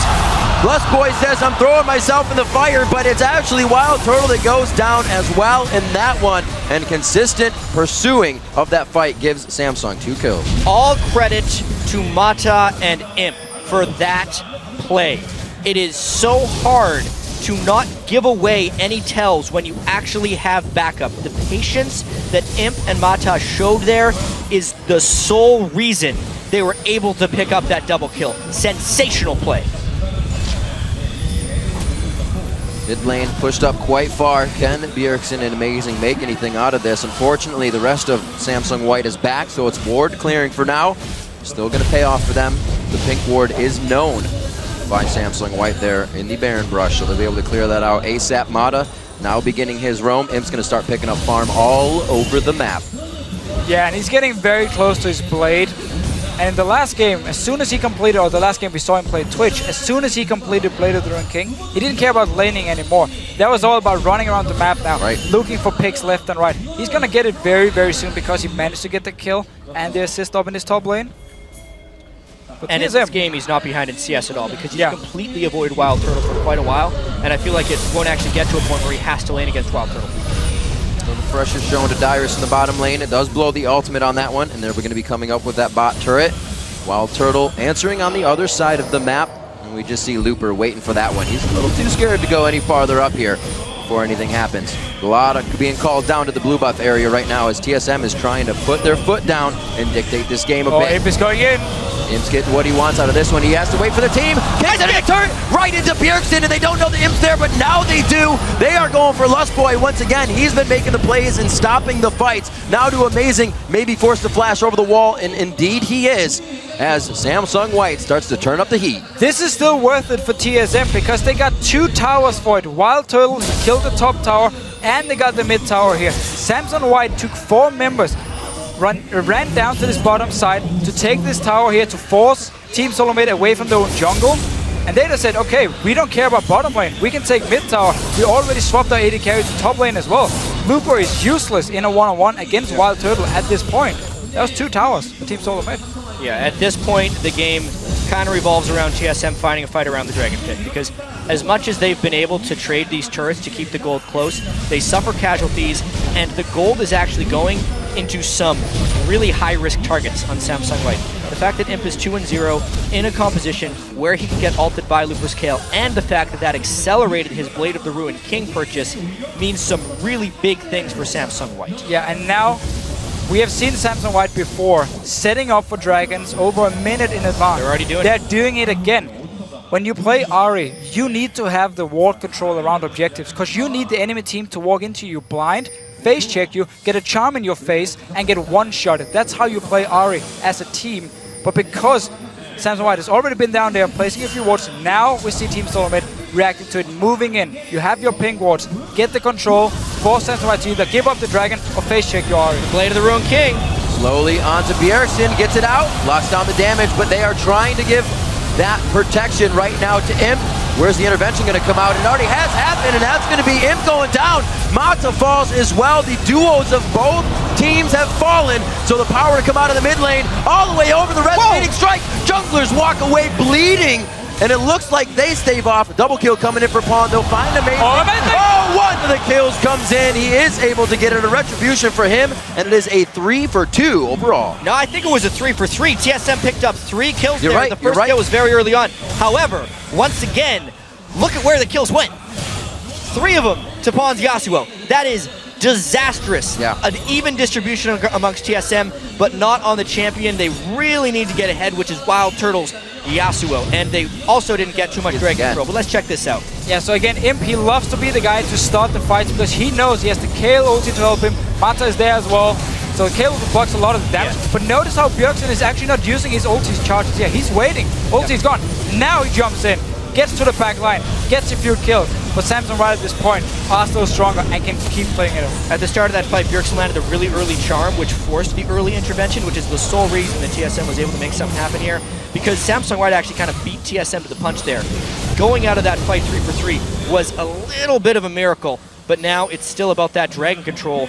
And whether or not Samsung White can get it, they send Imp top lane, of all things, and TSM wasn't expecting that, but they have a huge number advantage in the mid lane here. Samsung White ran down to Dragon, didn't have any wards to place other than just a trinket ward, I believe it was. No, sorry, a green ward, and that was it. They didn't even clear the pink wards. Lupo actually ran past the pink ward, didn't even clear it beforehand. And then Team Solomid see them being on the bottom side, rush straight for mid lane here. So they're really playing the turret game, and they're using this mid-game comp to fast push these towers with Lucian once again. However, even with all the fast push, they're still in a gold hole and fighting in the Dragon area against a farm Twitch and Yasuo is one of the most dangerous things imaginable for TSM. They are proceeding with so much caution. However, they have to be willing to take risks, because if they give this Dragon to Samsung White, they are almost immediate defeat. They've already done their push mid strategy to stop this, and White claps on the Dragon in perfect time. TSM waltzing in a little late to the party on this one. An easy smite in for Dandy. No steals coming in. A good spread of damage coming in from Amazing. They do get Pawn. Will they be able to lock him down? Intervention comes out nicely from Looper. Is it enough though? Wild Turtle takes down Mata. That's a double kill coming in for Imp. They start to clean up this fight, but now they're all spread out in the wrong positions. Another answer coming in from Bjergsen, but they have lost 4 members, and he's trying to run by himself. Great Tempest. The cripple actually doesn't lock down. Bjergsen's just out of range. Woo, still trying to fight. Wow. And it cost him his life. Pentakill for Imp. Holy cow, that was an insane team fight by Samsung White. That is Imp's second pentakill of the World Championship. Hasn't happened before. And honestly, considering how close this game was looking before that, what a moment to have it. We said it was one of the most dangerous things TSM could do fighting this fight. With the wind wall down and the intervention on the pawn, they thought, great, they have it. However, they pile in, and that is exactly what Imp is waiting for. You deal with one threat, you enable another. Imp gets a beautiful spray and pray, basically kills 2 people immediately, and then the baiting from the rest of Samsung White was just exquisite right here. They set everything up. Yeah, let's just enjoy Dandy here. He goes in, he's gonna connect the first Q onto Bjergsen, and then he flashes the charm, and then he jumps back in as soon as the charm is gone. But Team Solomid almost got baited by the charm here onto the title. Like, oh, we got the perfect target. Got baited. They got baited. Perfect target. Intervention came in from Looper. And this again where it becomes really hard to play like Ari. When you're not the one in control and you're not the one where the team is face-taking you, suddenly the fights become really, really hard. Even in a hectic fight, Samsung White finds a way to okey doke around and still allow Imp the pentakill, with the chances for many people to pick it up. Great communication and synergy coming out from White in these fights. Yeah, and that may be the fight that clinches Samsung White's spot in the semifinals. They had to slip up in game 3. This 4th game was definitely the second best game the TSM has played in the series, but it doesn't look like it is enough at the moment. 7 kills onto Imp and 4 onto Pawn with the Twitch Yasuo. Just Kale is icing on the cake as well in this competition, with 2 fed squishy people with a bunch of damage. Not even being able to turn and burn on him is just devastating. Exactly, and it was the last pick. It came in against the Ari pick from Bjergsen saying, we know you can 100% to 0 a target. You have DFG first item as well. Yep. We have Kale ulti now to stop you from doing that, and then we can win the fight instead. So that was just such a crucial last pick coming in from Rupa, also because they needed some magic damage. I mean, everything else is full physical. So on TSM's mind, how to stop the pressure right now of Samsung White. They're destroying all the vision that they need to. And we have Dyrus in the bot lane now getting 1v1 out. We thought it might be Samsung White to be mentally charred on this one, but it seems like Team Solo Mid has kind of fallen to the wayside. Yeah, and this is also, again, Mundo, if he has to build armor early on, is just not as effective. His ulti doesn't get the buff from the Spirit Visage either. He cannot sustain fast enough when there's constant damage coming in from a Yasuo, constantly hitting him. Blade of Ruin King was already picked up for the split push as well. Yep. And he's 5-0-5 against the 0-3. I mean, that kind of counts too. They have no answer for Pawn. If they send 2 people, they will get initiated on by Lee Sin and Braum. TSM is stuck without many options right here, and they need to hope that White gets arrogant again and overcommits. But they're so far ahead right now, it's a pretty good chance. Pretty nice charm, though. Going to be on to Bjergsen. Does not take the resonating strike. He doesn't have to. Imp takes him down first, but it does put him in a position to be a menace here on the backside of the fight. Nice calling to come out. The heal summoner used by Imp. Oh! He gets locked down under the turret. A triple or double kill rather coming in here for Amazing. Intervention turns this one around. He wants those bots, but he does not get them as Wild Turtle's able to seal the deal on that kill. Pawn's forced to run out. Hey, a little bit of overaggression there by Samsung White. Still getting some kills onto the right targets. But yeah, they overstayed their welcome right there. TSM kept the game a little bit close. And second time, Amazing actually managed to jump in and get a kill when the fight is almost over. Looper had ulti, didn't use it in time. This right here is why Samsung White loves this Twitch Braum combo. Nice because once you have the passive on, Twitch long range with Rat-a-tat-tat, you can just lock down these targets and kill them so easily. Dyrus was able to take a lot of time out of the turret for Samsung White there, which was eventually led to the collapse from TSM.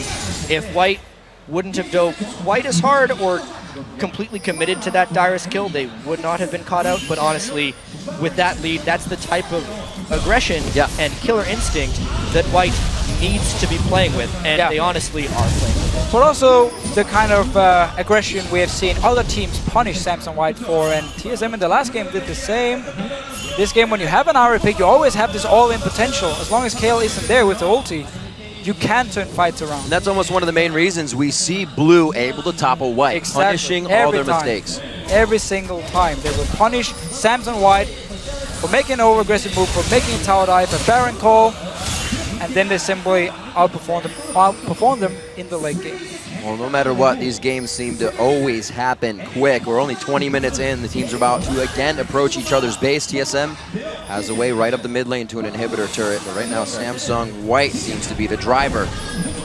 White is just using their map control here. They're hoping for another fight in the pentakill choke point that Imp had already gotten a pentakill out of. If TSM goes into this Dragon Pit again, it would be to their demise. TSM needs to position elsewhere. They either need to go up mid lane, need to feint Baron, or they need to get some type of turret push. If they try and contest this Dragon, it's not going to end well. It's too risky when you don't have the wall control around the objective. You cannot really go in there with the ARA pick. We keep talking about it. Wow, that's a lot of damage.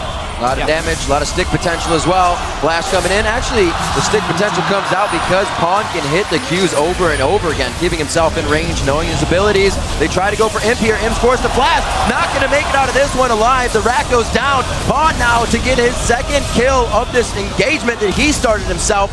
That's going to be kill secured by Dandy, and Samsung White are ready for Dragon. Great play by Pawn. Some really porous positioning by Imp. He did not need to go down there, and he falls his third time in this game. Kind of the nature of playing Twitch, though. You start to have this hero mentality, and you need to have it sometimes to find the right fight initiation. But even so, it was 2 more kills for White, and they take the Dragon. So, no real loss at the end of the day. Definitely getting a little ahead of himself. Looper can't really throw the Hail Mary that far. You have to be in range of intervention. It goes down easy. That was good. 39,000 to 33 right now. Almost even in turrets, and TSM has been able to really keep themselves in this one. Find another fight over at this red. It just seems to be the battle arena right now. Charmed up to Mata, but he's unbreakable on everything right now, so he's mitigating a lot of damage. We didn't really mention it. Look at all the block that they have on this team. White goes in again. Glacial Fissure goes out. They actually split that one right up the middle, and TSM gets themselves all on one side. Great grouping and positioning in the fight. Wild Turtle to match that as well, and they just don't have enough time to put it back at Samsung White. There was no Yasuo ult here for the re-engage where Dandy actually went in and kicked. I believe it was Bjergsen. But he couldn't actually get any kills, but everyone disengaged, and now Samsung White, they can just return to the split push. Nobody can stop a Yasuo at this point in the game. Yeah. If you look at what TSM has. It's true, and this is actually probably the first time in 4 games that I will legitimately think that Samsung White has a better team composition than TSM. Yeah. We saw the best example of it in that last fight. First off, when Bjergsen managed to land a charm through the wind wall and through the Braum shield, it gets intervention. The other times, this gets blocked by those shields. It's just so hard for Bjergsen to make anything happen. Dyrus is one of his main way of initiation, also with projectiles. There's just not very much that TSM can maneuver around to make plays. Yeah, and also when you're AD carry, pretty much everything is going to be blocked. Your ulti completely gone. So even Wild Turtle can't really join these fights properly. And it was all about this lane swap early in the game. It was all about the lane swap. We saw Samsung White place a lot of deep wards level 1, get the lane swap, get level 2 on Masa, and then he started roaming down mid lane. First kill on Bjergsen, delayed the Dragon for a long time, bought time to farm up, get the Blade as well, and then suddenly the kills just started racking up for Samsung White. Double Blade as well, and that definitely means they're going to be warding up that Baron. We already see 3 to 4 wards, 2 of them being pinks coming in from Samsung White there. Only 1 from TSM, so if they get any time alone with Baron, it's going to be going down quite fast. Right now, TSM is a little paranoid about the mid turret here. It feels like it'll open up too much, and kind of just floundering about here in the mid lane. This is almost what gave Samsung White a little bit of pressure back in game 3, so they have to keep their foot pedal to the metal. And we did just see him before, being caught out of position, dying. We've seen it in the past as well from him. If he gets too far away from this KO pick, he can die instantly. Right. And that could be the way for TSM to get back in the game. He would need to make a pretty big mistake. And I imagine he is in a much more serious mode right now. But at the same time, he's got to take risks. And TSM has got to continue to force plays. However, White looks to be ahead in this race. I wonder if TSM is willing to trade, though. Because honestly, this is smart. Get in there, play in there. They're ahead of White on this trade. This is the best you can get. This is Why such is a good White move. not recalling right now? They will lose this inhibitor race. That's going to be an inhibitor. Team Solomid can pick it up here. That is such a good play. Yeah. I mean, we got the base race cam up right now. White clearly going back. They know they can't push further. What a rotation there by TSM. Still have a few minions in the base as well. They're going to be not having wards on the recalls right now. We actually have a few running back as well, which are going to stop that. So TSM may not have free time to get out. The buck doesn't stop here. They know TSM has to retreat. Where will TSM White go? go Baron. They go back. White Baron is the play. Baron is the play. They also have it warded on Team Solo mid side still. They've snuck one in, but the pink ward placed inside pit. We'll see it. This is where those Blade of the Rune Kings come out big, but that's not Imp in that as well. So this is just a clear job on the wards. Imp is on his way here. He recalled. They're going to collapse onto them. They have to just Q from Dandy. Not the target they want. Wild Turtle will be able to dash away. That was the riskiest ward Wild Turtle could have placed at that moment because they did not have vision inside the Baron pit. But White is now in position. What happened at Dragon for the pentakill can absolutely happen at Baron right now. Gentlemen, ward battles end very bloody every time, and I think that's what we're about to get here. They are both checking out this Baron. It is pretty, not even that many low, like 75% HP. They stop it. Stop it. I mean, keep beautiful in mind, pressure.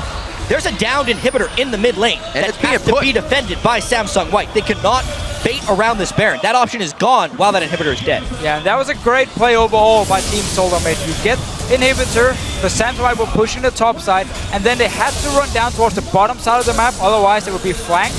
Instantly as they move bottom side and they see Samsung White are gone from the mid lane, they know they're going Baron and they react.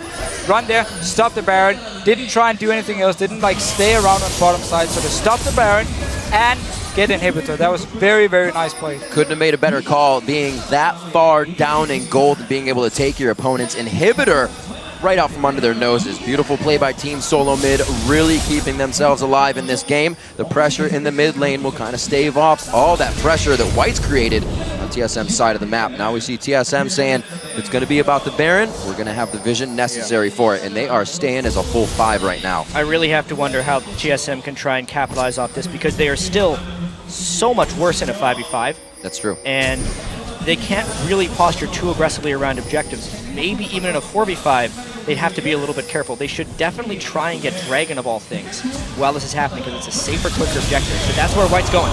These are the positions right here we've heard Bjergsen say before. If we continue to get these catches, it's going to be our game. This positioning by White is spectacular. They have the split push going down to the bot lane, and they're stopping the super minion pressure by being in the mid lane. TSM basically has to all in right now, which puts them at mercy to the teleport of Looper. Yeah, Dyrus should have been down this bottom lane with his own teleport defending. He's recalling now. But I do like the call still from Team Solomid. Set up around the Baron here, have them walk into you. You have the Ari pick. Lucian might even be able to get some burst damage off. That's what they were aiming for. Sadly, the bottom lane was pushing. Dyrus should have been there defending. Once again, though, they're just out-rotating Samsung White at the moment. Another free tower. Yeah, these are some OG and TSM rotations. They're doing so well right now, getting every turret down. 6 turrets, despite being down so heavily in gold. And Looper wanted red so bad, he lost a lot of time on that turret. Does not grab the inhibitor, and you hear the crowd behind Team Solo mid lane. Look at them, they're going back to the top lane here. Just go back to that. Left all the wards in the jungle. They can see everything. This is two around the map right now. What is going on for White? What are you doing? I don't think they even know. We said tilting was a possibility, and all the wrong calls are being made right now, and it's usually Mata on that voice. I mean, they're trying to flank. They're not very together right now, but a lot can happen. They have a big team fight edge if they can actually get this fight, but they are losing structures left and right. They have 0 defensive wards before right now, where they just placed like 5 in their own jungle. They didn't respect the fact that TSM had put so many wards in their jungle, so when they were standing in mid lane, trying to defend the super minions and buy time for Looper, Team Solomid could just say, we can see everything in your jungle. We have the minion pushing already in top lane. Go straight there. One of TSM's biggest struggles during the regular season, especially when they had Bjergsen in place in Reginald going all the way back, was shot calling, especially in the mid and late game. How to come together as a team.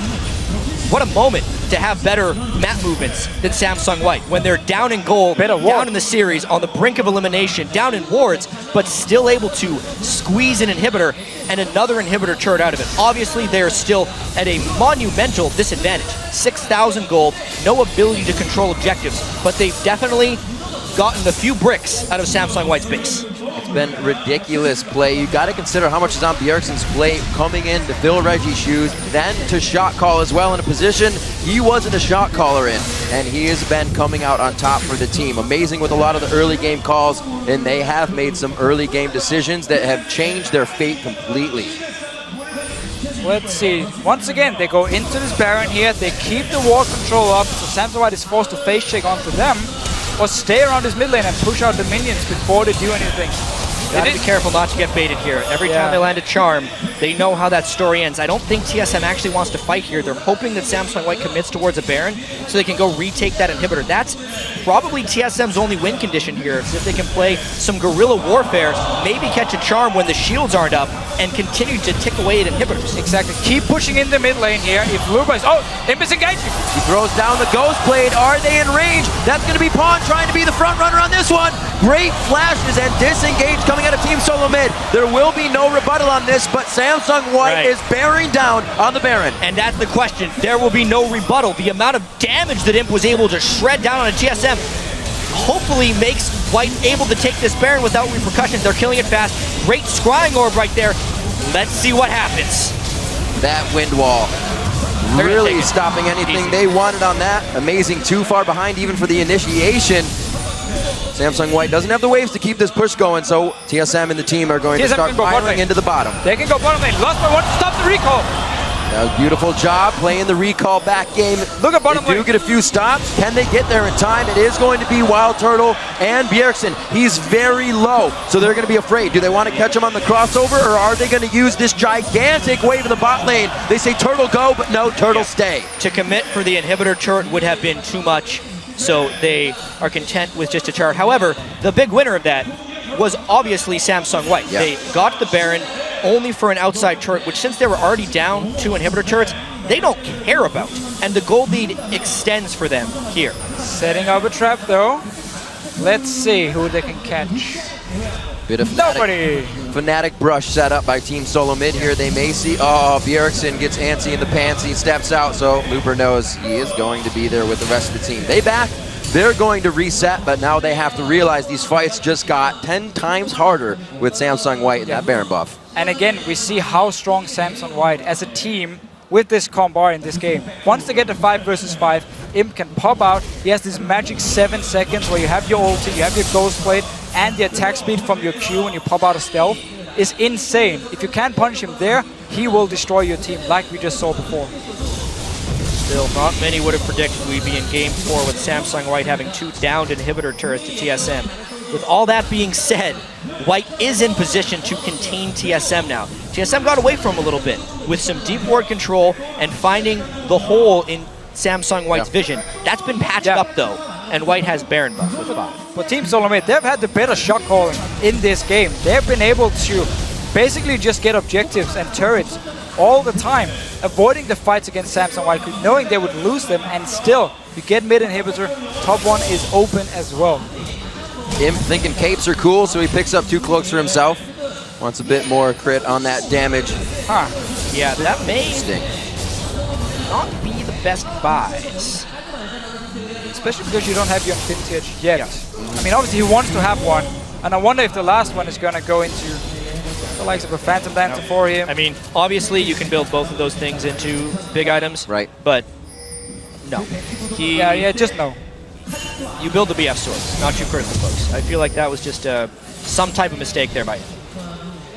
Maybe relying there's on a the rest chance of the team. He now has a high percentage crit, and he wants to get a lucky crit at the start of the fight with Spray and Pray to try and switch the game. I just don't think it's optimal. Anyway, that's not the story here. It's White trying to dive in because they have contained TSM. This is going to be the turret going down. Now to the bot lane. They're going to be able to pretty much cover this, clear out all the wards that they need so they know they're not getting flanked. Dyrus does have time to play around in his top. Good grab there. Whoa, he's going to go down here. Hits it up. That's the ignite. That's the burn. Mata goes down. Do they follow? No, they lose Amazing in the retribution kill there, but it seems like White is all right with that. They can keep fighting because they didn't use the ulti from Lupo here. He actually saved it. Didn't want to use it on Mata, so they can keep going with the 4 members. Hey, there's those double critical cloaks. You got a few crits in that one. Trading a jungler for the support there just enables the dive of Samsung White. They get the inhibitor back safely. And we also see Samsung White showing, even though you don't have a siege comp, how you can brute force towers. Where's the crits? Very interesting. Imp takes a nice orb deception from Bjergsen. Pawn going under double Nexus turrets. Takes the intervention out there. That may give TSM the edge here. They want to cancel somebody out, but Looper doesn't have to worry. Already a Guardian Angel on him as well. I mean, you can really see the freedom that Samsung White has in the team fights. Even when Imp opens up like that, they have so much to prevent the counter engage. Wind walls fly up, intervention flies in. Braum wasn't even there for his disengage or his shield. It's a wonder that TSM made it this far. Yeah, but it is also so hard for them to defend towers because we can take it after you. So Mata, Lupa is standing right there. Yeah, he's basically saying, I have ulti, but not for you. I think so right there, before Amazing jumped over the wall, was where TSM should have said, okay, we repelled the push.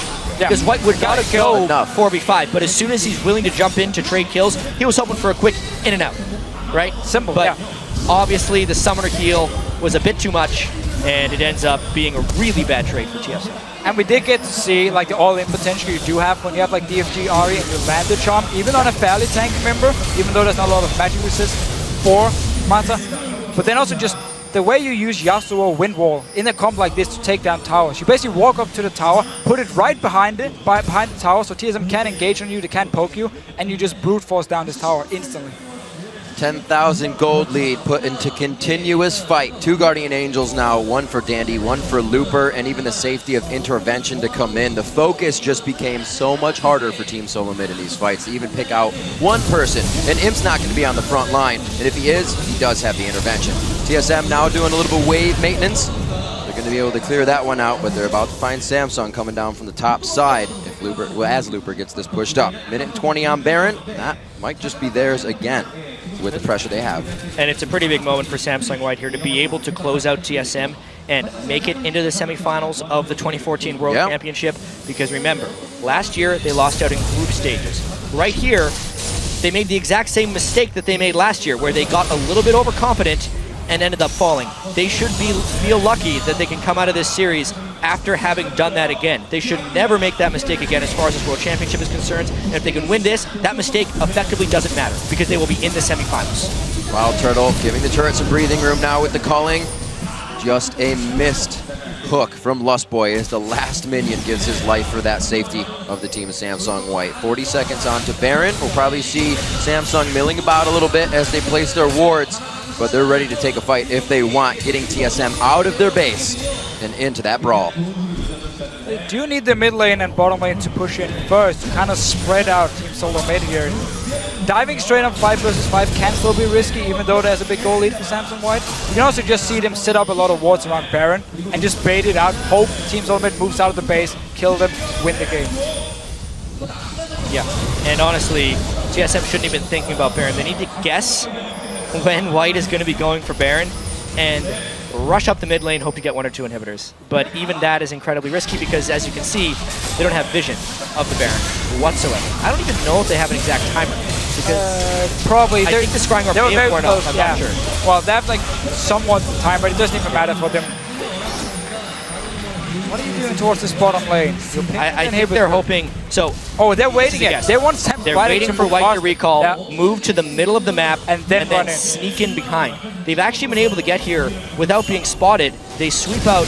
It's obviously a dangerous play. They need to be careful not to give away their cards here. This is actually a really smart move. If Imp is running in the back, they might be able to kill him before they can even react in time. They're looking for it here. There's no ward in the mid lane, however. Only the minion. Which they did. All the wards that Samsung White has on TSM side says it's probably not a good idea to end long. They're going to try and finish it. Amazing's way too far ahead of the team right there. They could have pulled this off so much cleaner. not a lot of communication to come in there. Maybe it's a Team bait. Solo Maybe mid. they're hoping to catch them in the retreat. They could possibly get a huge bait in on this one. We see Mata actually peeling off to the side to where they don't have too much vision, and they do realize, actually Amazing's going to lead them right back to the team. No connection there on the Sonic Wave. Wind Wall blasts out a bit of the damage. They try to, instantaneously, they drop down Bjergsen. TSM does not get the fight they want. They're thrown right into the dirt on this one. A double kill for Pawn. Now they're chasing out Amazing. He throws down the Randuins, but it's only going to keep him alive for so long. A lot of pings are going to the bottom lane. Multitasking coming in from White, and they are going to start taking the pace of Team Solo Mid. The idea was so good by TSM. The execution was just failing, and again, White absolutely sees the window and completely passes on it. This could be the game. Caleb Lee Sin, kill turrets pretty fast. Dyrus doing what he can. He's here. He's a big guy. He's trying to sell the business over to Looper and Dandy, but they don't even care that he's there. One Nexus turret goes down in one of our longest game of the series. Now Dyrus being forced out. 23-10 on the scoreboard. The minion wave there to help take this one down. Wild Turtle still fighting valiantly across the map as he gets closed in by 3 members of White. They are going to actually take the whole base on this one and play it safe. Let's see, we're not done yet, man. Danny, he wants to keep fighting here. Well, they have some pretty long death timers. I think they're just waiting for the backup, securing the second inhibitor. Look at that Nexus turret. This should be serious. Amazing gets the next Yasuo ult, and he gets the final Q from Pawn. That's 4 members down. Bjergsen doing what he can to stay alive, but it's not going to be enough. White will take down Team Solo Mid in the quarterfinals. But we have to say, you can see Mata was not very enthused to take 4 games in 40 minutes in the 4th game to take They had to work for it. They definitely had to work for it in this game here. Some very, very smart rotations by Team Solo Mid. Getting a lot of towers, getting inhibitor. They can actually be happy, even though they lost this game. Obviously, you're not happy because you lost the series, but this game alone was very, very well played by Team Solo Mid as well. It was, and unfortunately for them, it is the end of the road. Their World Championship journey is now over. But they can take a lot into next season. They defeated a Korean team for the first time in their team's history, and they dealt the favorites to win the tournament. An unhappy victory. It very well may be that they stand to be the only team that will take a game off of Samsung White. After they turned it back on, put the picks back in their favor on comfort picks, they were back to the White we saw in the first 2 games. Yeah, nice bow in front of the home crowd. Thinking about the way White played, they definitely showed a few minor vulnerabilities, not necessarily in their gameplay, but in their mindset. The mental game may be where they are potentially attackable in the future, and that's one of the hardest things to attack in League of Legends, because you never really know how to get inside the head of an opponent. But with that being said, they're our first team in the semifinals. Absolutely ridiculous matchups here. Already in the quarterfinals, a lot said this would be a sweep. TSM was coming in as the underdog in many people's minds. I think everybody's mind, able to take that game off of White. Gave them a lot of momentum to go into the next game adapting, figuring it out. Our longest game of the series, so it showed that they were adapting, but just not fast enough. We could really see the difference between Team Solo Mid in game 1 and 2, where they're very nervous. Again, we had Reginald talk about it. Loco Doco was talking about how there was some nerves. They kind of had to get going, and once they did, they actually started to perform really well. If they could perform like this from game 1, we would have a lot closer series. Yeah, that's pretty much the story. TSM started so slow against White, and to White's credit, they came out of the gate running. They never really let TSM catch their breath until they actually did. Obviously, that's when we saw the one game. I'm honestly happy that TSM was able to win a game there. Right? Yeah. It's going to be good. Take this with a grain of salt. It's going to be good for both teams here. TSM, because they can take that confidence into the next season, and White, because hopefully they will never underestimate opponent again. It's something that crushed them in that 3rd game. And even like Team Solo Mid to come out, play as well as they did, and we saw them put another 27-minute game onto White. So White definitely crumbled in that situation. We talked about Dandy and Mata kind of having a mentality that could kind of go off on tilt. It did a little bit there, and we saw it. How many times did TSM just completely out-rotate the team? Mata's that caller on those shots. and it was Bjergsen coming through on, even amazing if he was calling or Lost Boy. There's a lot of voices that talk towards that mid game, and they were making the right calls. But it was amazing also, or even better, to see how White reacted to all of that and was able to patch that up. Yeah, I mean, overall, they were the stronger team. We knew it going into the series. They looked so dominant in the start. And in this game here, as soon as they saw the opening in the late game, Imp popped out of stealth. They got the kills, they got the Baron, and that's what they needed. But still, I mean, they had to fight for it, especially in the last one here. Definitely happy to see that Team Solo Mid was doing different early games. Loco Doco said they had some different things they were going to do, and they got early wards in that made this game go longer, as we said, if it had just happened earlier. Yeah, and looking at the way White was able to regain their heads and come out serious in the last game, bodes well for them. I still think they're the series in the World Championship. All right. The favorite in the World Championship. Right, absolutely. All right, let's head over to the stage where Shox is standing by on the red side. Thank you very much, guys. I am standing by here with Imp after securing a spot in the semi-final. Congratulations. I do have to ask, we talked to your coach before Game 3. He said, I hope they don't get too excited. So what did happen in Game 3 for you guys? 아까 일전에 이제 오무 코치님 인터뷰 때 화이트 팀이 너무 자만하지 않았으면 좋겠다라고 이제 말씀하셨었는데 3경기 때 혹시 좀 자만하셨었나요? 저 같은 경우에는 자만이라기보다는 약간 3경기 때 픽을 너무 뭐라 해야 되지? 어떤 특징이 없는 픽을 뽑아가지고 했어서 4경기 때는 정말 저희 팀 모두 제일 자신 있는 그런 픽을 해서 했어요. Rather than being too cocky, I think we didn't focus too much on our picks for Game 3. So for Game 4, we really focused on getting the picks we really wanted. And I think, yeah, it was a good game.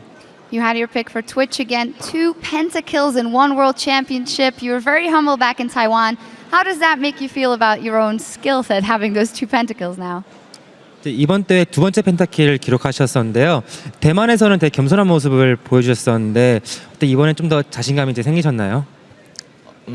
자신감이 솔직히 제가 이번에 펜타킬 한 것도 제가 잘한 게 아니라 저희 마타 형이나 댄디 형이 약간 많이 만들어줘서 한 거기 때문에 저는 제가 그렇게 많이 잘한 거라고 생각을 안 해요. 네. 다 마타 형이랑 댄디 형 덕분이죠. I want to say thanks to Mata and Dandy for making this pentakill for me. This whole game and pentakill was made by all my teammates.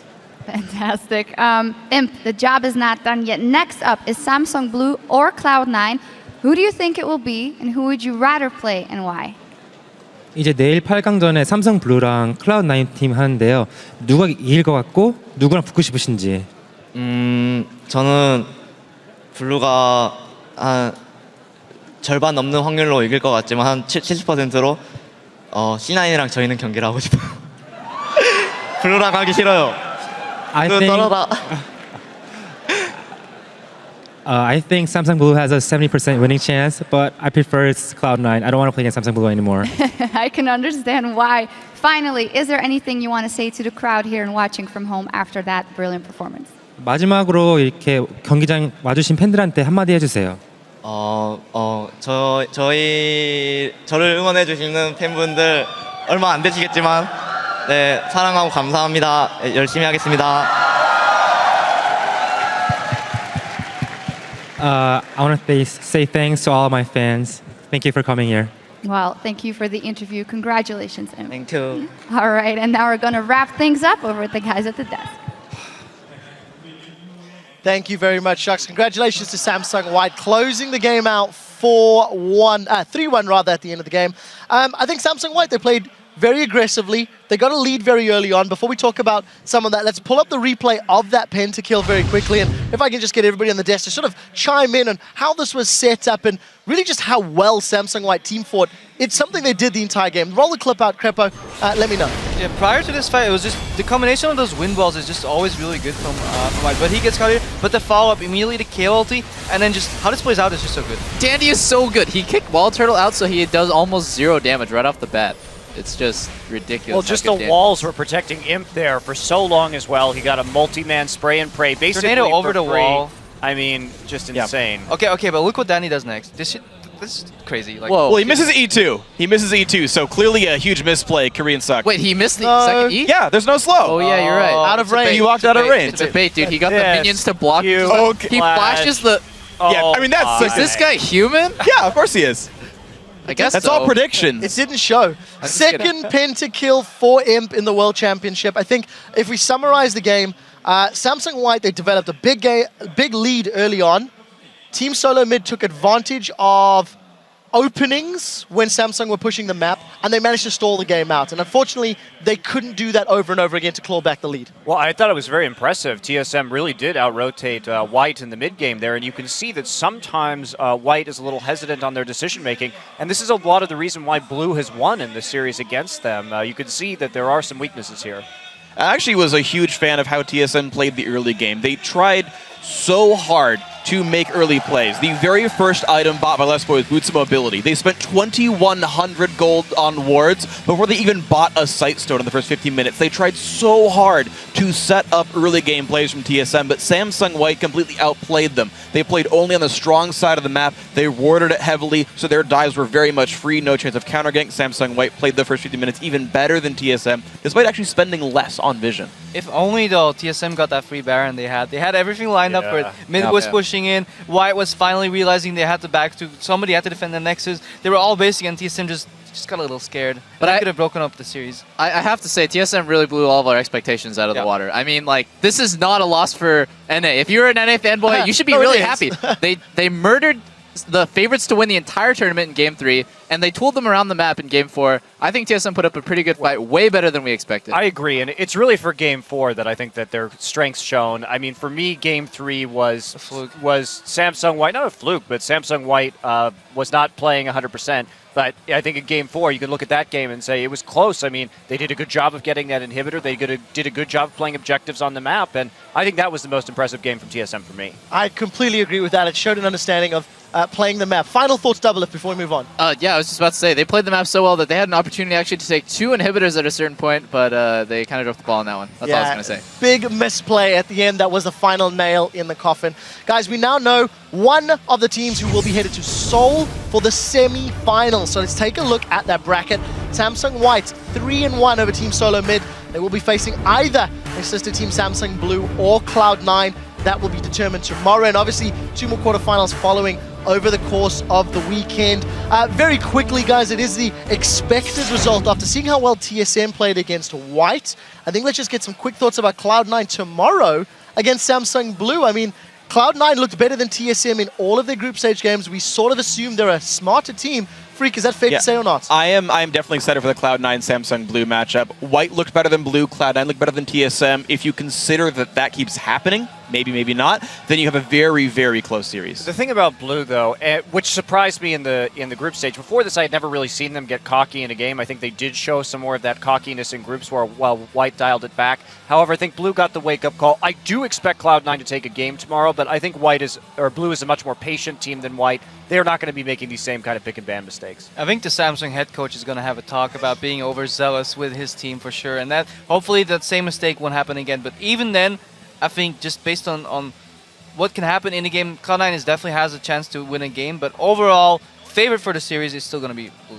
There's no reason to doubt that anymore. Well, nodding heads across the board. Guys, coming into Game 4, Samsung White played very aggressively to secure their lead. It was their lead that was garnered by some successful ganks, and it's time for a highlight that we call Gank You Very Much.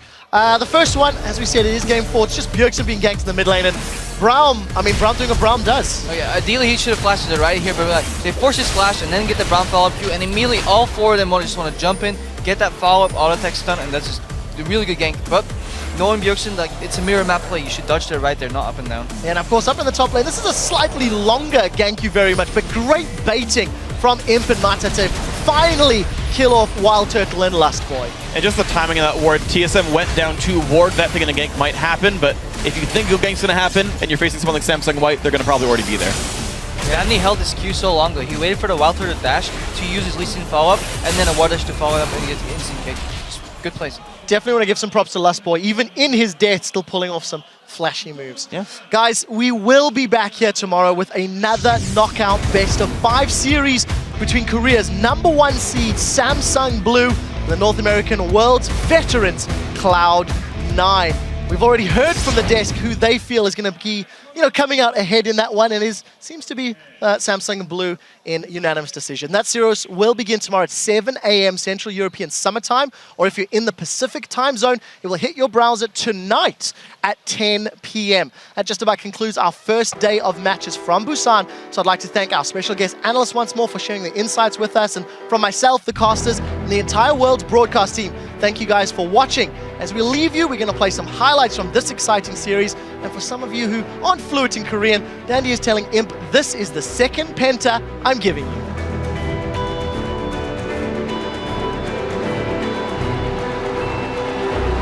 We're finally in Korea here for World Championship. It's time for practice. Welcome to Korea!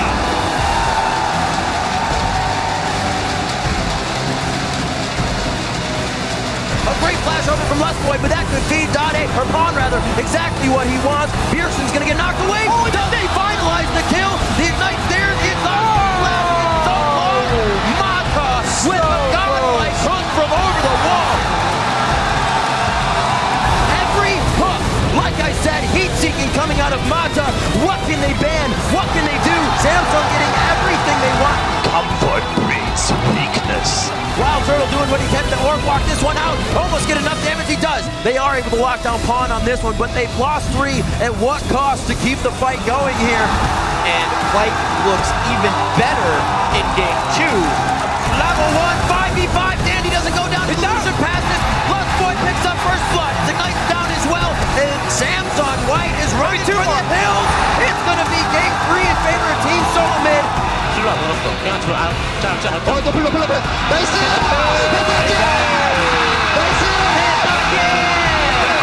White takes down Team Solo Mid in the quarterfinals.